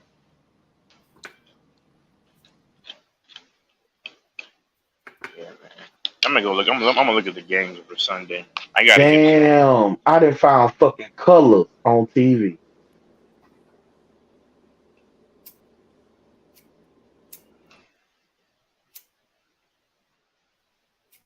Hey, Brandon, do you remember that link I sent you for you wager? Oh no. When was that? It was a referral. No, it's bad. I think I sent it to you like in July. I can send it again because we can both profit equally. I think 100% for. I think I had to check that, but yeah, for if you make your first deposit like $100 or more, it's no scam, man. You can call them. No, I don't know. I don't scam people. Send it again. No. Send it Okay. again. The way he said it's no scam, man. Yeah, Hey, you know you gotta throw that in there. You know, you gotta I throw don't that try to in there. scam anybody. Yeah. He sounds like he's a finesser, man. Sounds like it. No, you can call. That's why you can call them. I got to see the no referral. scam, bro. Trust me, it's no scam, man. Hold on, you gotta give me some time so I can find it. I'll send it to you by today because I have to call them probably to see where they have it.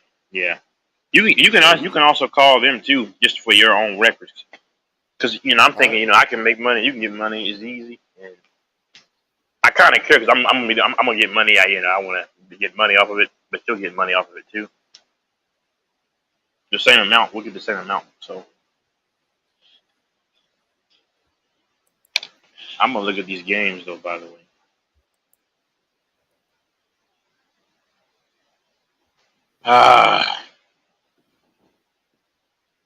Lions, Chiefs, Lions, Panthers, Falcons, Texans, Ravens, Bengals, Browns, Jaguar, Colts, That schedule was Vikings, trash. Bears. Yeah, it kind of is.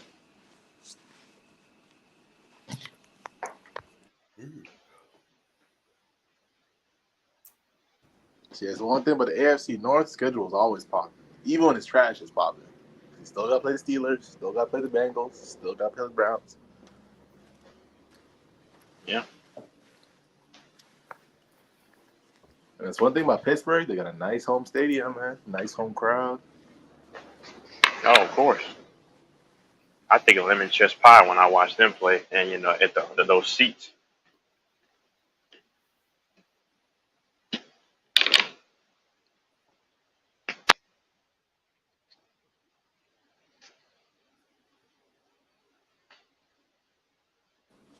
There's LaFonso there.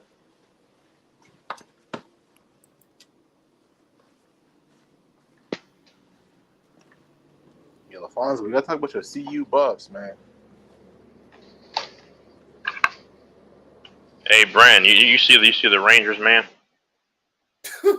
Yeah. He said, I saw. And you know what's funny? I tried to bet at the last minute. Like I had made a parlay at the last minute, and they messed it up, man. Because they was down by 12. It was 12-6. So I said they was gonna cover the spread and lose by 6 points. Nah. About a minute later, the Astros scored like 2 or 3 more times, man. And then the game was over. I said, man, I should have left that bullshit alone, man. See, I took a nap. I thought they had a night game, but I woke up and I'm like, oh, they already played? Oh, and I saw 13-6, I think. That was crazy. Oh, and then, well. yeah, they lost 13-6. I said, man, go ahead, man. Hey, yo, what city the Rangers based out of? Don't worry about their whereabouts. How about that? You just keep your mouth shut. No, hold on. They're based out of Arlington, Texas. They play right next to where the Cowboys play, huh? So more of that regional battle. Yeah, that's why you asked the baseball question and they hate me. That's crazy. They play right next to where the Cowboys play. Yep. So the Arlington Rangers. You want to call them? That's your prerogative. Texas Rangers. It's my prerogative.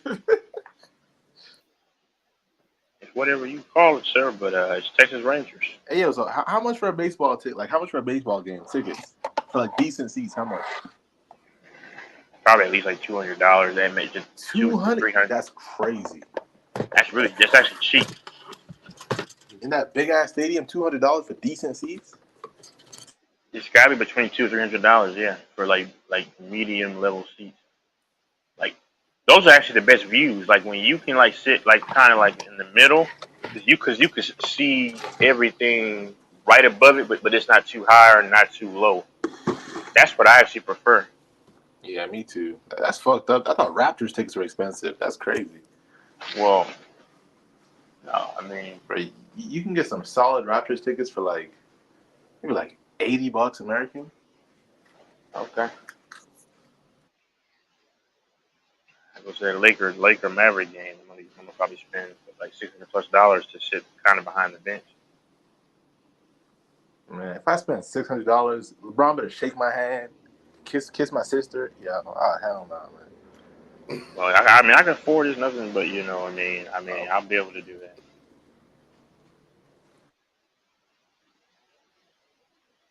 I just want to see LeBron in person up close before he retires. I was about to say that. Yeah, me too.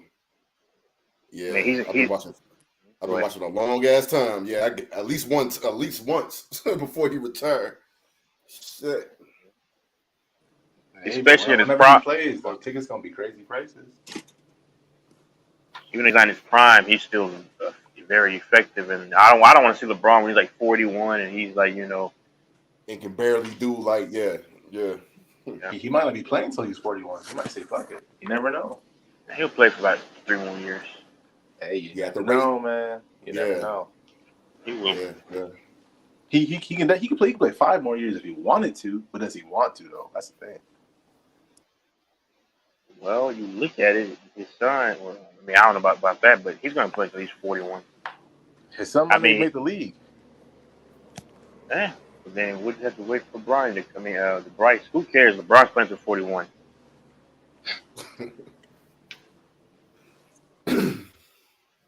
I mean, no man is my idol, but you know, yeah, I want to see him up close, and hopefully Kyrie. I'm pretty sure he'll be playing because this is his boy. They're friends. I don't really care. I'm not going in for Luka. I don't want to see his shot jack himself. Yo, Brandon, this man Texas is so racist, man. He hates white people, low-key. That's crazy. No, come on. This dude he's hating on Baker Mayfield, Trevor Lawrence, Luke. Most of my friends at one point. Hey, most of my friends at one point white. Tell me, bro. He be hating on all white boys. That's crazy, man. Not Aaron Rodgers. I like Aaron Rodgers. So. Nah, you said Jordan Love was better too, bro. That's crazy. I never said it. That's a lie. I never said he's better than Aaron Rodgers. Well, you never denied it. So you co-signed it when Mike said it. Well, I don't even take what he says too seriously. Where do you go anyway? He's probably right there listening. Hold on. Hold up. Hey, hold up now. Hey, hold the fuck up. Yeah. So it's just like, hold the fuck up now. Yeah, how do y'all feel about Zion getting that stripper pregnant? That's terrible. That's all I can say. Bro, she already has another kid too. With like I think she's like Boosie's baby mom or something. Mariah Mills, is that the one? Nah. Some next chick, bro. Oh. That's terrible. It's terrible. Man, some of these basketball players, they ain't got no kind of control. Oh. They just said the hell. They said the hell with this shit. No condoms, nothing. They just said fuck. You know, I realized they were crazy, bro. When y'all heard about PG? What happened with him and his wife? Yeah, too much hub. Yeah, exactly. So basically, PG's wife was a former stripper, and so they got 2 kids now. So what happened was when she was pregnant with the first kid, he offered her $1 million to abort the kid, and she said no. And now somehow they got 2 kids and she's married now. I don't know how it happened, but it happened, man. How you go from I'm gonna pay you $1 million to not have my kids? You know what? Fuck, let's have a family. What the hell? It's cheaper to keep a motherfucker. I guess so. I guess so. Man. See, imagine if he would have kicked her ass to the curb after she wouldn't abort. How much would he be paying in child support? I I mean, if she would have took the millie, that'd have been cheapest for him. If she No, it she didn't have wouldn't. the kid. Oh, No, I'm saying it. So she said she wasn't having a kid. He offered $1 million. She turned it down. If she would have took the $1 million, she would have made more money by Much having the more baby than aborting the baby. over So for time. him, Exactly. Yep. that's right. So for him, it's cheaper to wife her than Yep. to kick that bitch to the curb. You know what I'm saying? And have to pay her fucking $800,000 a year in child support for the next 18 years. But PG, bro, I gotta blame him, bro. I see. I get on females for abortion, but I gotta get on this punk, dude. You need listen. God know people say I get on the women. I gotta get on this dude. I hate abortion. This punk dude that pissed me off because okay, like imagine that kid finds out that your dad wanted to get you aborted for $1 million. It's your fault that you couldn't be responsible. I mean, okay, I understand, but she's probably a gold digger. But you should know this stuff. It's your fault because you're supposed to don't get her pregnant, and then you want to abort him or her. That's a dirtbag move. And pay $1 million to get the kid off. That's crazy. In PG's defense, and I'm not saying it's justified, but his bitch is bad. That's all I'm gonna say. It's not justifiable. Yeah, but what if the condom bust? Oh, that's man. Exactly. That's why you always gotta pull out. You can't necessarily, just because she got pregnant, automatically think that he did something stupid or whatever. But at the end of the day, I mean, it is what it is. Like now, I think that these motherfuckers should goddamn me get vasectomies. Vasectomies are reversible, if I'm not mistaken. If you got that kind of money, and if it's reversible, I tell them to get a motherfucking vasectomy. Yeah, if it's reversible, yes. If it's as long as it's reversible. Yeah, as long as it's reversible, because at some point they're gonna still want a kid. But get a vasectomy, you still wear a condom so you don't catch no shit. But fuck all that, bro. Don't even take the chance if you got the money and you can reverse that shit. It ain't something permanent. Mm-hmm. Fuck that. Or they could just do like LeBron and just marry your girl. But they probably don't want to do that. But you gotta find a one that you know is good. Yeah, LeBron kept his gal from high school. Yeah. You know what I'm saying? Yeah. So if you in that situation, then yeah, but if you come into the league and you ain't really got no gal, you now a millionaire and the baddest women around the world is trying to get at you. You don't take no chance. I'm saying don't take no chances with it. See, this is why I tell dudes, right? Because condoms can't bust. You know what I'm saying? You hitting that thing, motherfucker bust, goddamn me. Or she's on top and she starts doing that. Never mind. Let me stop. Yeah, I know where you're going with that. I'll just, I know where you're going. Yeah. No. Yeah, I can't do that anymore. I catch myself, man. But this is why I want to tell these dudes, like, when the Kimbe Mutombo, like a dude like him, when you finally make money, bro, you gotta understand, brother. These women are only with you for one thing. They don't think you're handsome. There's nothing else. It's just for money. It's just like, bro, be smart, man. Dirk Nowitzki, same thing with him. Anybody that's like that, you can't. You're not gonna get these women off of your looks. Or Dirk gets no hoes, man. Well, I bet he do in Germany. Yeah, in Germany, they love him in Germany, probably. Yeah. Yeah. Oh, Dirk Nowitzki! And German hoes. Some German women can be thick though. Now, some of them can. Yes. He got married anyways, didn't he? Got married. Yeah, he has a kid. Yeah, he found him a tall white German woman. She's about 6'9", probably. Oh hell no! I could get with a 6'9" chick. She put on heels and she's already like 7'1", and I'm but shit, Dirk was what 7'2". Goddamn me. But Dirk, yeah, that's good. Nah, but 7 foot. see, Dirk got knee problems though. If both y'all got knee problems, come on, man. Yeah, one leg is longer than the other for Dirk. Yeah. Man, that sucks, man. But you know, it's what it is. You said, Brandon said. You said it is what it is. It is what it is. I said it casually. Yeah. Nah, Dirk is a legend, man. Shooter. Oh yeah, yeah. Respect to Dirk. That's about all he is. But he did that one thing perfect. He a legend in Texas. They trash over there. Nah, he's a legend in the NBA too, brother. That's bad. He not even the whitest. He's not even the nicest white boy. Come on, man. But it was nice. He definitely one of them. He not even top 3. That's a lie. Larry Bird, Dirk. I mean, who else aside from Larry Bird? Who was top 3?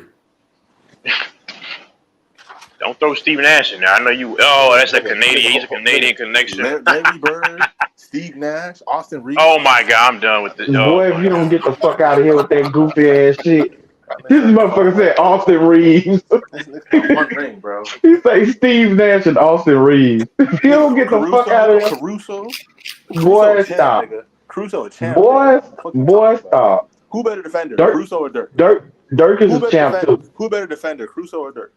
Who's a better offensive player, Caruso or Dirk? Answer my question first. Dirk. I said, look at this niggas be lying, bro. Look at that, bro. Dirk You'd have a better case by saying Rick Smith or somebody like that. Dirk can't go to parking lot. Rick Smith. No, not really. Actually, no, that's actually worse. Never mind. Oh man.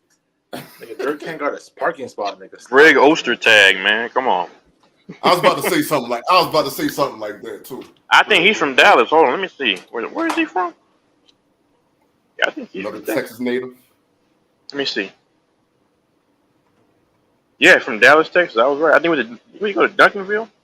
Nigga, Jerry West better than Dirk. Oh, I forgot. Jerry. I'm tripping, Jerry. Okay, so it's him, Jerry West, and Dirk. Rick Barry better than Dirk. Is Larry Bird, Jerry West, and Dirk Nowitzki. That's the top 3 white boys all time in the NBA. I don't agree with that one, man. I think Caruso got to do the business. You a lying motherfucker. You do not believe that shit. Bald Eagle put a 50 on Dirk's head, man. Bro, that bald eagle thing is hilarious, bro. He's like a bald eagle for real, man. With that pointy nose and that bald head, boy.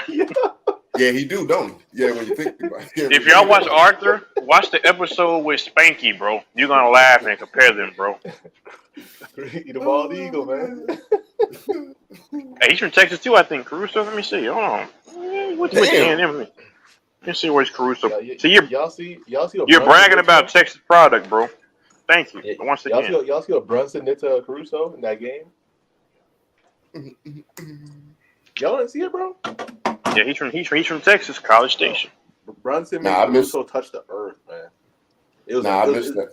It was fourth quarter crunch time. Made that boy touch the This earth. nigga talking about FIBA again, bro. Don't play this motherfucker. I'm talking about the NBA, nigga. You better tighten up, man.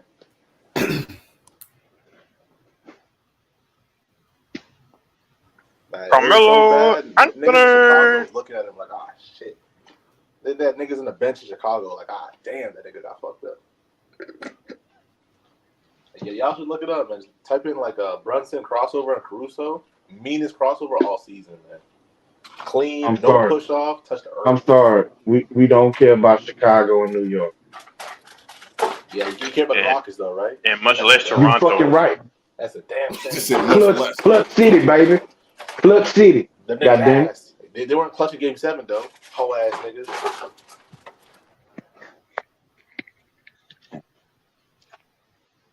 Where was all that clutchness when Golden State was in town? Where was that clutch? Why the fuck you worried about Golden State, motherfucker? You a Toronto fan. Nigga, you said Clutch City, right? Where the clutch at? That's right, Clutch City. God damn it. Back to back. Which you wouldn't know nothing about that. Back to back, nigga. Back to back. Was that 30 years ago? 40 years ago? We still ain't forgot. Back to back. Motherfucker. We still ain't forgot.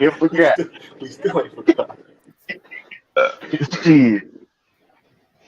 That's a damn Drake song, ain't it? Back to back. Back to back. He got it from H-Town. I'm telling that nigga love H-Town, man. That's who put him on. Houston put him He on fucking first. love H-Town, nigga. That's who put him on. He's paying his That dues. motherfucker still be singing child melodies if it wasn't for H-Town, bro. And he do got a strong Who's the best rapper? connection with H-Town.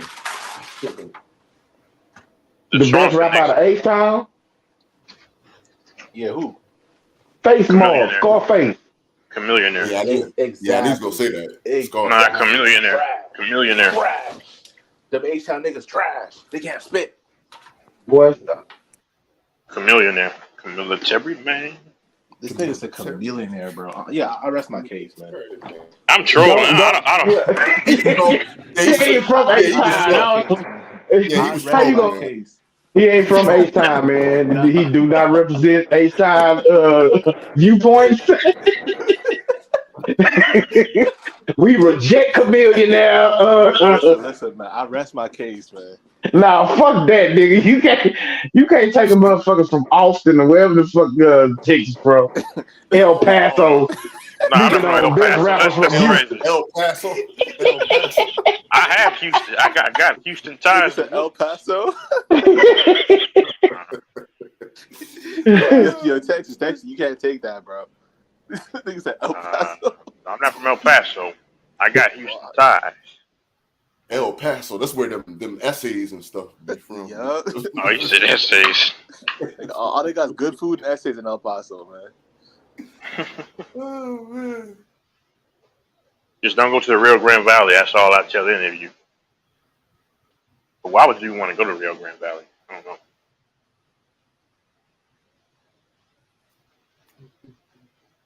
Nah, it's Scarface, man. I think Aaron Jones went to El Paso, like the University of Texas El Paso. And Drake ain't touching Scarface. I ain't gotta respond to that, man.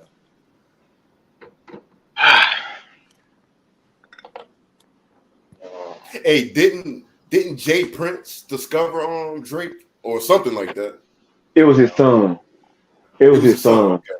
Yeah, okay. I knew it was something like that. Man, a lot of dudes say they discovered a lot of dudes. It's cat, man. No, his son discovered Drake on MySpace, bro. Damn, Drake, a Young Money legend, bro. Lil Wayne's protege. That's right, bro. He was discovered by Jay Prince's youngest son, not Junior. His youngest son. Him, bro. They ain't spitting for Drake. And since Rap A Lot wasn't up no more, Jay Prince Sr. and his youngest son took him over to Lil Wayne. That's how it happened. That's how he got with Young Money. But they still Jay Prince and them boys still getting paid off Drake album. So why couldn't they discover more H-Town niggas? Because they trash. Who couldn't discover more H-Town niggas? Jay Prince. He discovered Ghetto Boys. Nigga, who? He discovered Zero. Nigga, who? What you mean, nigga? Who? Yo, Texas. Who are these guys, man? Yo, Texas. Explain these guys to me, man. I know Zero. Nah, don't worry about it. Don't worry about it. Don't worry about it. Don't even worry about it. Hey, I know Trey the Truth is though. Now he's got a few nice songs. Trey the Truth. My nigga Trey the who? Oh, shut up, man. Y'all got C-list rappers. Don't even compare them to the Six, bro. Man, Texas has other music too, like different genres that you. We talking about rap, nigga. We ain't talking about pop. Okay. Well, who got more rap stars, the Six or Houston, Texas? Obviously, the Six. Is that a question? This nigga said obviously the Six. All right. Question, bro. So Tory Lanez level. So what city do y'all like to go to during the fall? The fall, bro. We changing the subject. We changing the subject. Me and you ain't talking music no more. You confused. I'm talking about bars. I ain't talking about no damn fall fair. Motherfucker, then if that's the case, y'all ain't got nobody. Because Drake don't even rap no more. None of those niggas rap their own shit. Come on. My pants are wet. My pants are wet. Do you feel me in the cold in Toronto?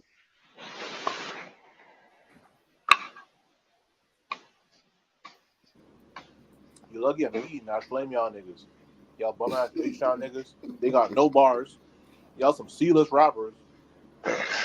Y'all best rappers Megan Thee Stallion. I rest my case. I rest my case. Boy, niggas be mad disrespectful. Niggas mad disrespectful, man. I don't gotta say no more. Niggas is mad disrespectful, bro. Damn. And what's crazy is, Lizzo grew up in Houston. I probably shouldn't have said that. Ah, shit. Oh, God. She is not from Houston. Hey, yo, thank you take those fat ass bitches. Hey, nah, but but she's something though, I mean, I guess I don't know. She is not from Houston. Let me see what she. No, she is something. Yeah, you're right. She's something. All right. Let's kill that narrative. Oh, she is. Yeah, she is something. She's more than something. That's for sure. 310 pounds or something. Oh, let me stop, man. Yeah, she's born in Detroit. She moved to Houston with her family when she was 10 years old. And I know, thank you. I would not want Lizzo. She said, "Hey, honey." Brandon might be. TJ might be open. Brandon and TJ might be open to that invitation. What's that? If Lizzo said, "Hey, honey, come over here."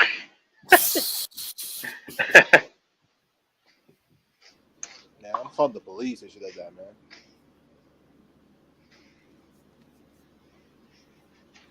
Nah, but there'll be like dudes who weigh 170 that like her too. I'm not lying. I'm not. He knows. That's a fact. Them skinny niggas love them big women, boy. Hey, you know what? That is kind of that is. I know. Yeah, you know what? Them motherfuckers be tall and bony as hell and got them a woman about 3 times their size. Well, they love that, man. They need love. They need love too. Yeah, they'll be laying there on the sofa. Oh crap! Oh goodness! Can y'all hear me? Yeah. Anybody hear me? Yeah. Oh crap! My phone dropped everything. Now they'll be sitting on the sofa, laying on the sofa, and she's occupying 90% of that space. But they love this stuff, though, man. Skinny dudes love that stuff. Oh man! They said it's good for comfort. For comfort. Shit, ain't nothing wrong with that. Shit. Oh shit!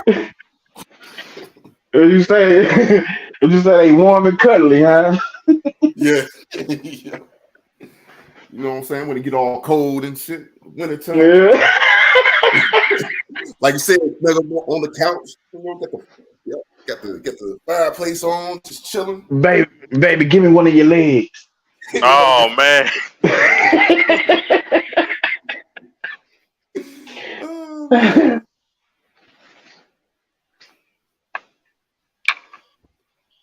You already know if Infamous would clap Harriet Tubman, he would hit Lewis down. That's crazy, man. Speaking of winter, I pray to God it gets really cold in this area. In the winter, it's capable though. It was last year. I prefer cold, man. And I used to prefer the summer. Even get snow? I'm not in Houston. No, Houston doesn't really snow. It snowed in 2021 when all of Texas almost had that snow fest, snowstorm. I thought I was gonna die, man, when I was walking out there. Cause the reason being because that snow was like getting. I had my mask on. I was walking like an hour, and I was so far away.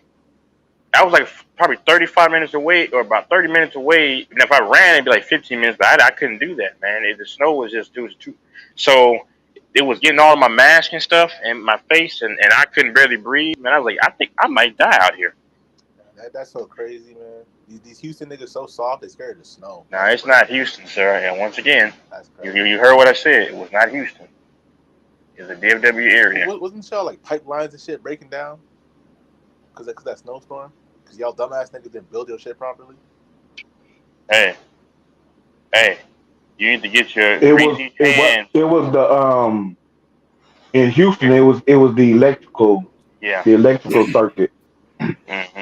It was a bad snowstorm down in Texas a few years ago, so it fucked off the electrical circuit down there. And there was But a dog. they thugged it out. You know what I'm talking about? Oh yeah, Texas, man. Texas can handle anything. You heard that? Yeah, I'm gonna say this, man. There's only 2 states in the United States, just 2, that could secede from the rest of the nation and be good. One is all Texas. by their lonesome. One is Texas, the other one is California. Yeah. Cap, Florida. Man, Now, oh my God. Florida couldn't secede from the rest of the country and be good because they don't generate enough money. They don't generate enough money, and then if there was gonna be some fighting involved, I don't think they'll be able to hold up by themselves. The state ain't big enough. Nope. Ain't enough firepower out there. Because Oklahoma could be, honestly, Texas could take over Oklahoma if they wanted to and commandeer it, but Oklahoma will be running to Texas. Help us, Texas! Help us, Texas! Help us! Louisiana would too. That's what we already say, Louisiana. Yeah. Help us, Texas! Help us, Texas! Help us! Yeah, that makes sense. Yeah. You might get Arizona trying to scurry over too. They might go with Cali. Yeah, they'll go. Yeah, go okay. Yeah. Now New Mexico will come with Texas. Yeah. New Mexico. That's where John Jones lives. Albuquerque.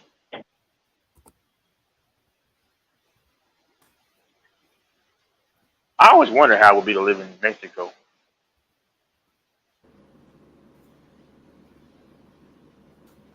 Not good. What the hell? Why would it be good? I don't know. Mexico's crazy, bro. I said New Mexico, not Mexico. Yeah, there is a difference. Well, he doesn't know that, you know. He's not hip to America. He's over in Canada. Y'all president got dementia, nigga. Hey, man, that's not my fault, man. I don't care about this stuff. He ain't lying though. Shit. Get his ass up out of there. Get his ass up out of there. Didn't your prime minister have to step down or something? Fuck. Yeah, your prime minister had to leave, right? Didn't he leave? Nah, we don't like him, but nah. So you're talking mess. You don't like your own leader.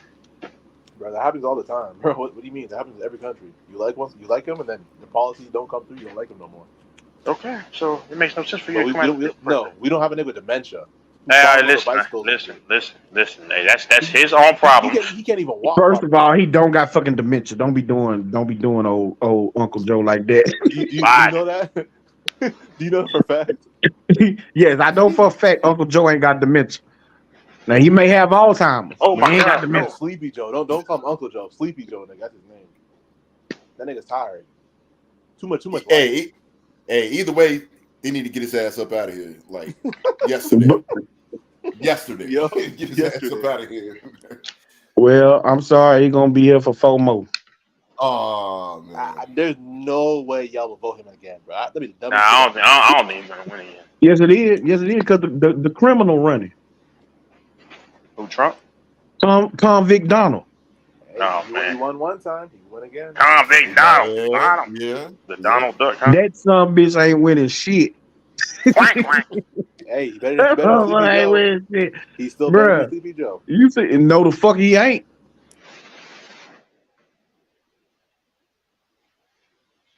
I don't care about any of those presidents, man. Yeah, they all the fucking same. Whatever. To a degree, it's just always some BS. Whatever. Affleck. You know that commercial? That commercial. They always play during football season. Affleck. All the time. Yeah, matter of fact, the last we ain't had a good president since like 1999, man. 98. John F. Kennedy last time. It's been that damn long. Nah. You ain't finna do Barack like that, bro. Oh, you like Barack? Yeah, I got Barack fucked up. A little disagree on this. Okay, But I won't go too far into it. Y'all got Obese fucked up, man. Obama. Yeah, Obama was all right. But to be honest, bro, I mean, like a lot of these than presidents. Yeah. Nah, I'm playing. Obama's pretty shit too. I'm not gonna lie to you. You say he was pretty what? He was pretty shit too. I'm not gonna lie to you.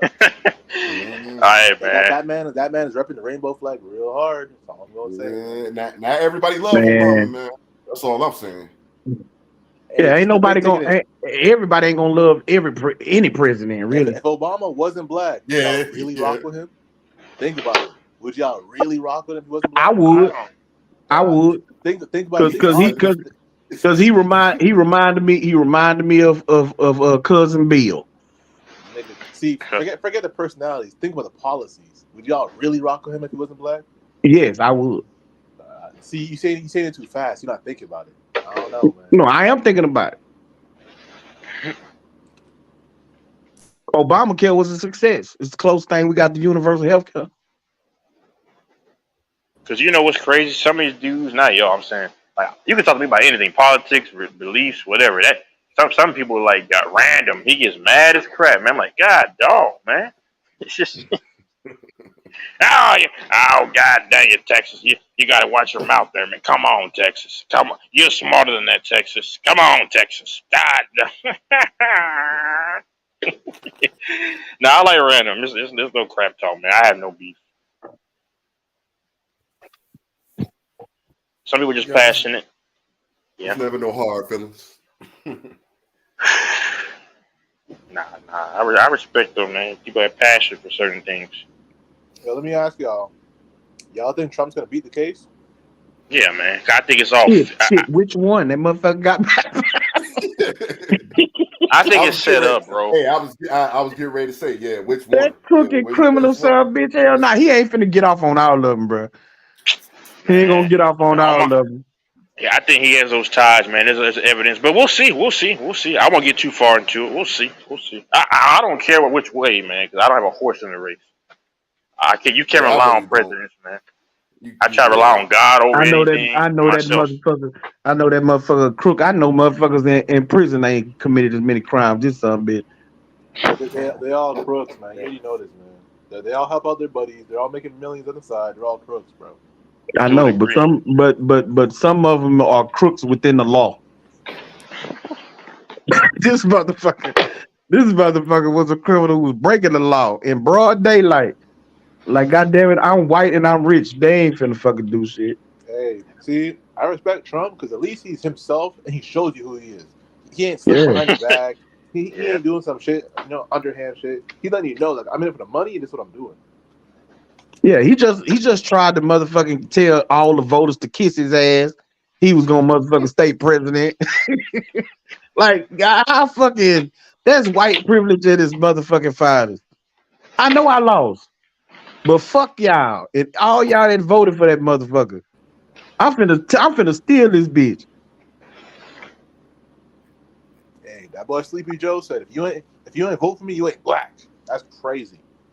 Yeah, and what's his name? He made another comment too. I forgot.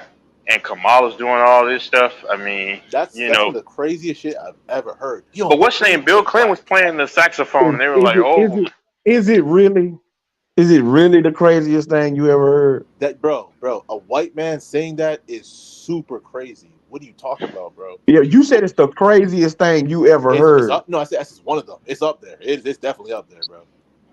Okay. Oh man, why is it so hot? Crooked ass government. Yeah, I don't give a shit about. I don't give a shit about that. Yeah, the government is always—they're not for anybody. So that's why I realized, man, you got chameleons. We're for the people. We're gonna send money to this place. Oh, Oh my God, they caught us. Oh man. Oh, hold on. Hold on. What you didn't know is that's who they are. Mm-hmm. Say shit that sounds good. Boy, but I was so happy when Hillary lost, man, because I saw all those, Nazi, feminazis. Boy, they were so hurt. I don't care what. I'm not gonna lie, just watching those bitches cry in the streets is so funny, bro. Yeah, that's what I'm saying. Like, bro, if you don't go to work, go do your job Go or do- something. Like, Yeah, go do something. And a You big got reason crying in why the streets? What the I hell? was happy because one of their policies was trying to push abortion and all that, and that's evil to me. Like stop. Men and of course women should have responsibility. If you don't want the child, you need to be responsible and not have it. But don't take the child's life. You can put up for adoption. So your answer is to force her to have a baby. No, hold on, give time it out. No. away. Well, wait, no, but that's still murder though. We'll disagree. I won't go too far into this, but that's still like murder because of your.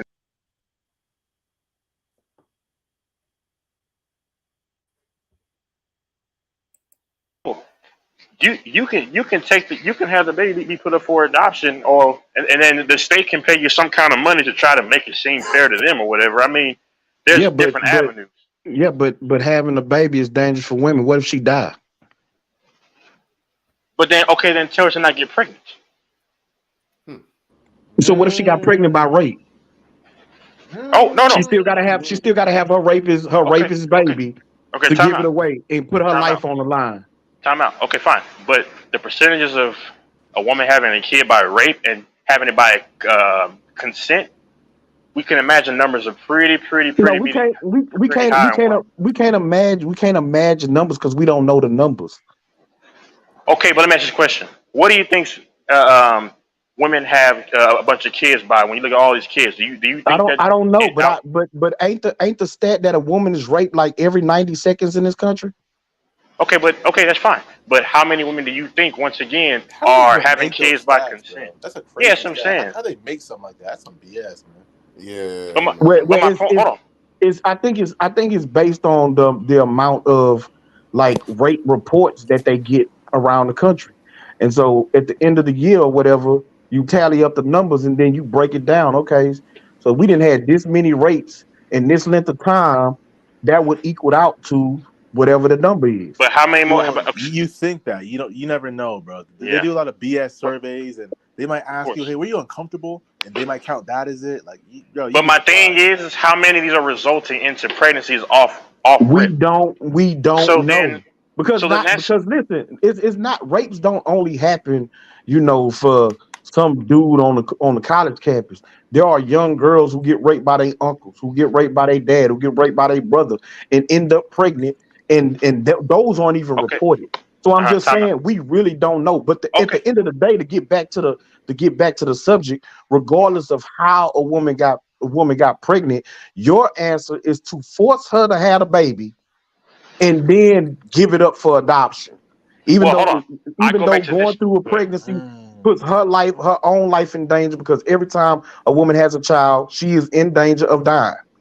That's Okay, a fact. I want to say two things.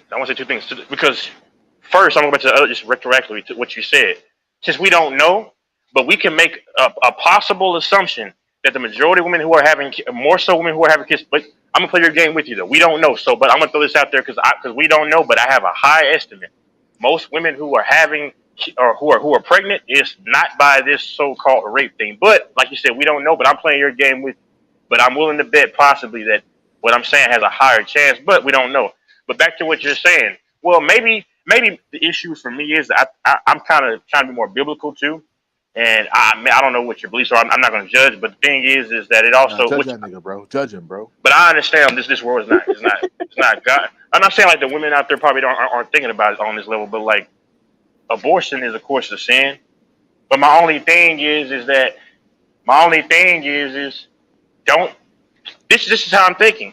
This is me talking. Hold up, Ted, because are we sure abortion is a sin? Like, I'm actually just curious. Abortion is a sin. Yes, it is.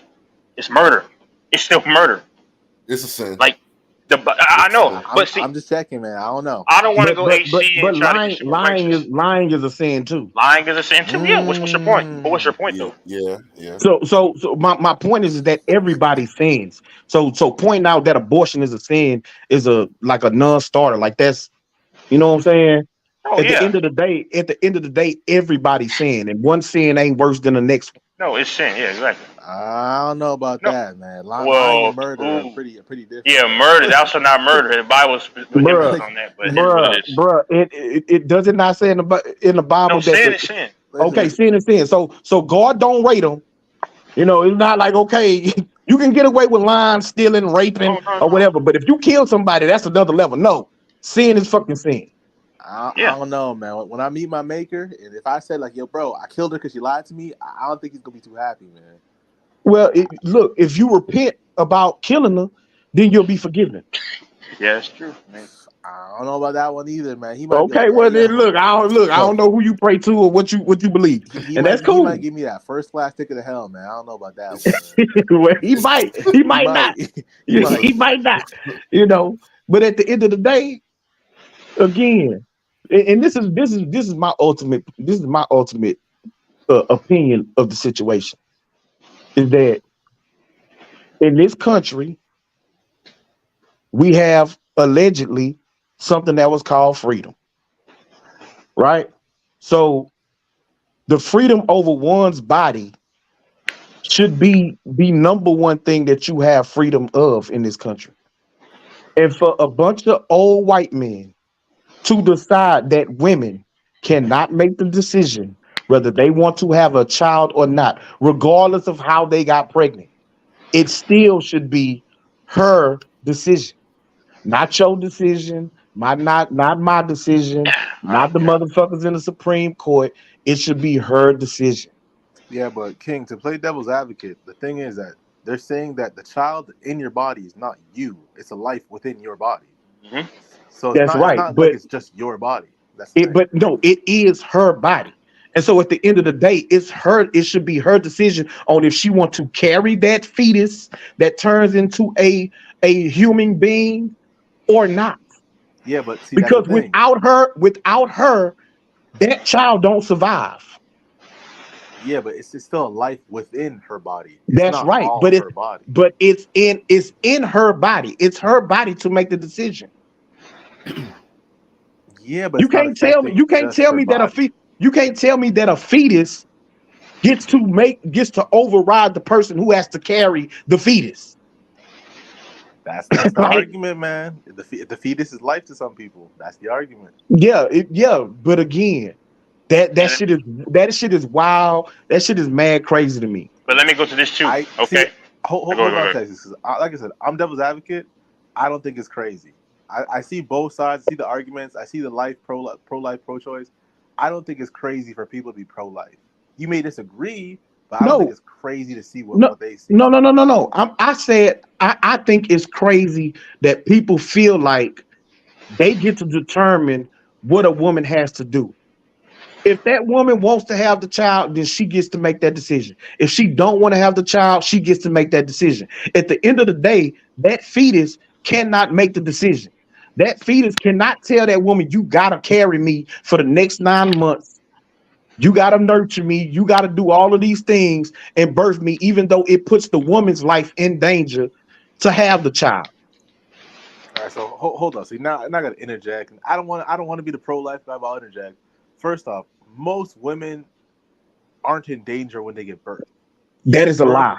That is a lie, and you can look it up. Hold on. Yes, birth can be dangerous. It is dangerous, bro. No, yes, no, it can be, of course, yes. But no, it is, bro. Stop saying it can be.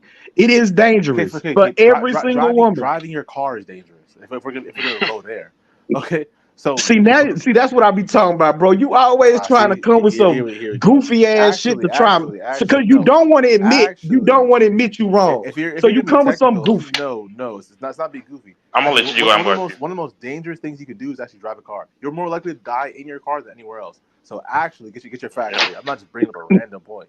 Look it up. No, bro, it is random in this conversation. No, because you're talking. Okay, You said walking across the dangerous. fucking street is dangerous. Like that No, shit is stupid, bro. And we talking about see, something serious. Go look it up. Going across the street is not the same as driving your car. Bro, go look. Oh, You're that's more right. likely- And driving a car ain't the same as having a fucking baby. No, you are more likely to die in your car than anything else or anywhere else. That's how dangerous it is to drive your car. Go look it up, actually. So don't just shoot down my facts if you don't like them. Go look it up. No, bro, I'm saying you bringing something that has nothing to do with the conversation, and you trying to minimize the fact that every woman who has a child, life is in danger. That is a fucking fact. No, it's not an opinion. Minimize and it. so you want to minimize it by saying, said it "Oh was- well, driving a car is dangerous." No, I'm not- okay, that has nothing to do with the minimizing it. conversation, bro. No, we talking about dangerous things. I'm not minimizing. No, we anything. not. We I'm talking saying- about a woman in I'm abortion. saying- That's what we talking about. Okay, so you can make analogies. You know what an analogy is, correct? So I know my what an analogy is, but that has nothing to do with the conversation, bro. Well, that's an analogy. It's a comparison. So But it's use that again, comparison it's to refer to again, you conversation. bringing up goofy ass shit that got nothing to do with what we talking about Now, because yeah, you don't want to admit the point. All you had to do was say, okay, yes, women having children is dangerous. First, you kept on saying it can be, like it ain't, like it's a possibility, but not really. Then you turn around and bring in fucking driving cars like that got something to do with the conversation. All right, Come so on, bro. I'll make my piece. Giving birth is dangerous. Driving a car is dangerous. So and to finish my piece, it's like I said, it's you can believe what you want to believe in, but to think the other side is crazy, I think that's crazy. Okay, let me say. It's a touchy subject. Go ahead, Texas. Okay, I want to hit on this though, because no, this is not about the whole abortion thing, but he mentioned, this is where it backfires on women, especially because he said, of course, and I respect it. Yeah, it's our body, our choice, right? And just kind of deviating from the topic because I don't argue the abortion thing anymore. But like when people say, not just King, like other people say, oh, it's her body, her choice. But for instance, like when women are doing roles for like XX videos or they're doing roles for movies and stuff, and especially the video stuff, and then they're exposing their bodies. You know what you're doing going forward. See, I give men accountability, but I give women accountability too, because they say, oh, it's her choice. So when she's making money from the industry and it's all willy-nilly, but then she wants to come back and then say how she was being used or whatever, that logic can be bounced back on you. But you utilize your body. You were bragging about it at first. It's my body, my choice. So then don't whine when you have negative repercussions, how there's mental issues, or women have committed suicide and stuff like that. That's all I'm saying. If you got to be central in one point. Don't only want a certain treatment when it's lucrative for you, but then when you reap the negative rewards or consequences, then all of a sudden, oh, it's men's fault, this and that, when you knew what you were getting into. That's what I'm saying, because you said it's my body, my choice to strip down in front of millions of men, providing the source of lust, which is a sin.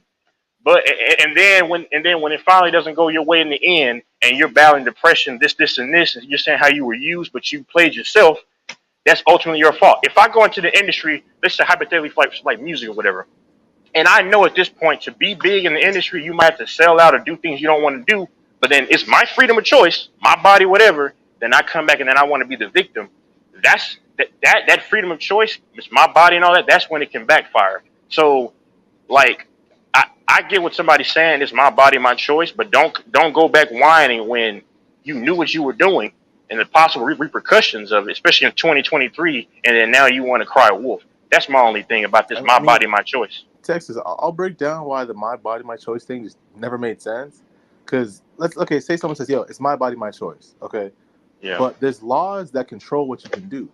You can't kill anybody. And you can say, oh, it's my body, my choice. I can kill somebody if I want to.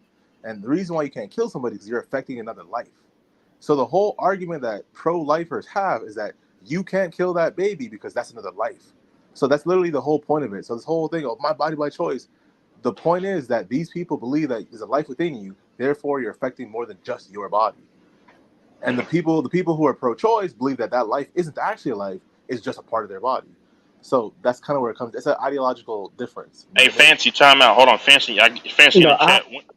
I think that those people feel like for a certain time limit that a fetus isn't an actual breathing human being.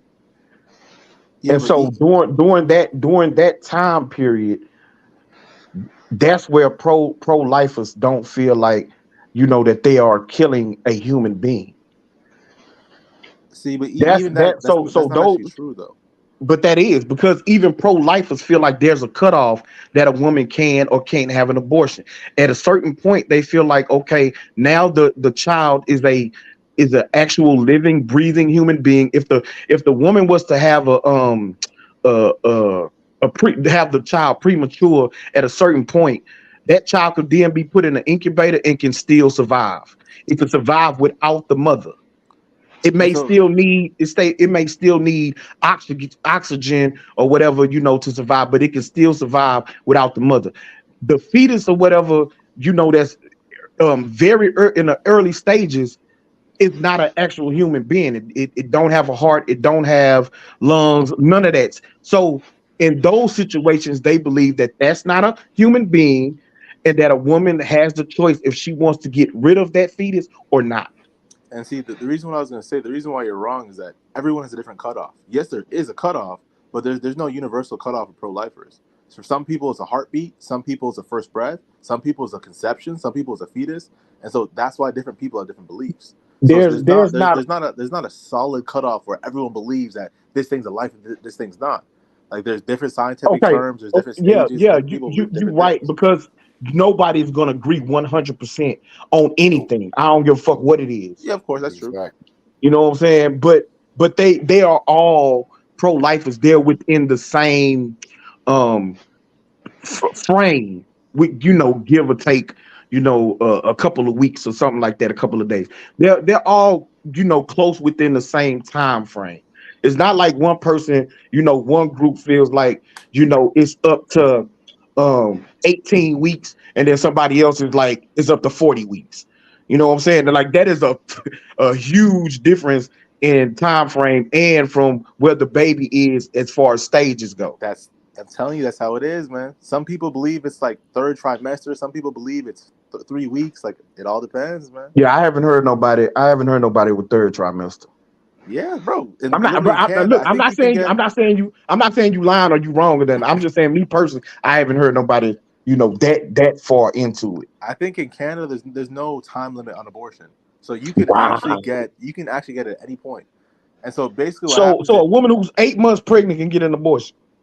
Yes. What will happen is that she'll go to her doctor, and the doctor will be like, "Yo, bro, like, what are you doing?" kind of thing. But she can kind of overrule the doctor and be like, "No, I don't care. I don't want it in my body. Get it out of me." And the doctor has to oblige. I think. I could be a little iffy, but I'm pretty sure that's how it works. Yeah, that's crazy. That's crazy. Because obviously, no sane chick would do something like that. But if she was kind of off in her head, she might be able to. Yeah, but at that point, I think they would motherfucking commit her ass.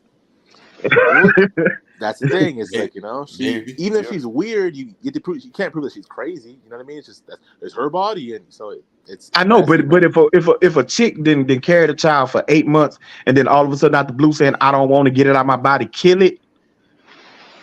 Like that's I think that they would probably, and I don't know this for sure, but my opinion, I think they'll commit her. They'll commit her to a motherfucking hospital, lock her ass in the fucking room, and goddamn me, at that point she would probably be forced to have a baby because then she's a danger to herself and the child. It just wouldn't go like that. Like the doctors would look at her funny. They'd be like, "Yo, are you sure about this?" They say you shouldn't do this, but you can't just commit somebody because they make a really weird decision, even if you don't agree with it. It's not terms. There's no psychological diagnosis that comes along with that. It's just like, no, it's her body. It's her body. Her choice. No, that's fucking crazy, bro. So, no, it is crazy, but it's not clinically crazy. Like people can do crazy things that aren't clinically crazy. You feel me? No, I'm sure that they can come up with a medical diagnosis for the crazy that motherfucker got. Yeah, but even then, if that chick chooses to do that, you can't force her to have some psychological diagnosis. That's not how it works. You can't force. No, I'm saying they'll give her a diagnosis. No, it doesn't work like that. You can't just say, you know what, I think you're crazy now. Go to the crazy house. And even going to the crazy house is elective. You can't just force somebody into some crazy clinic. It doesn't work like that. Like the whole thing's elective. The whole thing, she has to want to get tested. She has to want to go to. Even if you say she's crazy, she has to want to go there. You know what I mean? Well, no, they can force you. Like, no, I'm telling you from experience because unfortunately, some issue happened on my old campus, and then like it's two different ways. I think what they call it, I don't know, the voluntary intake and not involuntary. I was involuntary because the police came and got me because somebody called something on me, and then I had no choice. They took me up there. By the way, though, the food was delicious. Though, by the way, my God. Were you Texas? Were you perceived to be a danger to other people? They would be a danger. They would be a danger to themselves. That's what To themselves. To themselves. Even if you're a danger to yourself, I don't think they could. Well, it depends on where you are. But even if you're a danger to yourself, in most places, you'd still be elected to go wherever they want you to go. This was for me being to others, yeah. But that's what exactly, they put it, classified it. When you're a danger to other people, that's when they're like, yeah, get this nigga out of here, kind of thing. Okay, so I just looked it up. You wrong. For what? For where though? Canada. For what? Abortions. The latest that they allow it is 20 weeks. That's 4 months. I gotta look at that. I think it's way past there. Let me look at that. Yeah, like I said, it's a touchy. I don't get it. That's what I'm saying. All this bro. At 8 months, and a woman go and she's determined or whatever. I feel like. Well, I can't say that. I just don't, because I don't think that they would necessarily do it at that moment, but I believe any doctor would probably report her to somebody. Now, hold on, ask the question: is the My Body, My Choice exclusive to just the abortion or just overall? What do you mean? Well, see, my thing with the as far as for women, the My Body, My Choice, my thing is just the government trying to tell women what they can and can't do. And see, I feel like if it was men are fucking burn this country down if the government said once you turn 18, you got to get a vasectomy. Okay. You know what I'm saying? Like mandatory. Like you couldn't get around and you ain't have no choice in it, no say in it. You got to go get your motherfucking balls cut off at 18. And I'm talking about irreversible. Men wouldn't fucking go for that shit. Yeah, well, yeah. Well, like I say, the only reason why I differ because, well, we got different beliefs, but of course, I mean, I'm saying like, not religious beliefs. I'm saying like, I just feel a certain way, but I don't care because I do care because I care about the kid, but then also my beliefs in the higher with the higher power. You know, of course, I'm not down with it, but I understand though. Like, most of these women ain't even really on that level of I guess faith. So they're not thinking about it. They're of the world. So it's like, oh, I don't want this kid. I'm gonna go ahead and abort it. That's fine though. I don't get mad. My only issue, like I said earlier, is when these women say my body, my choice, but then they'll do it when it's a lucrative benefit, when it's a benefit, but then when it backfires and I'm an object or whatever. No, you knew what you were doing. All I'm saying is I know accountability is not going to be dispersed in certain areas, so I don't get mad about it in America. But when you like I said with the X videos and stuff like that, these women know what they're doing, and your body, your choice, right? You make the choice to expose yourself and objectify yourself. So then don't cry and whine and blame men, saying men are pigs and all this.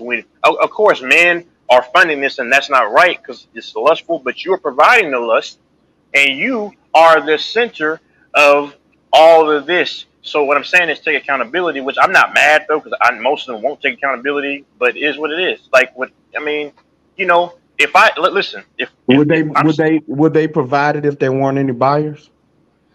What do you mean? It's supply and demand, right? If there wasn't a demand, there wasn't a demand from men to see women this way, then the women wouldn't do it. Like if it ain't making no money, then they not gonna do it because it don't pay for them to do it, right? Okay, but here's a problem though. No, yeah, you're right. But my only problem is don't do this and saying, oh, it's just cool, then to turn back and then blame men when it was your choice by your own volition. Nobody made you do that, and then you want to cry wolf that, oh, I'm being objectified when you Like y'all say, I mean, not you, but they say my body, my choice, my own will, my volition, right? You did that to yourself. Like if I'm slinging dope, right? There's a supply and demand for that still, and then I want to turn back and play victim. Oh, well, I know I'm a man, so I won't get that understanding. But all I'm saying is I give everybody accountability because you knew what you were doing because you were making money off of this stuff. But don't sit back and blame the men for this, that, and the other. And this is my last point about the whole. A lot of lust will go away. I'm just being honest because you see men and men are at fault here too. But of course, we're men and we are horny by nature. But that's no excuse though because a lot of men got to stop being simps and funding this stuff because it'll go away. You're right. It will go away.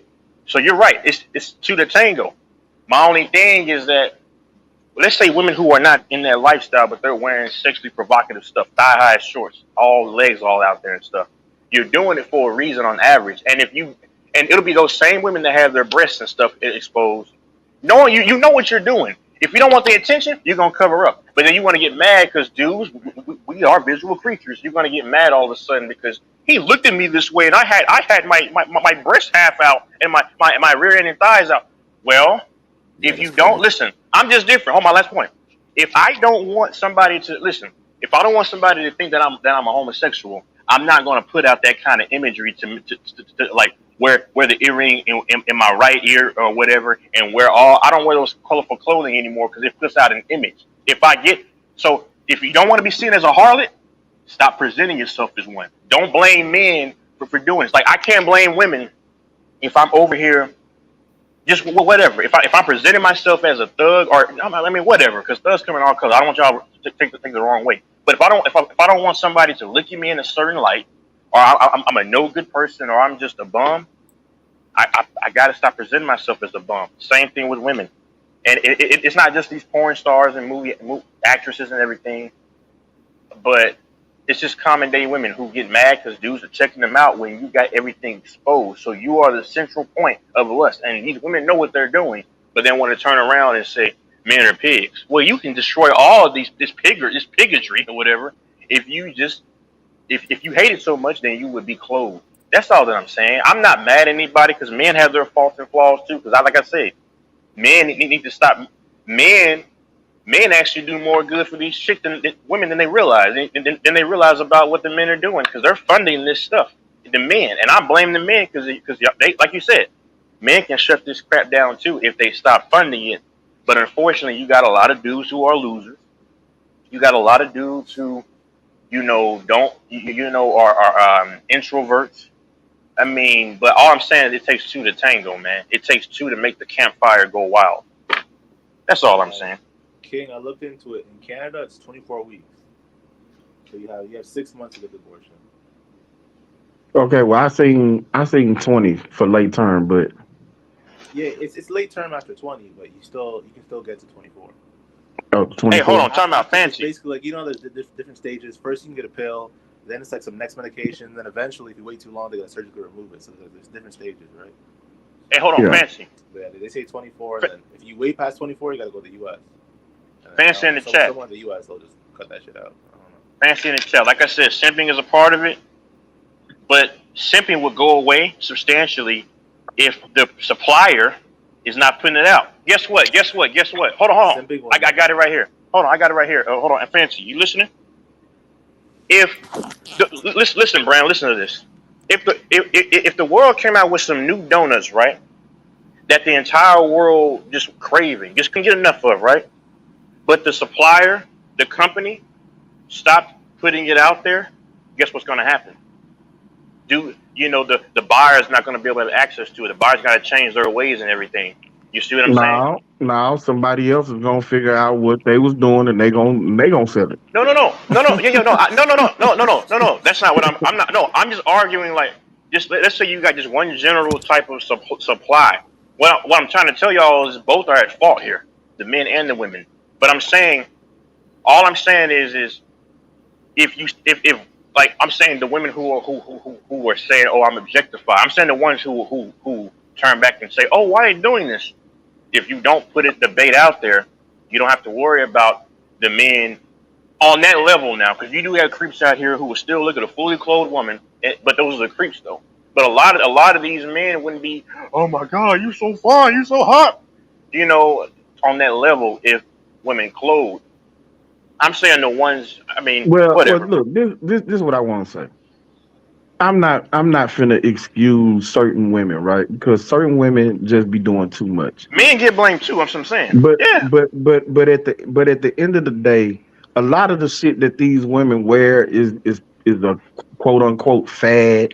You know what I'm saying? Women start to wear a certain style of clothes, and so other women wear those same types of clothes. The harlot fad. Yeah. It don't necessarily mean that every woman who got some Daisy Dukes on is a hoe.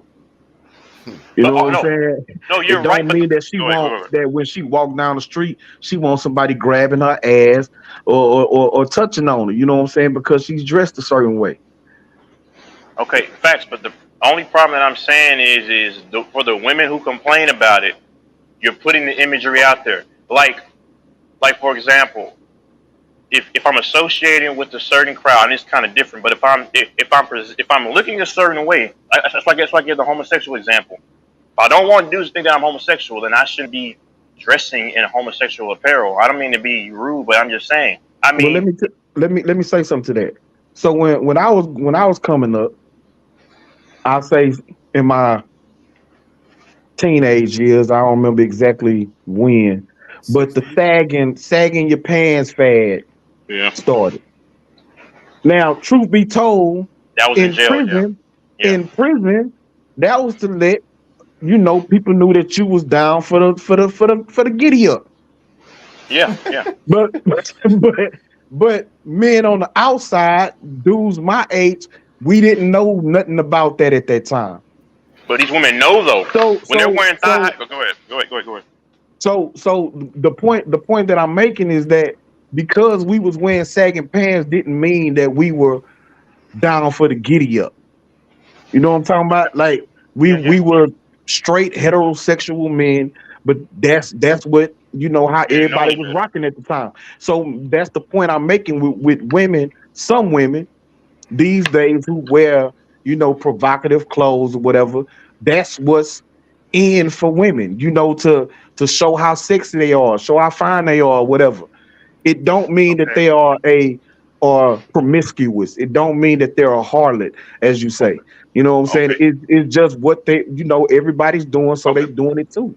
Oh wait, time out. Hold on. Texas defense. Yeah, I'm gonna go when you're done. In Texas defense, even if you're not wearing provocative clothes to be provocative, if you're wearing provocative clothes, you're gonna provoke people's emotions and attention. So it's like if a chick is wearing a crop top and some booty tights, and she may just think she's being cute, and her friend's wearing that too, and she's fine, but she's still wearing provocative clothing, regardless of what she actually wants. You feel me? So, and that's but so that gives men the right to grab her ass and all that type. I didn't say all that. That's the only point I'm making. Okay, I just said that's the only point. I agree with what y'all saying. Like I said, some women I believe they are doing too much, but at the end of the day, men don't give men a license, to grab on them, touch on them, and all that other goofy ass shit. Okay, no. See, I'm not going as far as touching. That's what I'm saying. That's why I said, if you heard, I said the creeps. But I'm saying, a lot of these women complain that they're objectified later in life because these women know what they're doing in this, and it's all about the Bible says be aware and be wise like a serpent. You know what you're doing in this climate where sex is highly promoted and being lustful, sinful, and all these things. A lot of these women are under the premise they know what they're doing when they're doing this stuff. All I'm saying, because a lot of them are not dumb, they're not coy. All I'm saying is that women love attention though. They love attention. Okay, fine, but they're using their body, their choice for attention. All I'm saying is, but don't complain. The ones who are doing it, see, the ones who are fine, like Amber Rose doing what they're doing, that's fine, because she doesn't come back and say men or this, men or that. But for the ones that do all this, so quite a few do that and get mad when men only see them as what they're presenting themselves as. Like I always say, just like my parents told me this, son, if you don't want people to suspect you're this, don't put it out there. You may not even be this person, but I don't know you. And unfortunately, in this world, we do judge books by its cover, as we kind of should in some cases. So when you're wearing these booty shorts right under your cheeks and stuff, and then you're doing all this and doing all that, bro, there's no excuse for it. If I have a daughter in the future, especially in this climate, she knows what she's doing, and yes, she wants attention. But the problem is, but don't turn back and see, if you're wearing whore attire and you're fine with all this and you don't complain about men, objectifying you or whatever, so be it. But the ones that turn back and complain about it, you got it. If you present yourself in a more better manner, then you probably won't get that same exact reception. But like I said, there are creeps out there.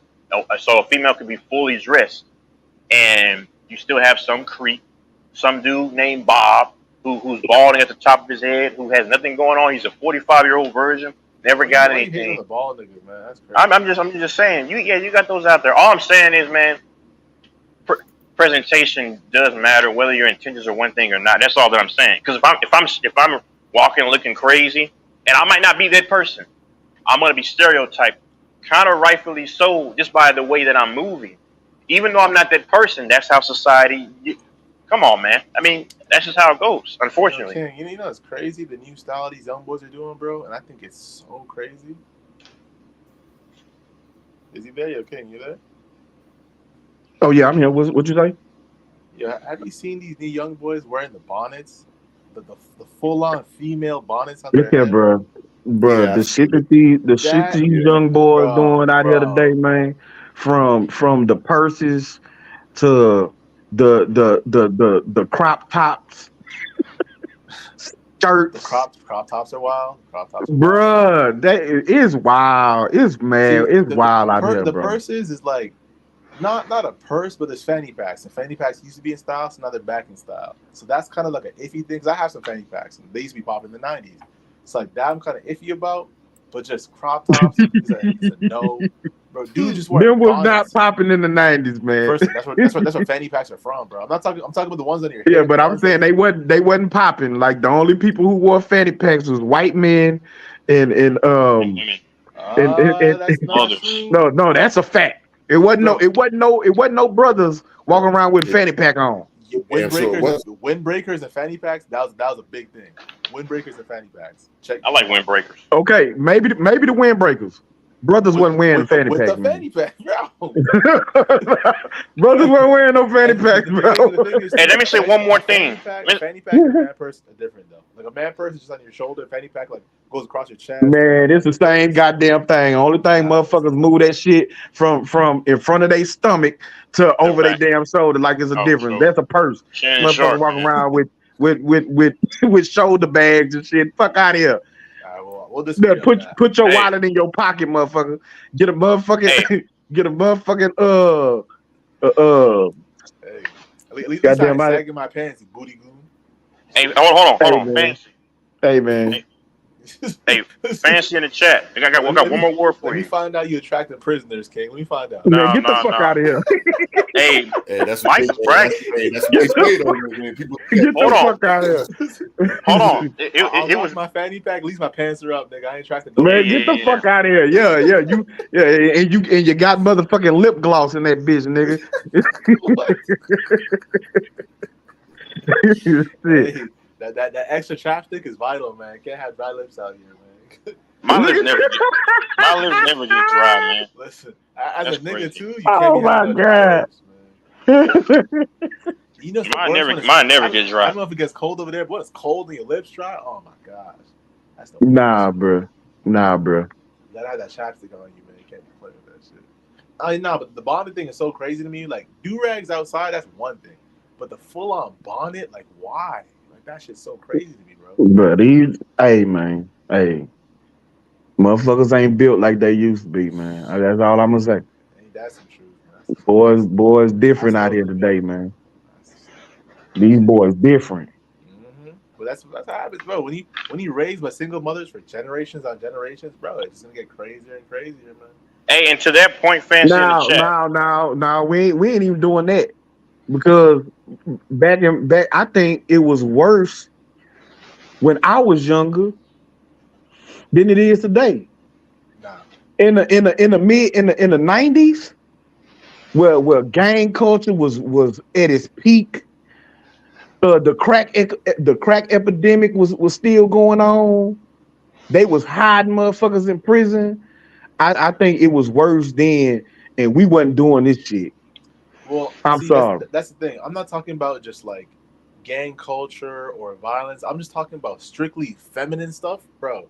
These dudes are the worst they've ever been. They got bonnets, they got nail polish. Like these boys are wilding, man. Yeah, but that's what I'm saying. That's why I'm not buying that single mother shit, because I believe that back in during that time, it was more guys being raised by single parent homes, by single mothers, than it is today. That's just my opinion of it. Are there any Yeah, facts I of mean, that? there's I don't know. exactly. That's your opinion. I'm not mad That's at it. But conjecture. I think generations and generations, because it's not just being single mothers. It's the fact that you're raised by a single mother, she's raised by a single mother, she's raised by a single mother. That's 3 generations of single mothers that raised you. So just like all that indoctrination, all that government ideology, all that socialized BS you get taught in schools, it's a lot, man. Yeah, you talking about the cumulative effect. Of course, because there's gotta be reasons why these boys are acting like this. There's somebody Yeah. teaching these boys how to act like this. I don't think it's single. I don't think it's single mothers. I could be wrong. It could be many things in one. Exactly. It's not just them. It's the media. It's a lot of things, of course. But like, who's Because raising hold these on. boys? You know. Because time out. Because I've seen it firsthand. Now I've heard it, but obviously I'm not one of these buffoons that are going to say it happens everywhere, because I'm not everywhere. But I see a lot of times the mom is more soft with the boy, and she's more harder on the females. So that's grooming there. I'm not. That's not the sole reason, because you got the media and everything else. Now I understand everybody has their own choice, but I'm just saying this is a comment that we had weeks ago. This is a conversation we had weeks ago. All this stuff plays a role, and then when you hear about toxic masculinity, and which is BS, because the only reason toxic masculinity is basically if you're a man, you know who you are, you're heterosexual, and you stand firm in what you believe. You by default, and TJ knows this. What's your boy, the light skinned dude with the bald head? What's his name? David Goggins. No, the other dude that you were bragging about last year. What's his name today? The younger dude, Andrew Tate. Andrew Tate was talking about that. It's no toxic masculinity was only erected for people, particularly women, who hate men. I'm not saying women in general. I'm saying women who hate men, because a toxic masculinity guy, they'll attribute that to a guy who's confident who he is, heterosexual, knows what he wants, and is not going to put up with any of the other sides what he perceives BS. And so that's what they'll label you as, toxic masculinity. So I mean, I've seen it many times. If you know who you are as a man, you're heterosexual, and you know what you want, they'll call you toxic. Men going their own way. See, I'm not about all this divide. I'm just trying to break down, like, men go their own way. That wasn't supposed to be some hate group fest, because I've seen men who were actually neutral, but they say, you know what, like TJ. I mean, like he's focused on making his money and doing this and that. Same for me here, but they'll. I've heard women that'll call you're this, you're that, because they want to label you something, because you don't want to deal with this right now, because you want to focus on what you're trying to do. So now all of a sudden you're toxic, and that's, and a lot of these young boys fall into that trap too. So then they, it's just a crazy thing. Honestly, like when it comes down to it, for me, like I feel bad for these young boys, man. Like the dudes that are like 14 to 18 to 20, I feel bad for those guys, because like they grew up on the internet. They've been told to be gender fluid, be gender neutral. They've been told all these crazy things are right, all these crazy things are normal. They have no male role models, no strong male figures. Every strong male figure that they've ever seen is toxically masculine, or they're wrong, or yeah, the feminists try to go after him. Meanwhile, Yep. they have a bunch of strong female figures that they should follow after, and they're all great and they're doing their thing, and it's just like, bro, I feel bad for these kids, man, because it's just like there's just no direction, there's no guidance, no structure. It's tough for these guys, man. No father in the household. It's rough, man. Like you said, any strong male figure, they're trying to take them down because they don't want these boys to know their identity. That's ultimately what it is. And I go biblical a lot, but it's the enemy. And what better conduit to operate through than some females, because they can be programmed at times to go against the other side. That's just how it goes. The Bible even mentions that. So, but yeah, I mean, they want to tear down like Andrew Tate getting canceled. I mean, these guys, they went after Kevin Samuels. Why? I listened to that guy numerous times. He was never ever degrading women, but because he was telling men he told men to up their value and not settle for less. You know the same thing that we teach women: don't settle for less. Be selective. But a man can be worth this, and this, and but you have to downgrade, very, very far. I mean, like, you see what I'm saying? So, they hated him for that, and they literally cheered at his demise when he passed away. And that's the climate that we're in society now. They don't want these boys to see any strong male figure, even in the churches. That's why I don't like some of these churches, because they always talk about, husbands, love your wives. What about the other part where the Bible in that same sentence says honor your husbands? What about my last point? What about, because I see it in church all the time, they'll make the men are the butt of the jokes, which it's fine. I'm not that sensitive. But the problem is when you finally address the other side, you're of the world. The Bible says don't be of the world because you're enmity to God, and which is an enemy to God and a friend of the world.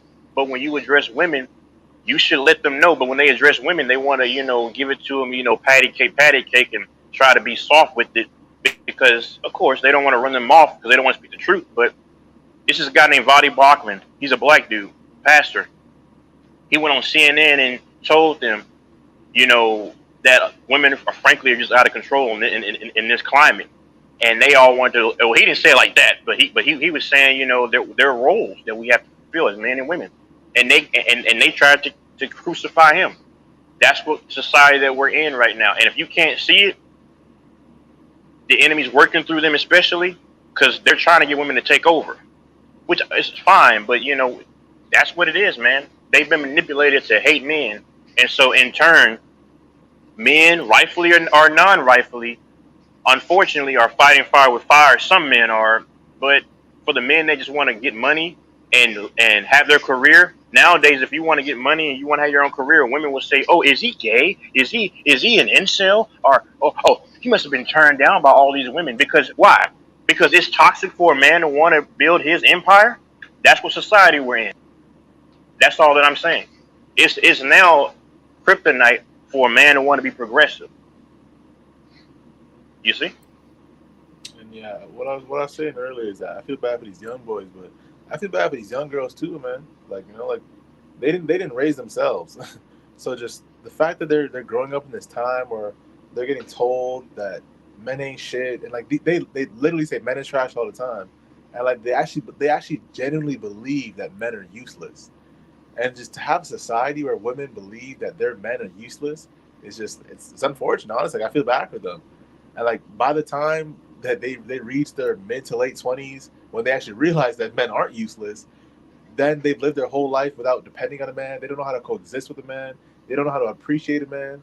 And it's just like it's just a mess, honestly. Like, yeah, they're set up too. You're right. Sides. Like, They're set up too. Yeah, because you're right. They're set up too to be manipulated. That's what I said, manipulated as a conduit to go against men.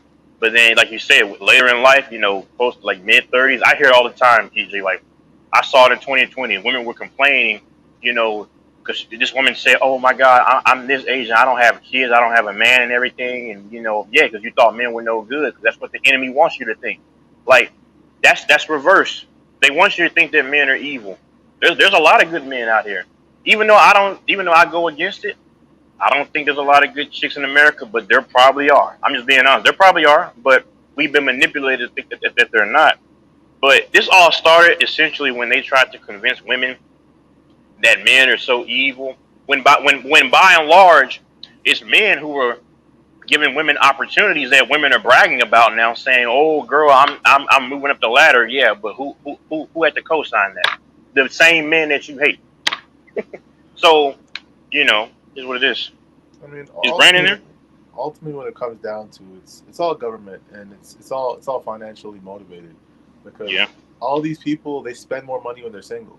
So it's just that lets you and they know women spend more money than men, and single women. Single women, sorry. So it's just like it's that simple, bro. It's like like people spend more money when they're apart. People listen to the government more when they're apart. People are weaker mentally when they're apart. So it's just like they rely on the government more when they're apart. So it's just all these things are financially driven. So like there's reasons why all these things are happening. It's not a coincidence. It's not a. It may seem kind of structureless or lawless, but no, it's precise movements by certain people to do certain things to affect society in certain ways. You know. I've already seen that. Yeah. Is Brandon still there? Yeah, I'm still here. I'm off of this. I really hate these gender things because yuck. I mean, I don't know. Like, I feel like when you get more mature, like, you just kind of look at these things kind of emotionlessly, and you just kind of see for what it is. no, I don't get emotional. I don't. No, I'm not talking about you, but I'm just saying in general. In Like, general. when you're, like when you're younger, it's hard not to be emotional about it because just like, oh, like, why are women acting like this, like this? Why are guys acting like this? Why are we being raised like this? But as you get older, you just kind of see it for what it is, and you just decide what you want to be. Like, you know, like. And you look at the good things too. Like, there's plenty of great women out there. There's plenty of great guys out there. It's where are you looking? What kind of women do you want? Like, you know, what do you offer to these women? Like, are you what these women want? So it's just like you just look at different things and you see the world for what it is. Like, there's plenty of great things in the world. You know, it's just you have to look at it that way. Like, it's kind of like it's all your mental state, right? Like, you can be depressed and you can look at all these things in the worst, most negative light, or you can be grateful and look at things in a positive light. You know, so that's what it comes down to. That's what I personally believe, anyways. But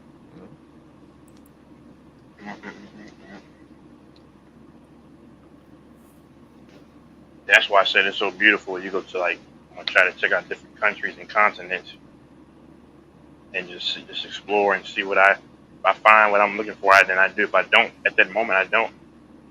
Where their culture is more, rectified.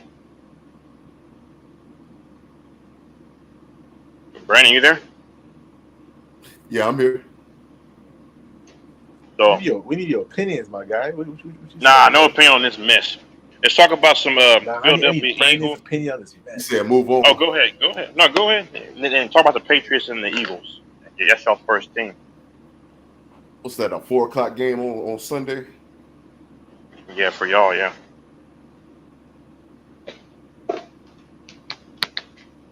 I don't know. That's an interesting game to me. Like, I should say we're gonna win, but I don't know what. I'm about to look into the Patriots. Man, stop that, man. You sitting up here trying to be modest and shit. You know, goddamn well y'all gonna be shit down their legs. man, I don't know. That's an interesting game. I don't know. I gotta look at it, man. Get That's the the fuck out game of of the here. week. That's the game of the week, man. Yeah, in Philadelphia. Don't listen to him, man. I asked him last time he said that thing about Chicago. Ask him what happened, man. What? I don't remember. I'm an old man. Oh, the 49ers game. Yeah. My memory be fading away, man. We finna beat the We talking about Philadelphia versus the Patriots, motherfucker. Talking about the 2023 season. Hey, yo, Why y'all always gotta bring up old Stay stuff? humble, man, Brandon. I like that, man. Stay humble. Look at the opponent. Respect the opponent, man. Man, But stop don't listen with to him, man. get out of here with that modest ass shit. I don't know, man. That's an interesting game. You know, I gotta, man. I mean, it is. I mean, It's really not that interesting. Ain't nobody gonna watch it outside of Philadelphia. The Patriots fans ain't gonna even watch that shit. Wait, hold on. Where is the game? You don't know that? Oh, I know. That's gonna be a bludgeoning. They don't want to see that shit. I'll look it up. Y'all don't know what the game is? Is it Philly or is it Foxborough? It's in Philly. Oh, it's in Philly. No, it's in New England. Oh, is it Foxborough? Yeah. Yeah. Oh, it is in New England. Never mind. Okay, that'll be fun. Why they get to open up? Why are they opening up at home? What kind of shit is that? Ain't no one respect Philly. That's why. They beat the crap out of the Patriots, man. I can't stand those jerseys. They gonna be shit down their damn legs. Unless it's a damn thunderstorm going on, then you know it might even the playing field a little bit. I mean, they should whoop them. But if you watch college football, even though you know that's a little different, if you watch college football, it was a lot of predictions. I barely watched college football, but there was a lot of predictions this week, and that shit went the other way. So I'm just saying. Well, yeah, that's typical. That's typical in college football. LSU. Yeah, that's what I figured. Yeah. Yeah, you'll get upsets damn near every week in college football for like the first month. Same thing in the NFL, unless there's a huge discrepancy or you in a thunderstorm, like a tsunami is going on, you know. Here come the excuses, man. You trying to mention that game from last year? I'm not mentioning no game from last year. I'm talking about this year. I'm talking about 2023. I ain't bringing up old shit like y'all. Yo, Texas. They were so mad when they lost that one.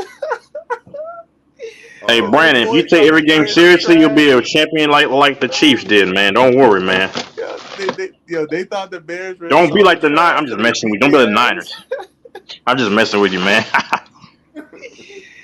Oh yeah, don't worry, Texas. I'm waiting on November. I'm waiting on that. I got the 49ers going all the way because we got money on it. $500. Oh, you got the Niners going the whole way? No, not winning it all, going all the way at least. 500. It's going down. I'm never making a season-long bet again, bro. That's just a waste of money, man. Like, why wait a whole season to win a bet when you could just bet on something else and win and find out in a day or two? Oh, I'm doing all that too, man. It's easy money. Do a little bit of everything. Yeah, I guess. Come on, multifaceted. Next week. But I don't really watch the games like that no more, so it's gonna be tough for me to bet. But whatever. Yeah, I think Canada is blacked out for the seasons. You ain't watching no games, bro. Yeah, when is they season any damn way? Oh, what? The Canadian Football League. Bro, we don't even watch the CFL up here, man. We don't even watch that shit. Well, I know you just said you don't. You just said you don't watch football. The CFL field is huge. The CFL football is bigger. CFL is just weird, man. They got like a big ass football they use. It's just weird, bro. But no, we got on the betting apps we can watch the games for free on our betting apps. Shoot, CFL. I think the season already started. I think. Yeah, it's going on right now. I should go to a CFL game because tickets are mad cheap.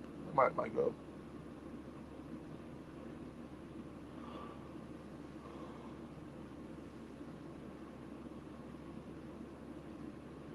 Matter of fact, I just looked it up. They in week 13 already. That shit been started. Yeah. CFL. I see some games in the news I just saw. There's only like 8 teams, 12 teams, something like that. Damn, I want to watch The Hateful Eight. What? Oh, movie. The Hateful Eight. Oh, okay. Jackson? Yeah. I've never seen that one yet. You ain't never seen it? Oh, shit. That movie the shit. I still haven't even seen Django, man. Oh, you should slam your motherfucking hand in the door. Damn. I'm not. Well, I can't talk. I can't talk. It's movies that's been out for a minute that I haven't seen either. So that, I know, but not seeing Django, it ain't no excuse for that shit. Ain't no excuse for that shit. You need to go outside to your car, open it, put your hand in the door, and slam that motherfucker. Fuck that nigga. Fuck Django, man. Them slave ass niggas. But he want to try and talk down on the movie because he ain't seen it. Fuck that slave ass movie.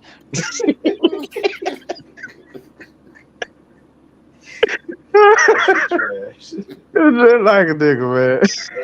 Ain't DiCaprio in there too? Yeah, Samuel L. Jackson. Yeah, you know. I'm not watching DiCaprio. DiCaprio's a real good actor. TJ, you should know that, sir. But he ain't play no motherfucking, no motherfucking. He ain't play the same role in Hateful Eight. He a cold motherfucker in Hateful Eight. He's been a cold motherfucker in quite a few movies. Yeah, that's a fact. That's one of his favorite roles. Yeah, they play like the asshole, kind of like anti-hero. That's kind of his favorite role.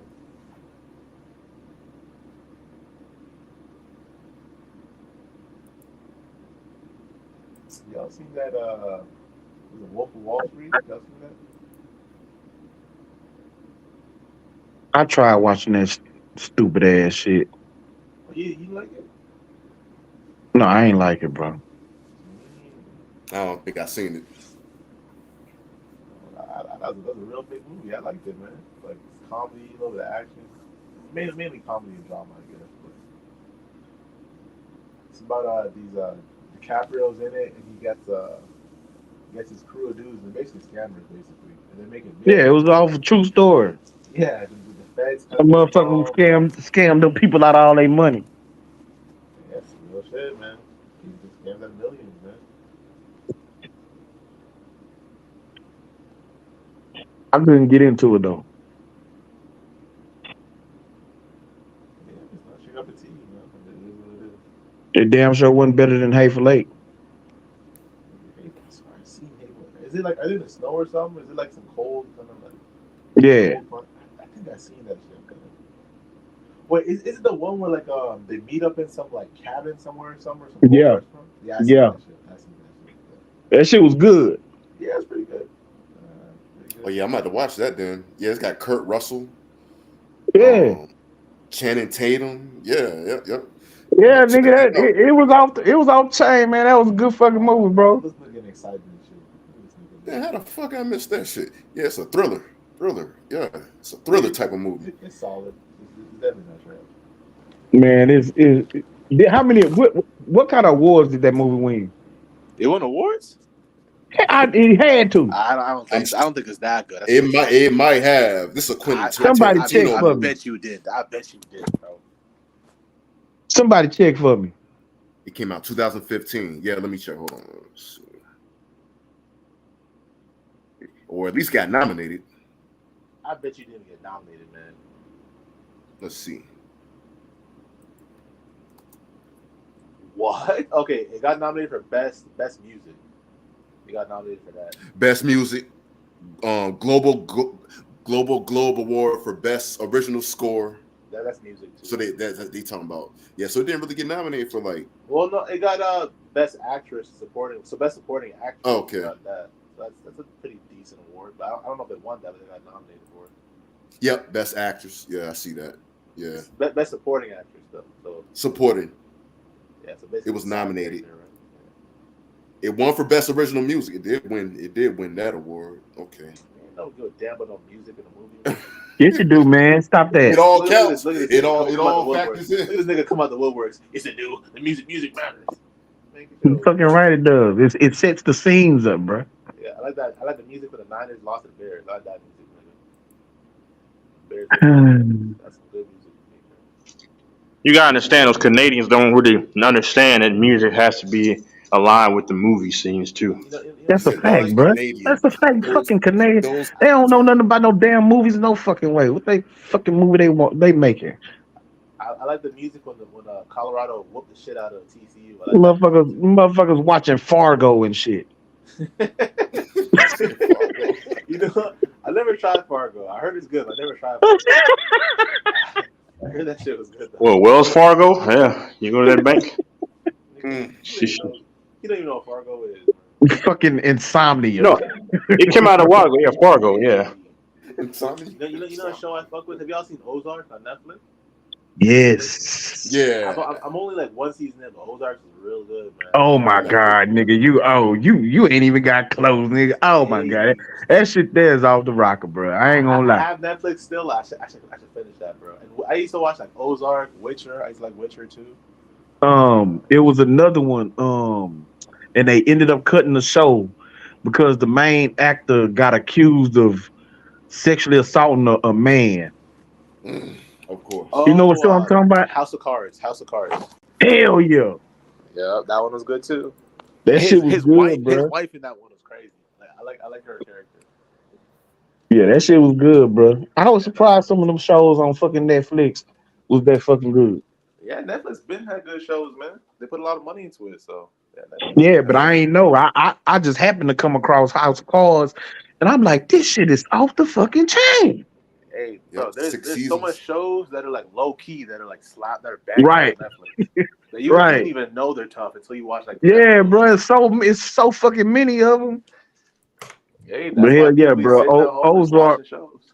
Ozark, bro. When every season that the new season came out, me and my old lady binge watched that bitch. We'll be done with it in like 2 days. Damn, I feel you. Yeah, Oh, Netflix was the stuff. Yeah, that was good. I binge watched whatchamacallit, Walking Dead. Man, binge watching is the best thing to do. Whew. It is. You ain't Those lying. are old ones. Those You are ain't Especially old on lying. a fall day, like when it's like, kind of cold, man. One of those, Yeah. yeah, one of those days. Yep. I Heck love yeah. that, man. See, Texas be chilling with his 250 pounders and just cuddling up watching Netflix. I respect that, man. Well, more like He just kind of he kind of grabs their belly and just nah 250, nigga.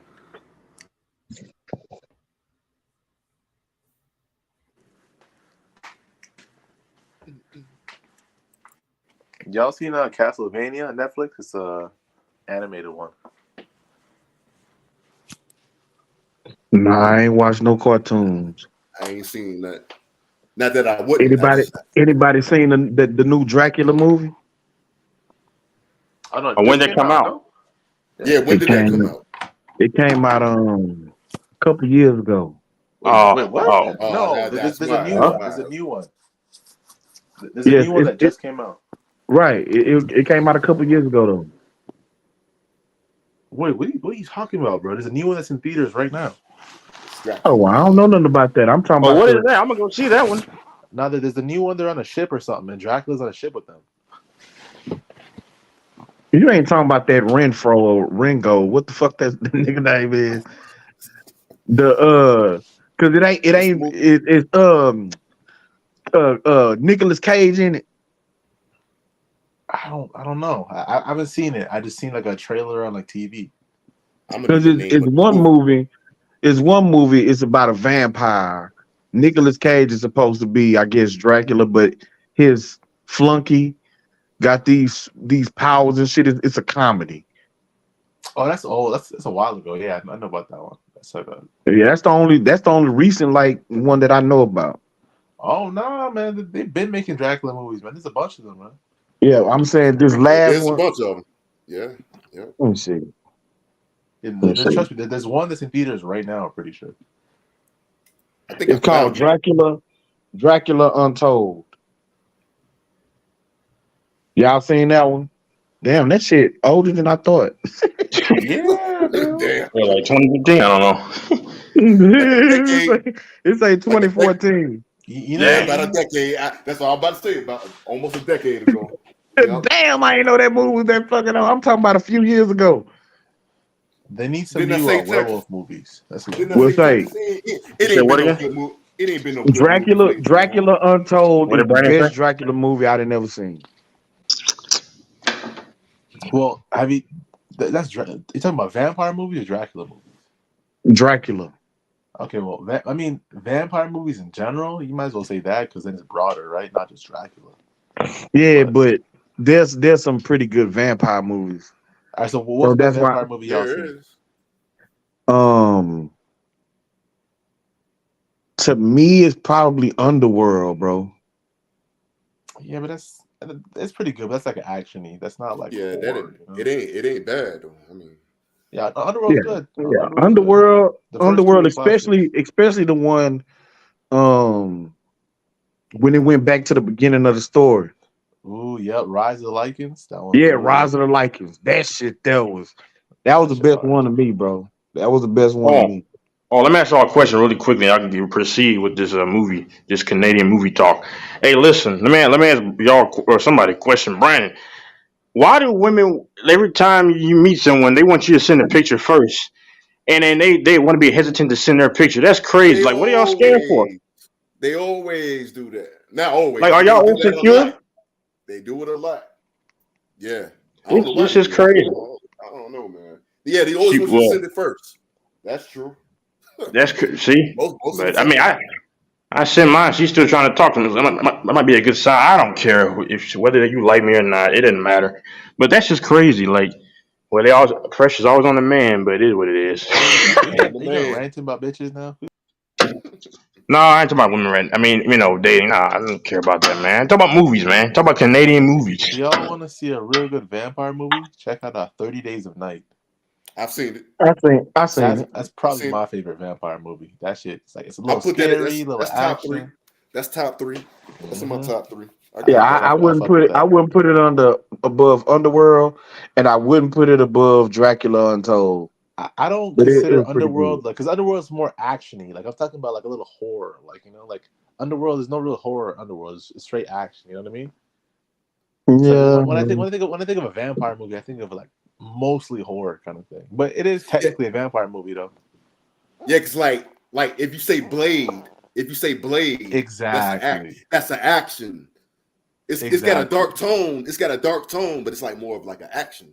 Yeah, it ain't a horror movie. Yeah. And I don't consider Blade a vampire movie, even though there's vampires, because you know what I mean. See Because what- there's see just so what much I'm action. But obviously, it's a vampire movie because technically, it's mad vampires in a movie. So it's like And someone fired, man. I gotta watch. Yeah. I watch Narcos. I gotta go watch Narcos too. Yeah, that's a good one. Narcos. That's good too.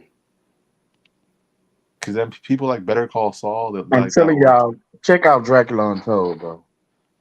I feel like I might have seen that.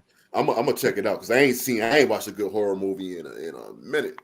Ooh, if you like horror movies, because I love horror movies. Have y'all seen Midsummer? No. Ooh, yeah, I might rewatch that right now. What's it called again?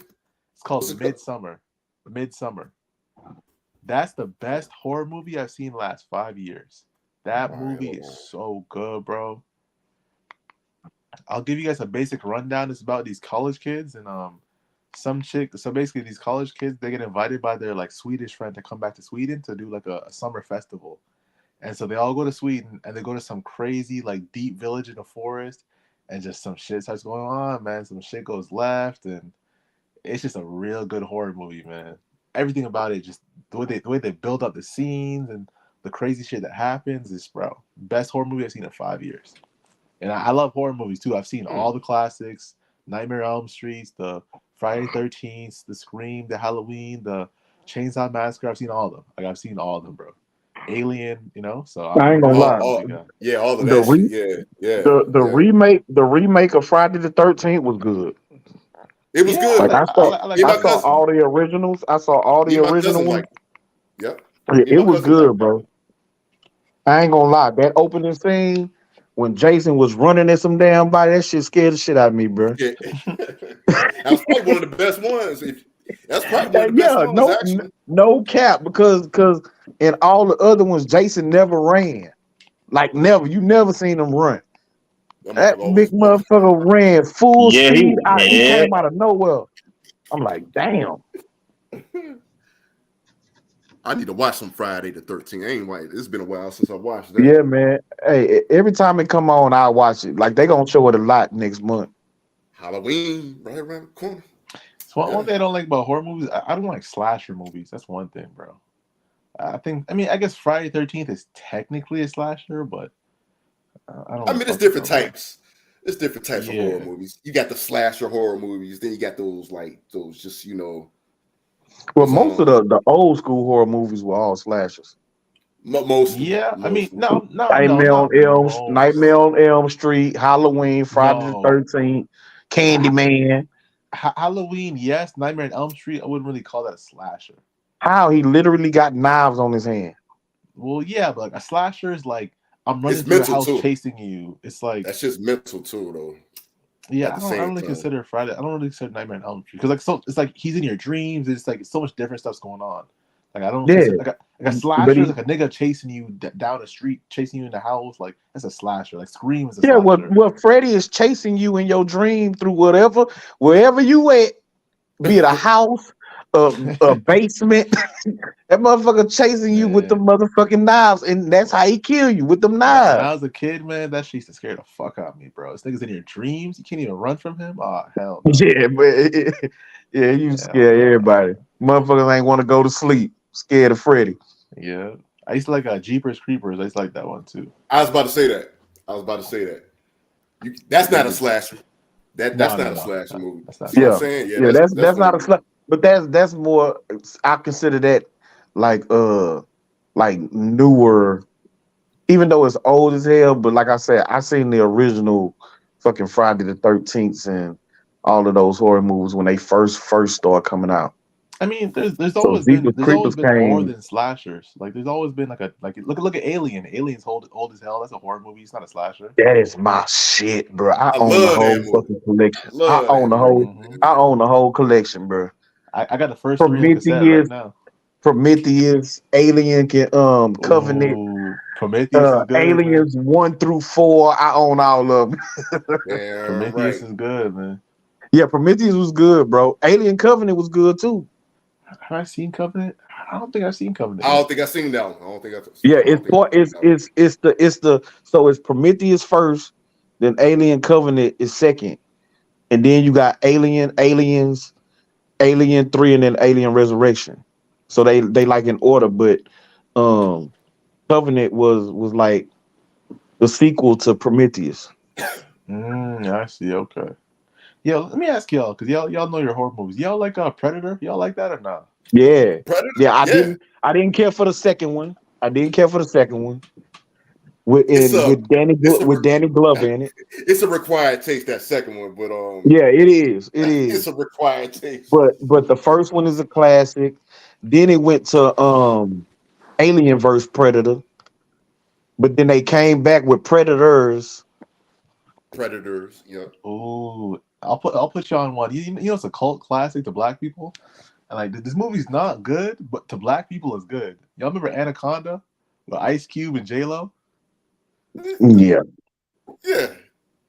See, that movie's not good, but to black people it's good. Like, I'm not mad at it, but like it's like a cult classic, like, you know? It's a cult classic. Like if you rewatch Anaconda right now, you'll realize how trash it was.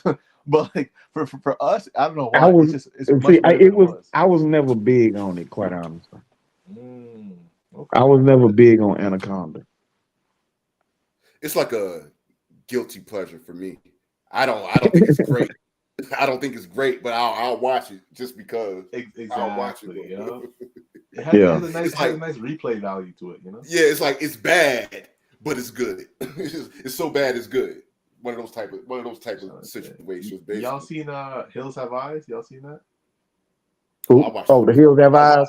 I don't watch that so many I times, did man. the first one. And you know what? A lot of the movies like The Hills Have Eyes, Wrong Turn. A lot of those, the first one was good, and then all the rest of them was bad. They was bad, but see, I still watched them. I still watched like the ones that came after. Like they were so bad. Right. It was so bad. It's like, damn, it's still interesting though. Like it's so bad that it's interesting. Like I'm still watch it. But it fed off the first one. The first one was good. You like, you want to see what they got going on. And the second one was always bad. All right, so let me ask y'all: if y'all could nominate one franchise, what's the best horror movie franchise? And hold on, before y'all answer, that means like, what's the best? If you had just ranked one franchise, like from first movie to last movie, it just had the best overall movies, what would y'all say? Alien, hands down.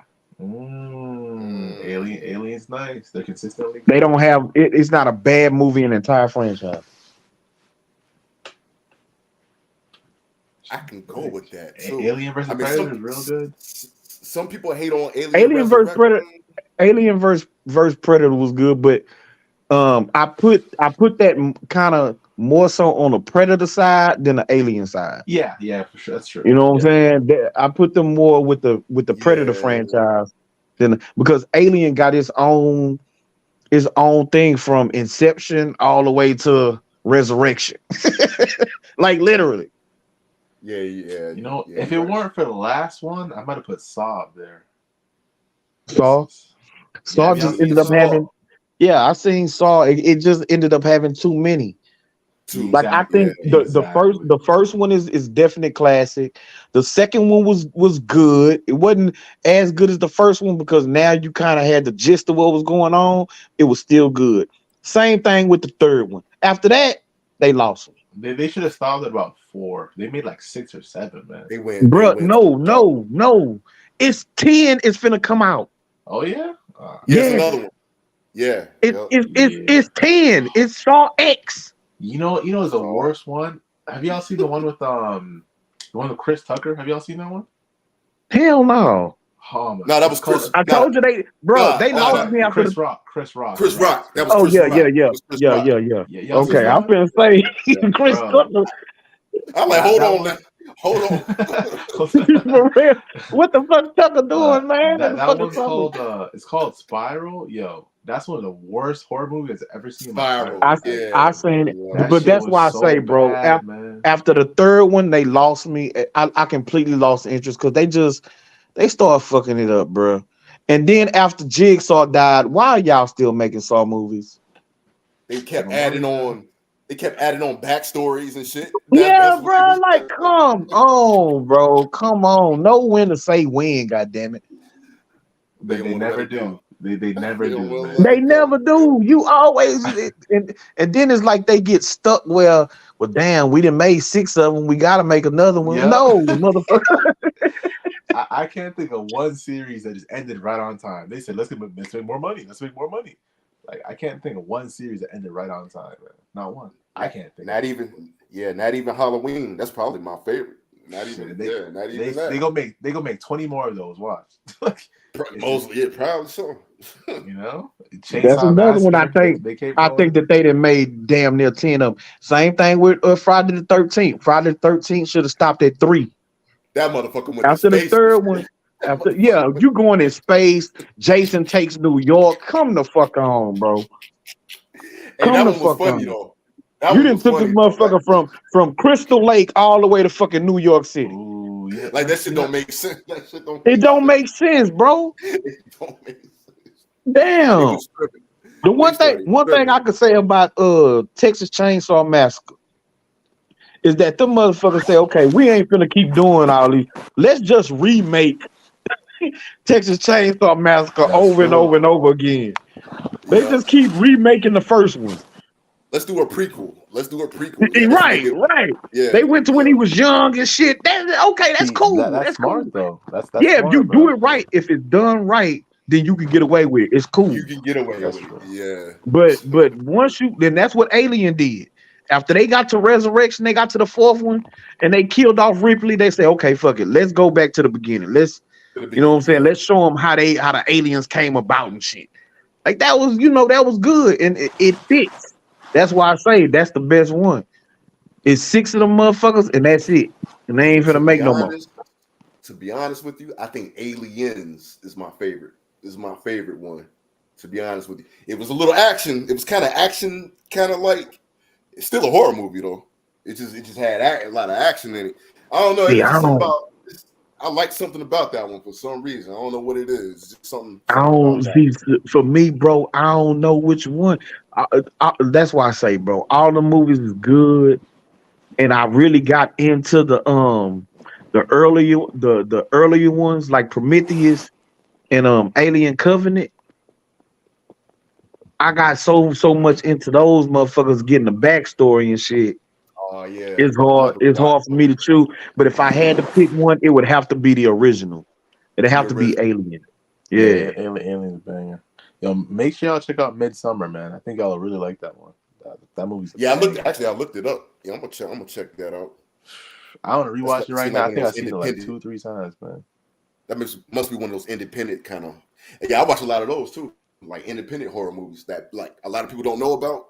Yeah, because the thing is, those movies used to be kind of trash because they didn't have enough money. But nowadays, like, there's so much money in these movies. Even independent movies are, you know what I mean? They're good. The effects are good, the acting is good, and so. Cause yeah, even the independent movies are good nowadays, man. Netflix is throwing money left and right. I ain't gonna lie. I don't watch the low budget movies.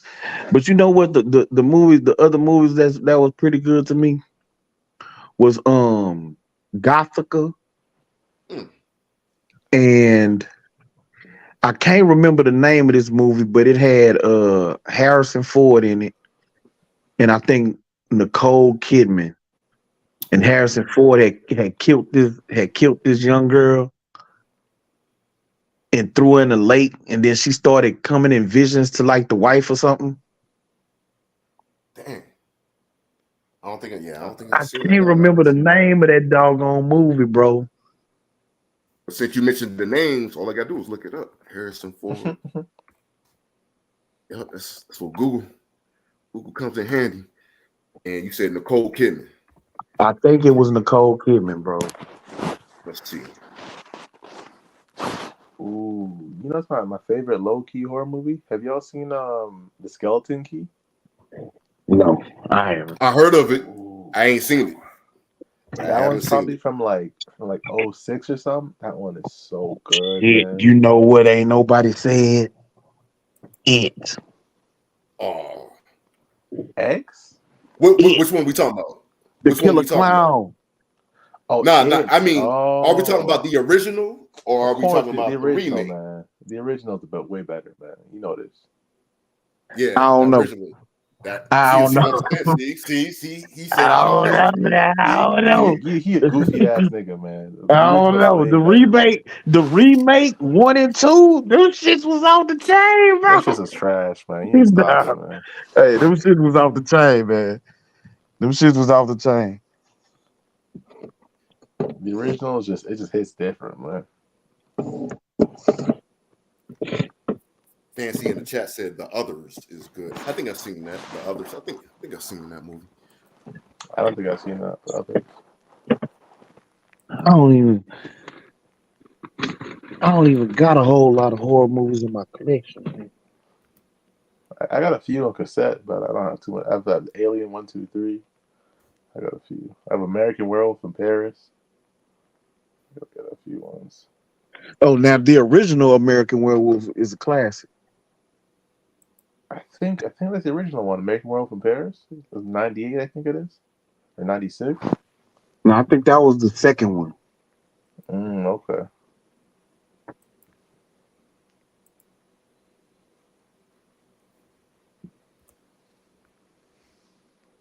Oh, The Exorcism.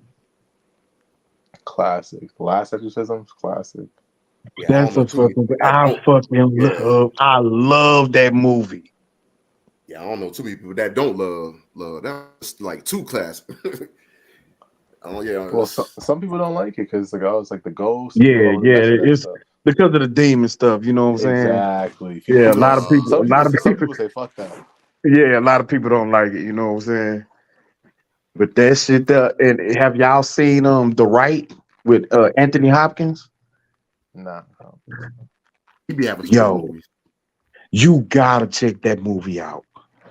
It's called The Right, RITE. Yeah, I don't think I've seen that one either. He's a fucking priest.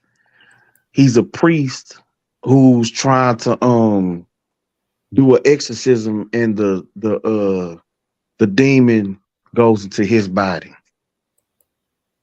That's the gist of it. Okay, yeah, I'll check that. Yeah. Yep. Oh, not Ritual. Have y'all seen? I think it's called The Ruins. Let me see The Ruins. Yeah, have y'all seen The Ruins? No, I don't think I've seen it. It's 08. Oh yeah, it's The Ruins. Yeah.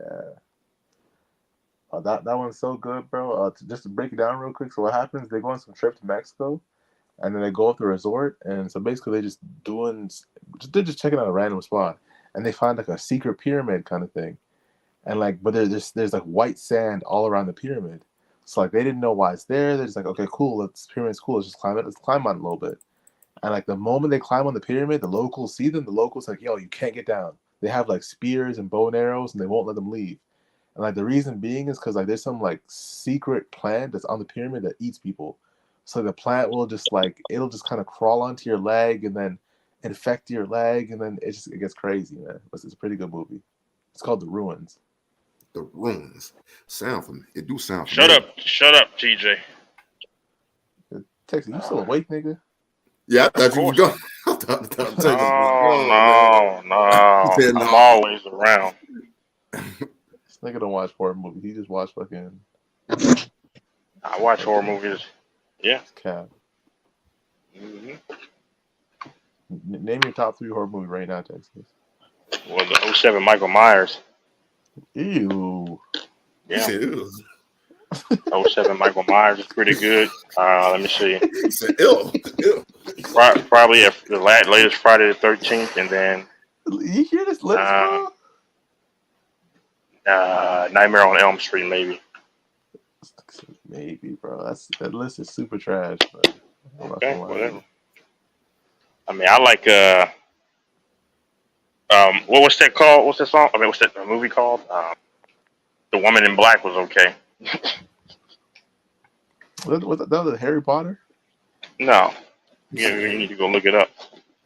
I'm pretty sure that has Harry Potter. No, it doesn't. It's about a woman that's haunting the house. Just the typical haunted, whatever. I mean, haunted, scary movies are kind of Bro, horror is it's kind of Harry Potter, overrated. you dumbass nigga. You don't know what you're talking about, bro. No, It's not horror. there's a movie called The Woman in Black, came out in 2012. That has nothing to do with Harry Potter. Bro, the actor in that movie is Daniel Radcliffe. That's Harry Potter. Goofy ass nigga. No, I'm not gonna waste my time arguing with the Canadian. Bro, I'm looking up right now. The Woman in Black, 2012. It's Harry Potter. How you not know your own movies, bro? Man, no Harry Potter in it. Whatever, Slow, man. nigga. No Harry Potter. Go Google Woman in Black. You'll see who's the starring actor. But there was no Harry Potter. It was a separate movie by itself. It's the dude who does the Harry But Potter. you didn't say that you said it was Harry Potter. You made a general statement. Nigga, You said it's Harry Potter. Obviously, it's not Harry Potter. It's a different movie. It's the same actor. Specifying what matters. Which I forgot. slow. Y'all don't do that. That's what I was hoping. Was your slow Canadian takes earlier tonight? Oh, I couldn't tell. Man, your girl's sitting on your brain. That's why. No, you had none to begin with. So 240. And I got a few bitches actually. Well, I'm trying to do the right thing, but now this woman, I think she's mixed or whatever. But Brandon, you already know I'm not gonna try to do anything scandalous. It sucks though. Nah, I'm trying to pipe her than her sister, nigga. I'm on some demon time. Is Brandon still there? You still there, Brandon? Yeah, I'm just looking up some stuff. Yeah, I'm here. Yo, can you look up Woman in Black and tell this dumbass nigga that's Harry Potter? You said that was like the Harry Potter movie. Whatever, man. No, you slow ass nigga. That's Harry Potter. The Woman in Black. Yep, they got two of them. Yep, came out in 2012. Yep. Yeah, I was right. Ain't that Harry Potter? Is that the dude? Yeah, I think that is. Yeah, that is the dude that plays. I didn't really watch. Exactly. I just named the Ren movie. I don't care about your stupid Canadian horror films. Dumbass nigga. It's not even a horror movie. It is a horror movie though. Yeah, it's a horror movie. I know my movies, bro. It's Harry Potter in that bitch. I'm just let's see. I'm gonna see Denzel Washington movie. Probably. Check that out. I gotta watch Equalizer. I still haven't seen Equalizer yet. There's 3 of them. Yeah, I gotta watch them. I heard that binge watch. Slow dude, slow man. Hold on, so y'all ain't watched the first Equalizer? Nope. Oh, the second. I've seen the first one. I've seen the first one. I ain't seen the second. Okay, TJ, go slam your other hand in your fucking door. Mm-hmm. Do it. God damn, bro. What's that movie with Denzel's son? What's his name? What's that movie, bro? He got a couple of movies. No, the one Tenet. Have y'all seen Tenet? Yeah. I think I've seen that. I liked it, but people said it's trash. But I liked it though. I like Safe House too. Safe House is pretty good too. Came out a long time ago. I don't think Denzel has a bad movie. Yeah, I don't think so either. Well, he got one. He got one. The one where it was some type of ghost that kept jumping from body to body. I think John Goodman was in that movie too. I think so because he was like a cop and somebody that they arrested got the death penalty. Like their spirit kept jumping from body to body or something. That was the worst movie he was in. Was it The Bone Collector? Nah, that one he was paralyzed. That's a good movie. Yeah, that was a great movie. Man, so what? Damn, it's an old movie, bro. It is. I know. Yeah, I can't think of the name. Shit. Do y'all believe in death penalty? I do. Depending on what you do, yeah. It depends. Yeah. Come on, man. It's a slow buzz question. But no, it's not. The reason being is because people believe that if you do some crazy stuff, it's more painful to live out your sentence than have the death penalty. Well, you know what? I always said that for me personally, I'd rather get the death penalty than life in prison. Exactly, bro. Living 70 years in prison is worse than dying in 2030. Well, not necessarily, but I'm just one of them people. You know, I can't see myself being away from women Been around nothing but for dudes. the rest of my life. Like I can't do it. I can't do it. I mean, you got to fantasize, King. That's all you got to do. No, damn all that. Hold on. Oh, wait a minute. They got female security guards. Correctional officers, yeah.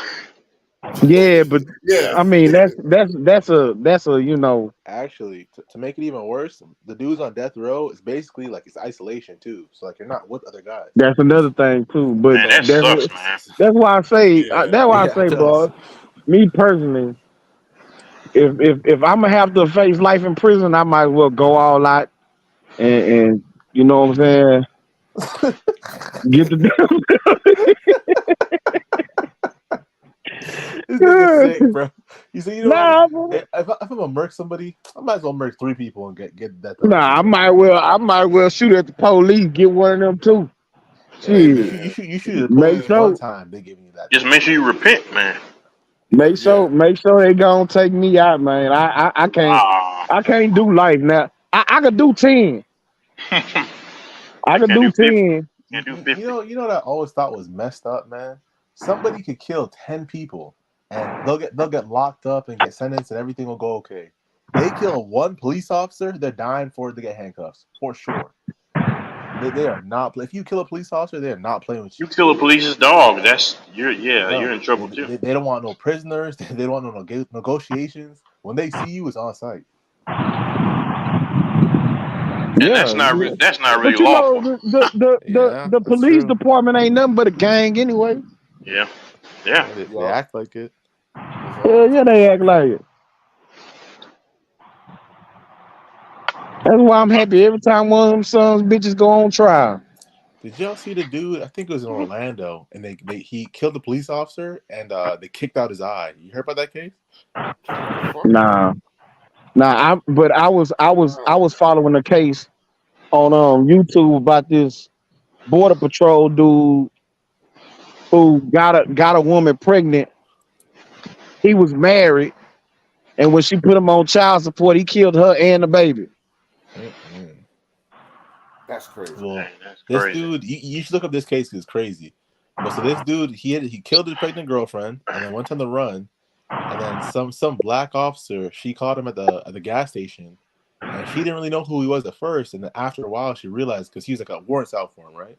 So basically, she realizes him. They have a shootout, and he smokes her right there in the parking lot. And like he shoots her like 3 times, then walks up to her and finishes her, all on camera. All officer did it? Camera. No, the dude killed the officer. Man. He's a black guy. He killed like a black female officer.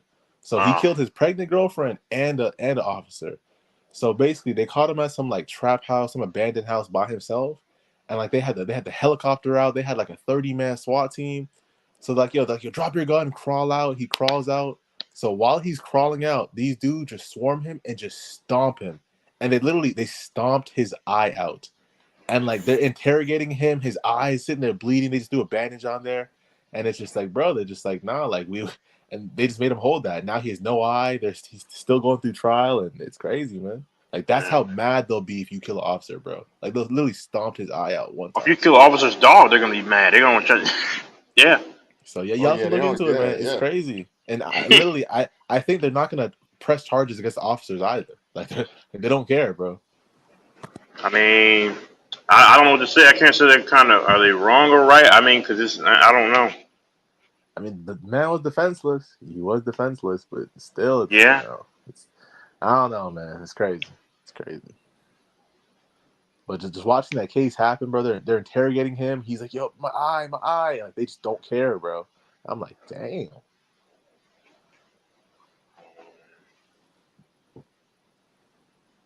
There's a lot of crazy. I listen to a lot of true crime stories. There's a lot of crazy cases out there, man. Now, when Jeffrey, yeah, I'm not even, when Jeffrey Dahmer got dealt with, I think everybody was happy. Did y'all hear about the killer in Idaho, the University of Idaho killer that killed those 4 kids? Y'all hear about that I one? heard about the story briefly, yeah, vaguely. Yo, Brandon King, y'all heard about that one this year? Yeah, the Koffler something. He got a crazy name, but yeah. Yeah, he was so basically he's a PhD student. So he's a smart ass dude. And he's a PhD student at University of Washington. And I guess Idaho is close by there, or his parents' house is close by there. So he kind of stalked out their house one night, like a Saturday night when they're drinking out, because they're college kids, they're drinking and partying. And then like they just came home and he just walked into their house and just murked 4 of them. Pulled up a knife and just sliced up 4 of them. 2 of them, he killed them while they're sleeping. 2 of them fought back. And the craziest part about it is that he killed 4 of them, but there's 6 people in that house. And so basically 1 girl was awake the whole time while 4 of her roommates were getting killed upstairs.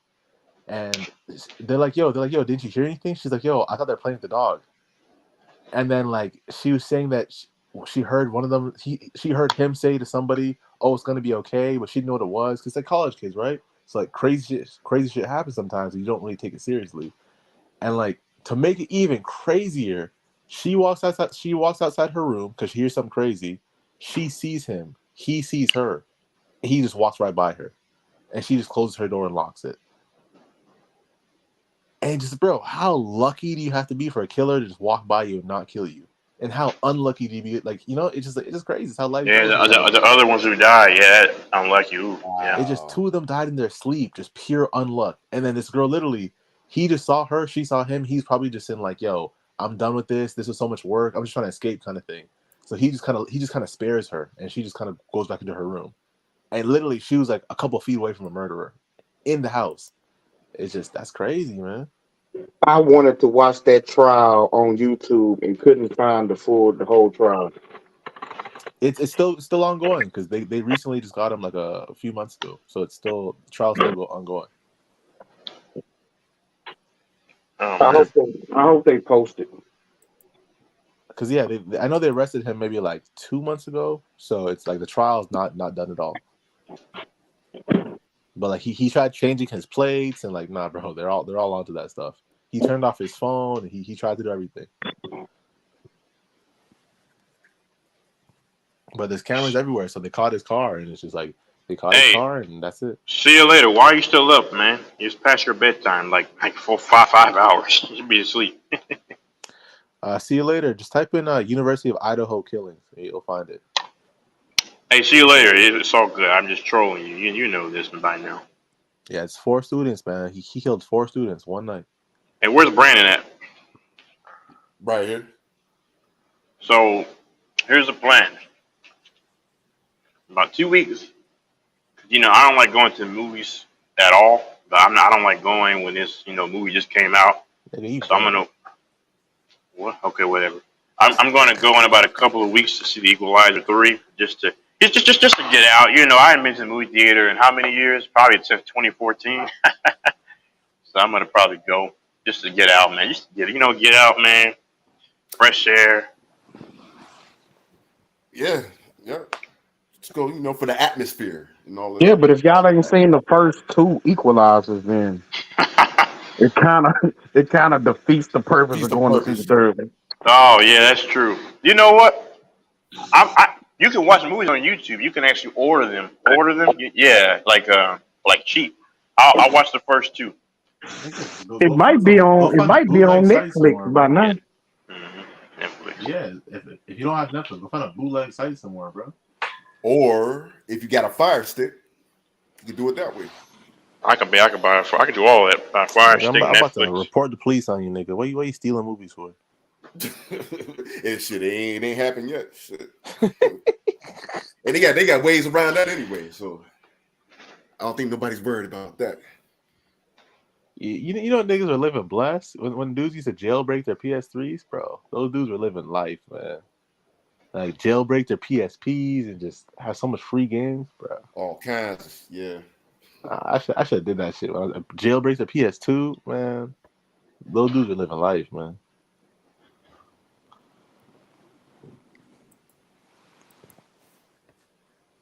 Yeah, so I'll probably, I ain't But gonna yeah, lie. man, it should be on like Netflix or something like that. You can catch the first couple of ones. Mm-hmm.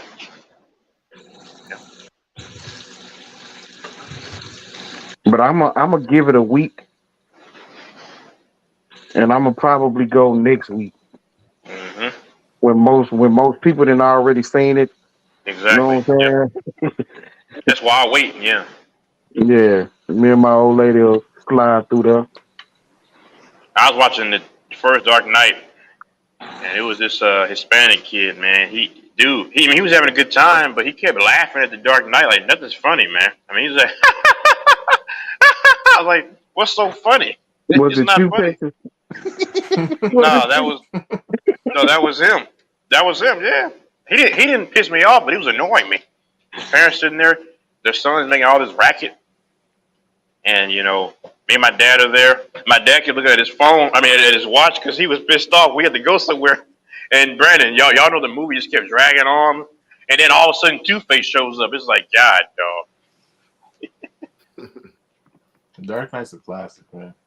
Nah, the second one is to me better. Well, what? You tripping, bro? I'm sitting down, bro. I'm not tripping. You can trip while you're sitting That down. that was Dark Knight was the second one. Well, yeah, it's Batman Begins and Dark Knight Rises. Yeah, Batman. Okay. I mean, Dark Knight Are you was. talking about Dark Knight or Dark Knight Rises? I said Dark Knight Rises. No, you talking about? Oh, okay. It's Yeah, you that's said what I Dark mean, Knight. bro. Dark Knight Rises. So that's the trash, third bro. one.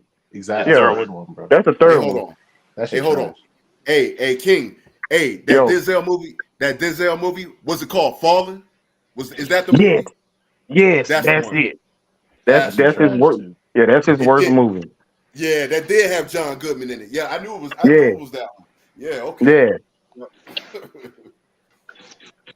My aunt is a big movie watcher. I used to go to her place, and we used to watch all kinds of like shows. And Netflix has some gems that nobody knows about. I like to watch. I'm gonna get back into movies, man. Yeah, that joke got 2 stars on Rotten Tomatoes. Yeah, I guess it was pretty bad. I guess it was pretty bad. I remember watching that joint though, but I was like, The tomatoes were rotten. 10 years old. I was like 10 years old then. I'm gonna buy a couple dogs, like I say, in some months, and then on a cold day on a Saturday, I'm gonna snuggle with my dogs and watch the movie. What a bitch, nigga. I knew somebody was. I'm thinking about selling my damn dog. What kind of dog is it? Dogs Oh, it's a pit bull, right? He's a bully. Oh, yeah, those are different.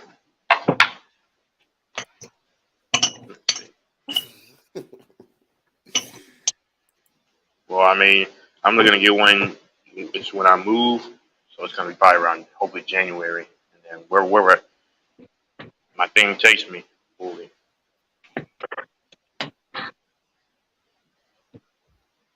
Yeah, man, I love dogs, man. I'm gonna give me a Man's couple. best friend. I'm gonna give me a black Labrador. Oh man, I rub my face against the dog's face. I love it, especially when a dog has a beard like the.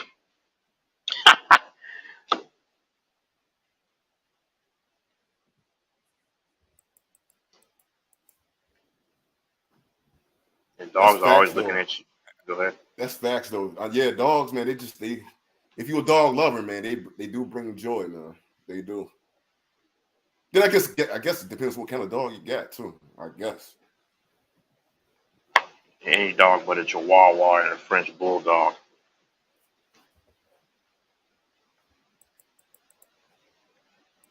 I like the black Labradors, Cocker Spaniels,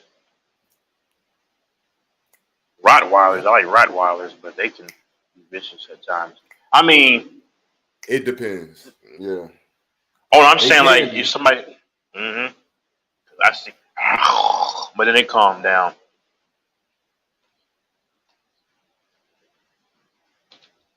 Yeah, because if you think about it, what kind of dog in gangster type of flick movies, like gangster movies, what kind of dog the villain usually have that you normally see? Like Nino Brown in New Jack City. What kind of dog did he have in that motherfucker? Yeah, I think it was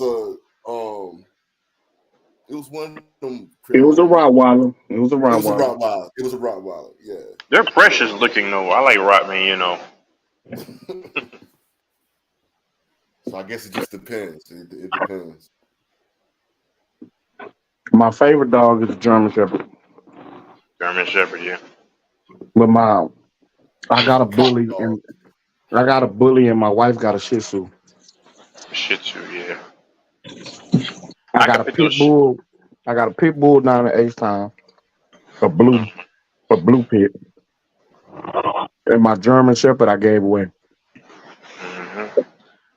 I like those small dogs, like a Shih Tzu. You can just pick up with one hand. I remember when I was just a kid, we went to these people's house, and this little dog was trying to run, and I just picked him up with my hands and just I was like, this is so small. Having a good old time. He was just looking at me like. That's the thing about dogs, man. There's all different types. That's the thing. I thank God. Exactly. I thank God for dogs because that's like I said, that's his best creation: dogs and water. And yeah, people sometimes, are you know what they are. Yeah, but I don't hate anybody though.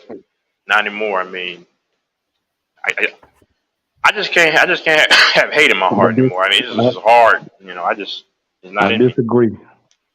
I think if God made anything better than a black woman, he kept it for herself.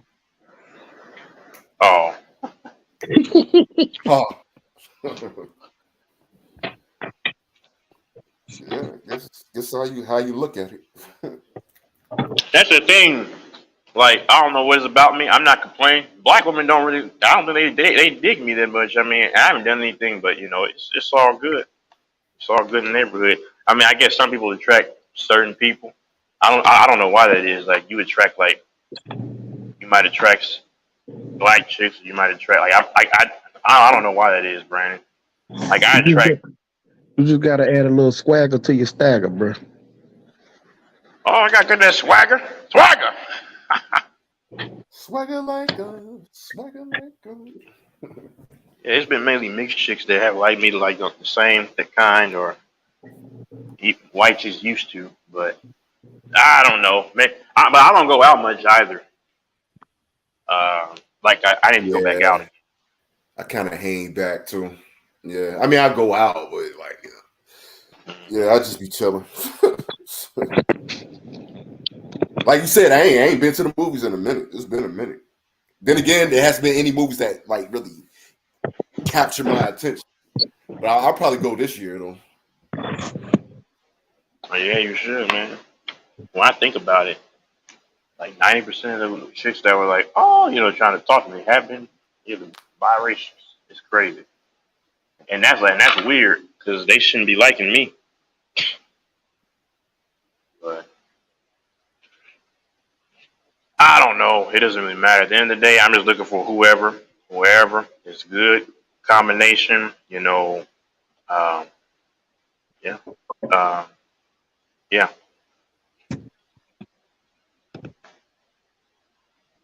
This chick, she's 32, Brandon. I kind of like that age. Oh yeah, them older, mature. Well, I don't know about mature, and a lot of them they're in their 30s, not too mature. I mean, they could probably say the same thing about dudes, but I don't date dudes, so. 30s, man, they still have the mindset like they're 20 something, but it's because of that. And it's 30. That damn social media. That's why it's done gone to people's heads, and Yep. That's one thing I say. Like older, like people, like my dad or my dad's generation, people that were like in their like 28, 30, some or like 30s, they were pretty mature. Like back in the day, people that were like when they were 30, like in the 90s, 80s, they were probably more mature at that time. But the 33-year-old in Washington, that I don't know. She texted me again, good night. I didn't say good night or whatever. But there's no point in me even talking to these females because, like, you know what I'm saying? Because if I smash one of them, I'm going to be going against my code. But Yeah, yeah, and you know the path, that you want to be on. So yeah, It's just tough, man. it is tough. Yeah, I know, it's tough. Man, I remember that chick. She was another mixed chick back at that phone place, man. That was perfection, physically.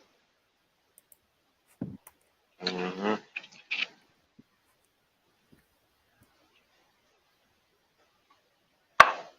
I'm just gonna. I can't wait, man. I can't wait until the season, man. I can't wait until like the NFL season. I can't wait Football, until the Halloween, fall season. Yes, sir. fall season.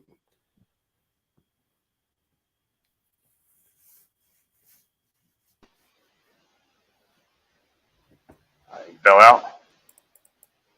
No, I'm still here. The fall is the best time, man, because you say it. I don't celebrate Halloween, but just that vibe, the Just the change in the vibe. weather. Yeah. Yeah. NFL season. You got Thanksgiving. And you still Christmas. I know Christmas is right after the winter solstice, but it's kind of like still that crossover between fall and winter. Yeah. It's Kind like of. Kind of. It's borderline. Yeah. Close enough. It's close enough.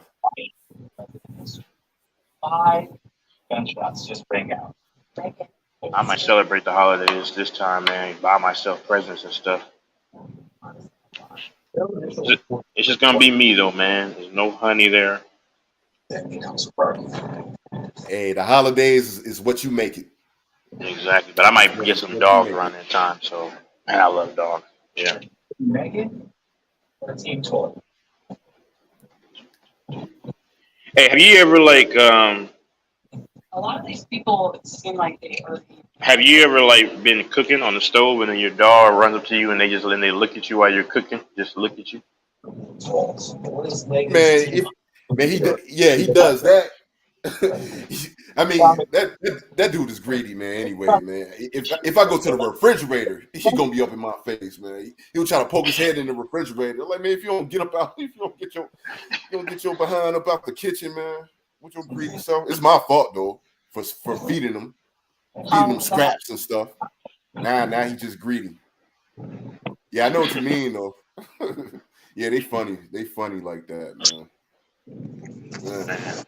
I feed my dog steak, and once I get mine, all kinds of things. Man, you said steak. Feed them some upscale. I can't talk. I'll be doing the same thing. Yeah, dogs like the only creature that really can make me mad. I've never been mad at a dog ever in my life. Like when I used to watch these dogs back in the day, they took a big crap on the carpet because it was so cold outside that they don't want to get on that cold grass. So I just went and cleaned it up. I wasn't even mad.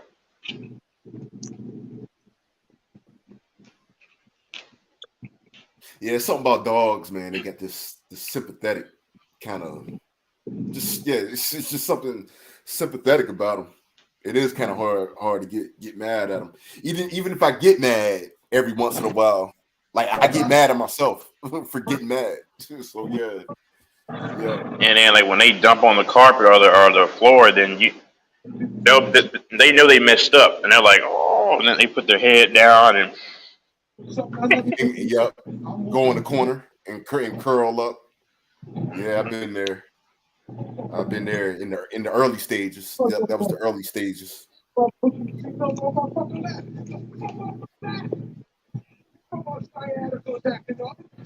Man, you brought up some steak. I'm hungry right now. Matter of fact, I'm about to go in this kitchen. Yeah, what time is it? 7:32. Yeah, I'm about to go in this kitchen and then fall asleep. I make a couple steaks. I think. Wait, did I? I think I ate 2 steaks at one time. Like they were like just New York strip because there weren't no ribeye. That's my. But I'm gonna stop eating the steak with the blood and with the red. Yeah. God, dog, and that's the best way to eat a steak, man. Oh man, you season it good? Ooh, that's good. Yeah, them ribeye. Yeah, those ribeye steaks.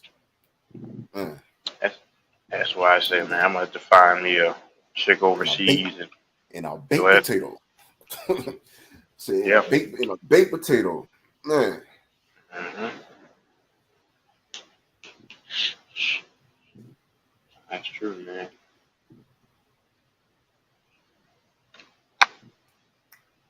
So I only got one more day or 2 more days to struggle through these Rangers, and then it's off to NFL.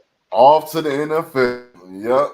Yep. And watch some baseball playoffs and see how, see what comes out of that. Yeah. Yeah, I don't know what the Rangers are gonna do, man. They lost, but they got to bounce back. So division's still there for the taking, though. So I mean, they had bounced back the day before, and then they lost, and then they lost the next day. I'm like, and the crazy thing about it, the game, I was looking at the score, man. The game it was tied. It was like tied. At one point, it was like tied up, or they was down by 1. They was down by 1. Then it just got out of hand. yesterday. Yeah. Yep, the Astros game. Yeah, it was like tied up at one point, or they was down by like 1. The next thing you know, the Astros just went on a crazy run. I was like, oh man. The bullpen, man. That's what. Yeah, I didn't watch it. I thought they were going to come on at nighttime. I was like, okay, I'm going to get up and catch the Rangers. And I'm like, oh, what? Like, I looked at the schedule. There's no game. That I was like, oh, like the slate of games. And I'm like, what happened? Oh, they lost. Yeah, yep. That was my exact reaction. I was like, oh, they lost. God dang. Well, still a little time left. Just a little. Yeah, I think women are afraid, man. I think there's some insecurity there too, because like this woman still hasn't sent me her picture, so I'm like, okay. Yeah, I met a lot, quite a lot of females like that. Like they want you to do everything first, almost everything. They want you to send the picture first. And then you send a picture, and sometimes they might go away. They might not dig you, or they might be nervous. I'm like, okay, it's my turn, and then they're like, okay, never mind, and then they just go away. I know how they think, man. Yeah. Sometimes it can go either way. Yeah, because then when they do send you their picture, then they want to act. Then they're gonna start asking questions like, "So what do you think about my? What do you think about my picture?" And and all of that. They're gonna start quizzing you, asking questions and stuff. Like, dang.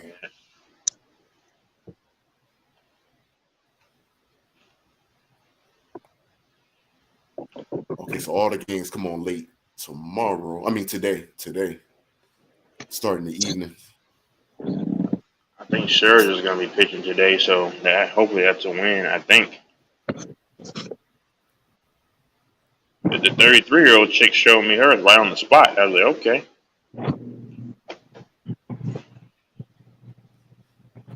Yeah, some of them don't be tripping, but it's like I said, it's quite a lot of them though. She texted me. I was at work. But you send me a picture. I might ask her. Or I might just delete her number. Delete. Yeah, bro. I don't get hung up on any one chick. There's too many women out there. There's literally too many. If I ask her and she doesn't respond, go ahead.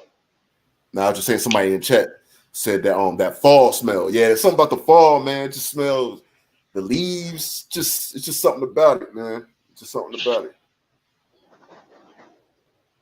Yeah, as DJ, you guys have been here a long time. STL. So he must be from St. Louis then. Yeah, he is. St. Louis. Mm-hmm. St. Louis. When I used to go there my freshman year. I mean, the school right not far from St. Louis, and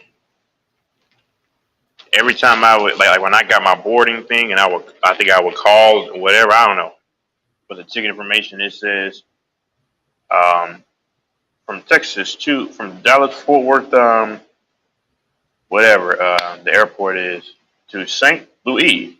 St. Louis. St. Louis. St. Louis. Louis. Man, they put some emphasis on that. He says St. Louis. Like, man, this is another effort. Oh, and there's some attractive women at the Dallas airport. My God, like I remember I was like, man, I was a kid though. I was like way back. Me and my mom.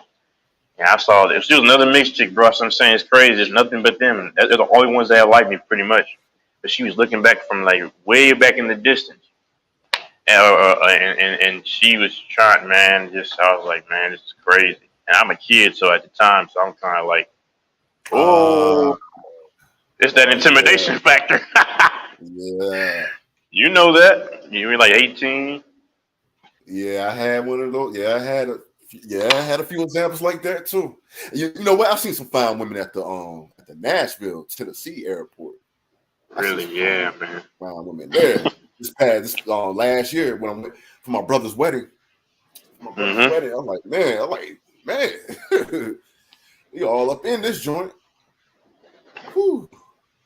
Man. Yeah, they seem to be at airports, man. That's what people say.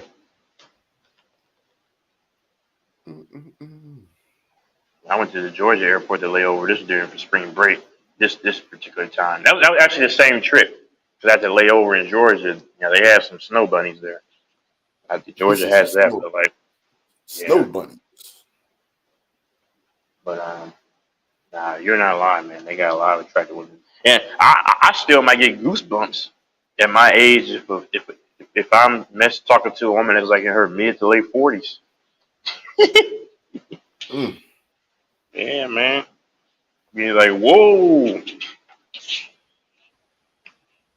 That's facts. See you later. Yeah, airport women. Whoo. Oh boy. Yep. Go ahead. Yeah, I was gonna say this. This one. Yeah, I went to when I went to the airport here in Virginia. Like, I said, man, I'm in the wrong business. And there'll be all kinds of colors too. Go ahead. All kinds. Yeah, that's another thing. Yeah, you're right about every color. Literally.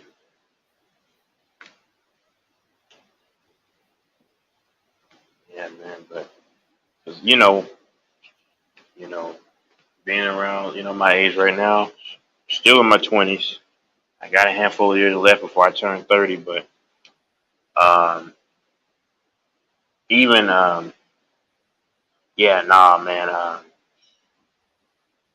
but like, see, back when I was like maybe 19, 20, I'd say, a 45-year-old woman, that's too old. Now I'm looking at it like, man, there's still some attractive 45-year-old women. It really is. It really is. Yep. Don't just look at the age now. Don't just look at it. But I might get butterflies talking to one. If she's attractive, she likes me initially because it's like, oh, this is about 20-year age gap, honey. but I'd be like, okay. Nah.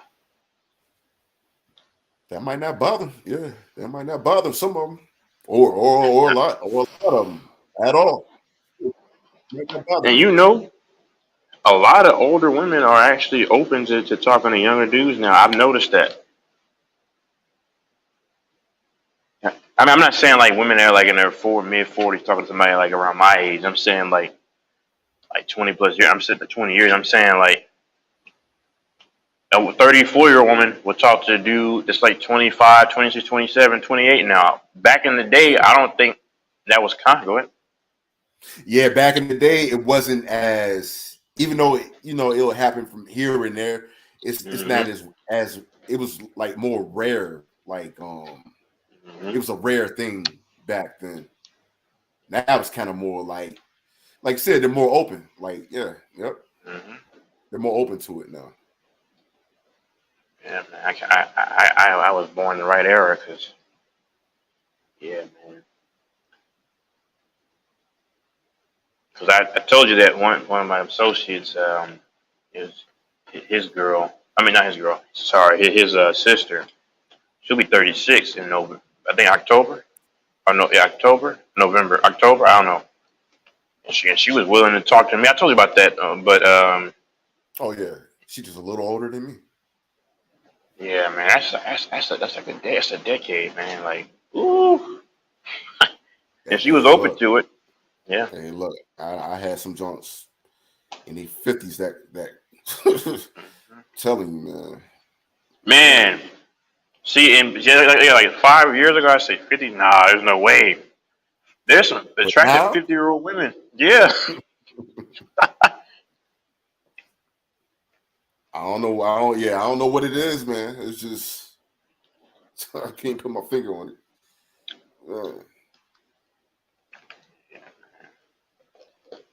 Nah, I couldn't go past like 51. Absolutely not. That's nah, not past 51. So from between 20 for me, between 28 and 51.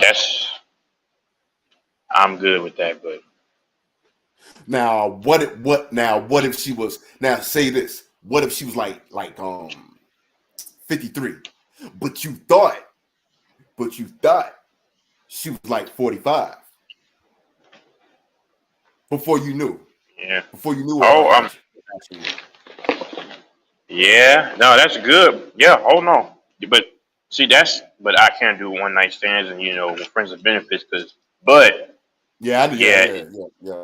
but it's a hypothetical world. Oh yeah, you can date and mess with friends with benefits, but like if a man would be a fool at my age, even your age, to wife a woman that's like 53, and even even for yourself, you're 35. Or I'll get your age. I'm sorry. I'm saying, but because guess what? Let's say when you're 43, she's gonna be 61, and is it gonna be as attractive anymore? That's what I look at. I see what you're saying. Yeah.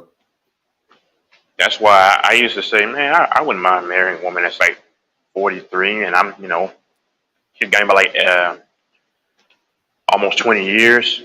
But then when I look at it down the road, what about when I turn 40 and here she is at right around 60? 60 something. Yeah. And then you look at these other chicks that are around your age or maybe 45, and it's like, yeah. That's why young men dump older women a lot, because it's like it's only for a season.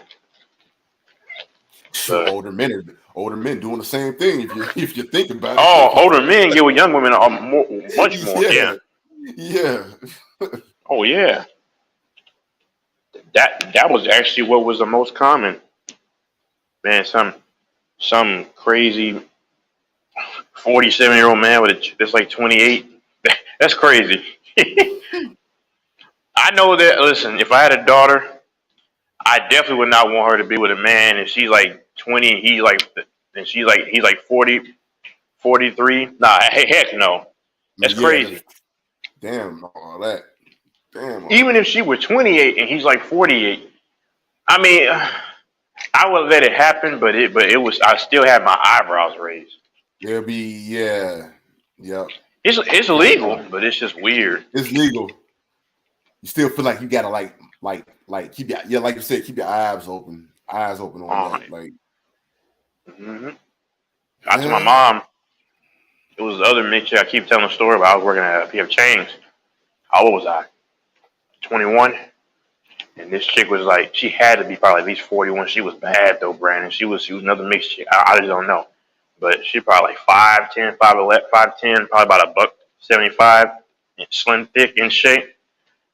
Hot, man, but I could tell when she was trying to like do a little flirtation. I told my mom about it before, years later. She said she didn't like it because he was like, oh, that's kind of weird. I question anybody that wants that's like that age gap. But man, nah, man. And I like it. You got female teachers out here getting with their students, man. Like, and that's been going on for quite some time. A long time, since the beginning of time, if you ask me. Yeah. Yeah, man. Nothing new, like the Bible says. Nothing is new under the sun. And that is the truth. That is the truth. Yeah, different era, same stuff. Just a different era. That's all. Like your Ace Hood, same old crap. It's a different day. I don't like Ace Hood. Ace Hood. I don't like him. No, he's trash to me. He made that song "Hustle Hard," boy. You could tell he really thought he was doing something on that song. Man, I read the funniest comment yesterday about Ace Hood, and I started cracking up for at least a good 8 minutes or so. No, it was about him, and it was Soulja Boy had this artist called he did that song "Get Silly." It wasn't Soulja Boy, it was Soulja Boy's artist. I think it was Vic. I think that's how VIC. I think that's how you say it. He used to be a Christian rapper too. He started out as one, and then Dang. you know, he changed. Yeah, he changed. He signed that contract. Yeah, he did back in 2008. It was like 2008. He did that song "Get Silly." I think I heard of him. Yeah, Get Silly. Yeah. Like, does it go like that? Yeah. Is that how it goes? Get Silly. Yeah. Okay. Get Silly. Yep, that's it. Somebody was like, they thought him and Ace Hood was the same dude. I started cracking up. Because then I pictured it. I'm like, damn, you could think that too.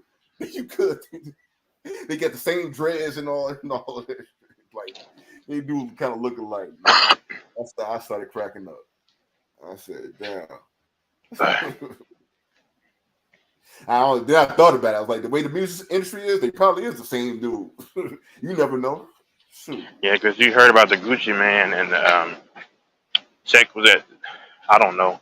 Was that Tech 9? No, it wasn't Tech 9. Is that him? Oh no. It was somebody else. Who was that? Who was that guy that made that song? Am I a Psycho? What's the other dude? Nah, it ain't Tech 9. Nah. Yeah, it's the other artist that was on that song. Am I a Psycho?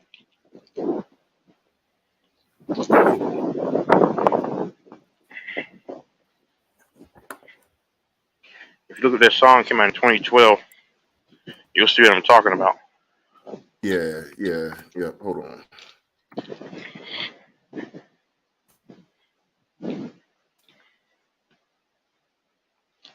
You say, am I a Psycho? Am I a Psycho? They had B.O.B. and Tech 9 and had someone else on there.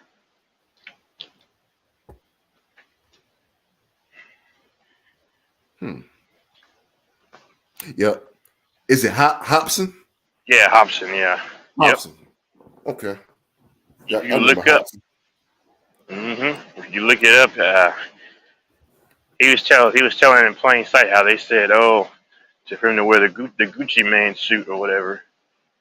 And if you look, he could pull that off. Yeah, like you said, these rappers or these artists are, it's mighty fishy how they can, exactly look like each other. Yep. I just walked past this probably Hispanic thought she's over sitting down. She thought.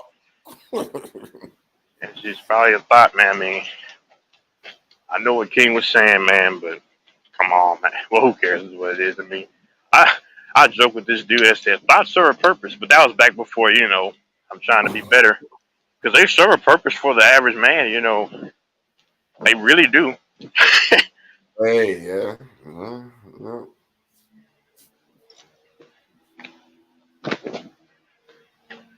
Man, when you brought up You brought up biracial women, females.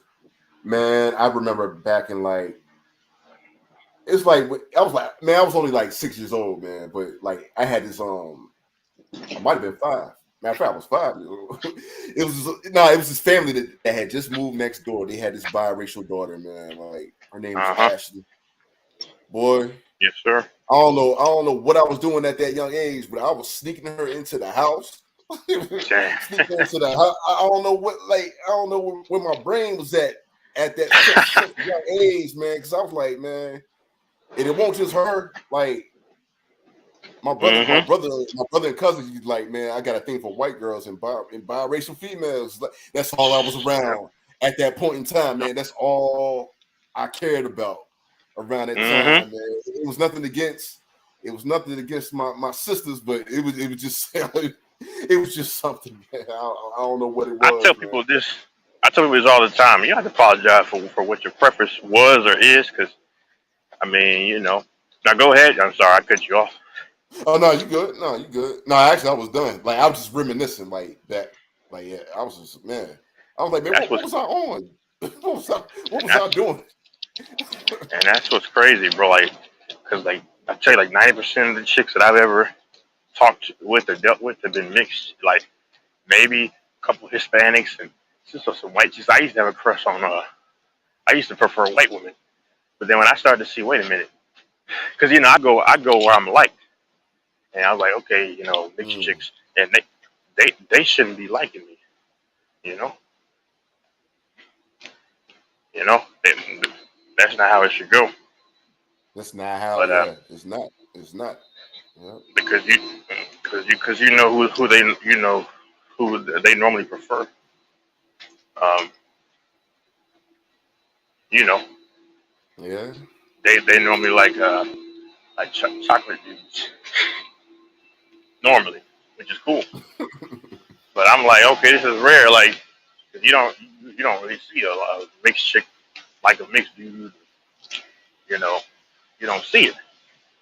But man, I don't know what it is, man. I don't know what it is, man.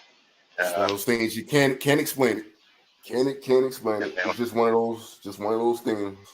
Yep. And like I said, I don't hate anybody. Like I said, like every time I notice, I guess like black chicks, they don't dig my energy. So I just, you know, no harm, no foul. Because there's been a few who like me in the past, but you know, it is what it is. It is what it is, man. I can be honest. If somebody doesn't like me, I can say, okay, they don't like me. Whatever. But I know that I ran into quite a few who have liked me. I'm saying women, so you know.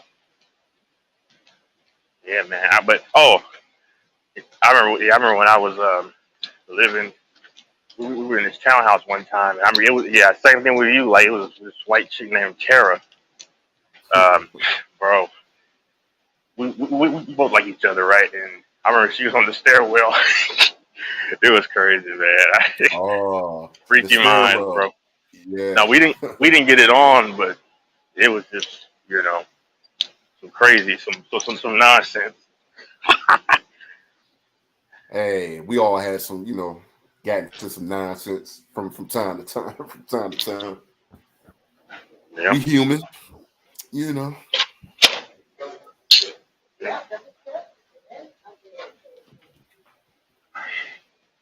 Oh man. Yeah, I'm gonna definitely get back on here later on when Mike does the next stream. I'm about to get off now though. Yep. So I can get a little sleep.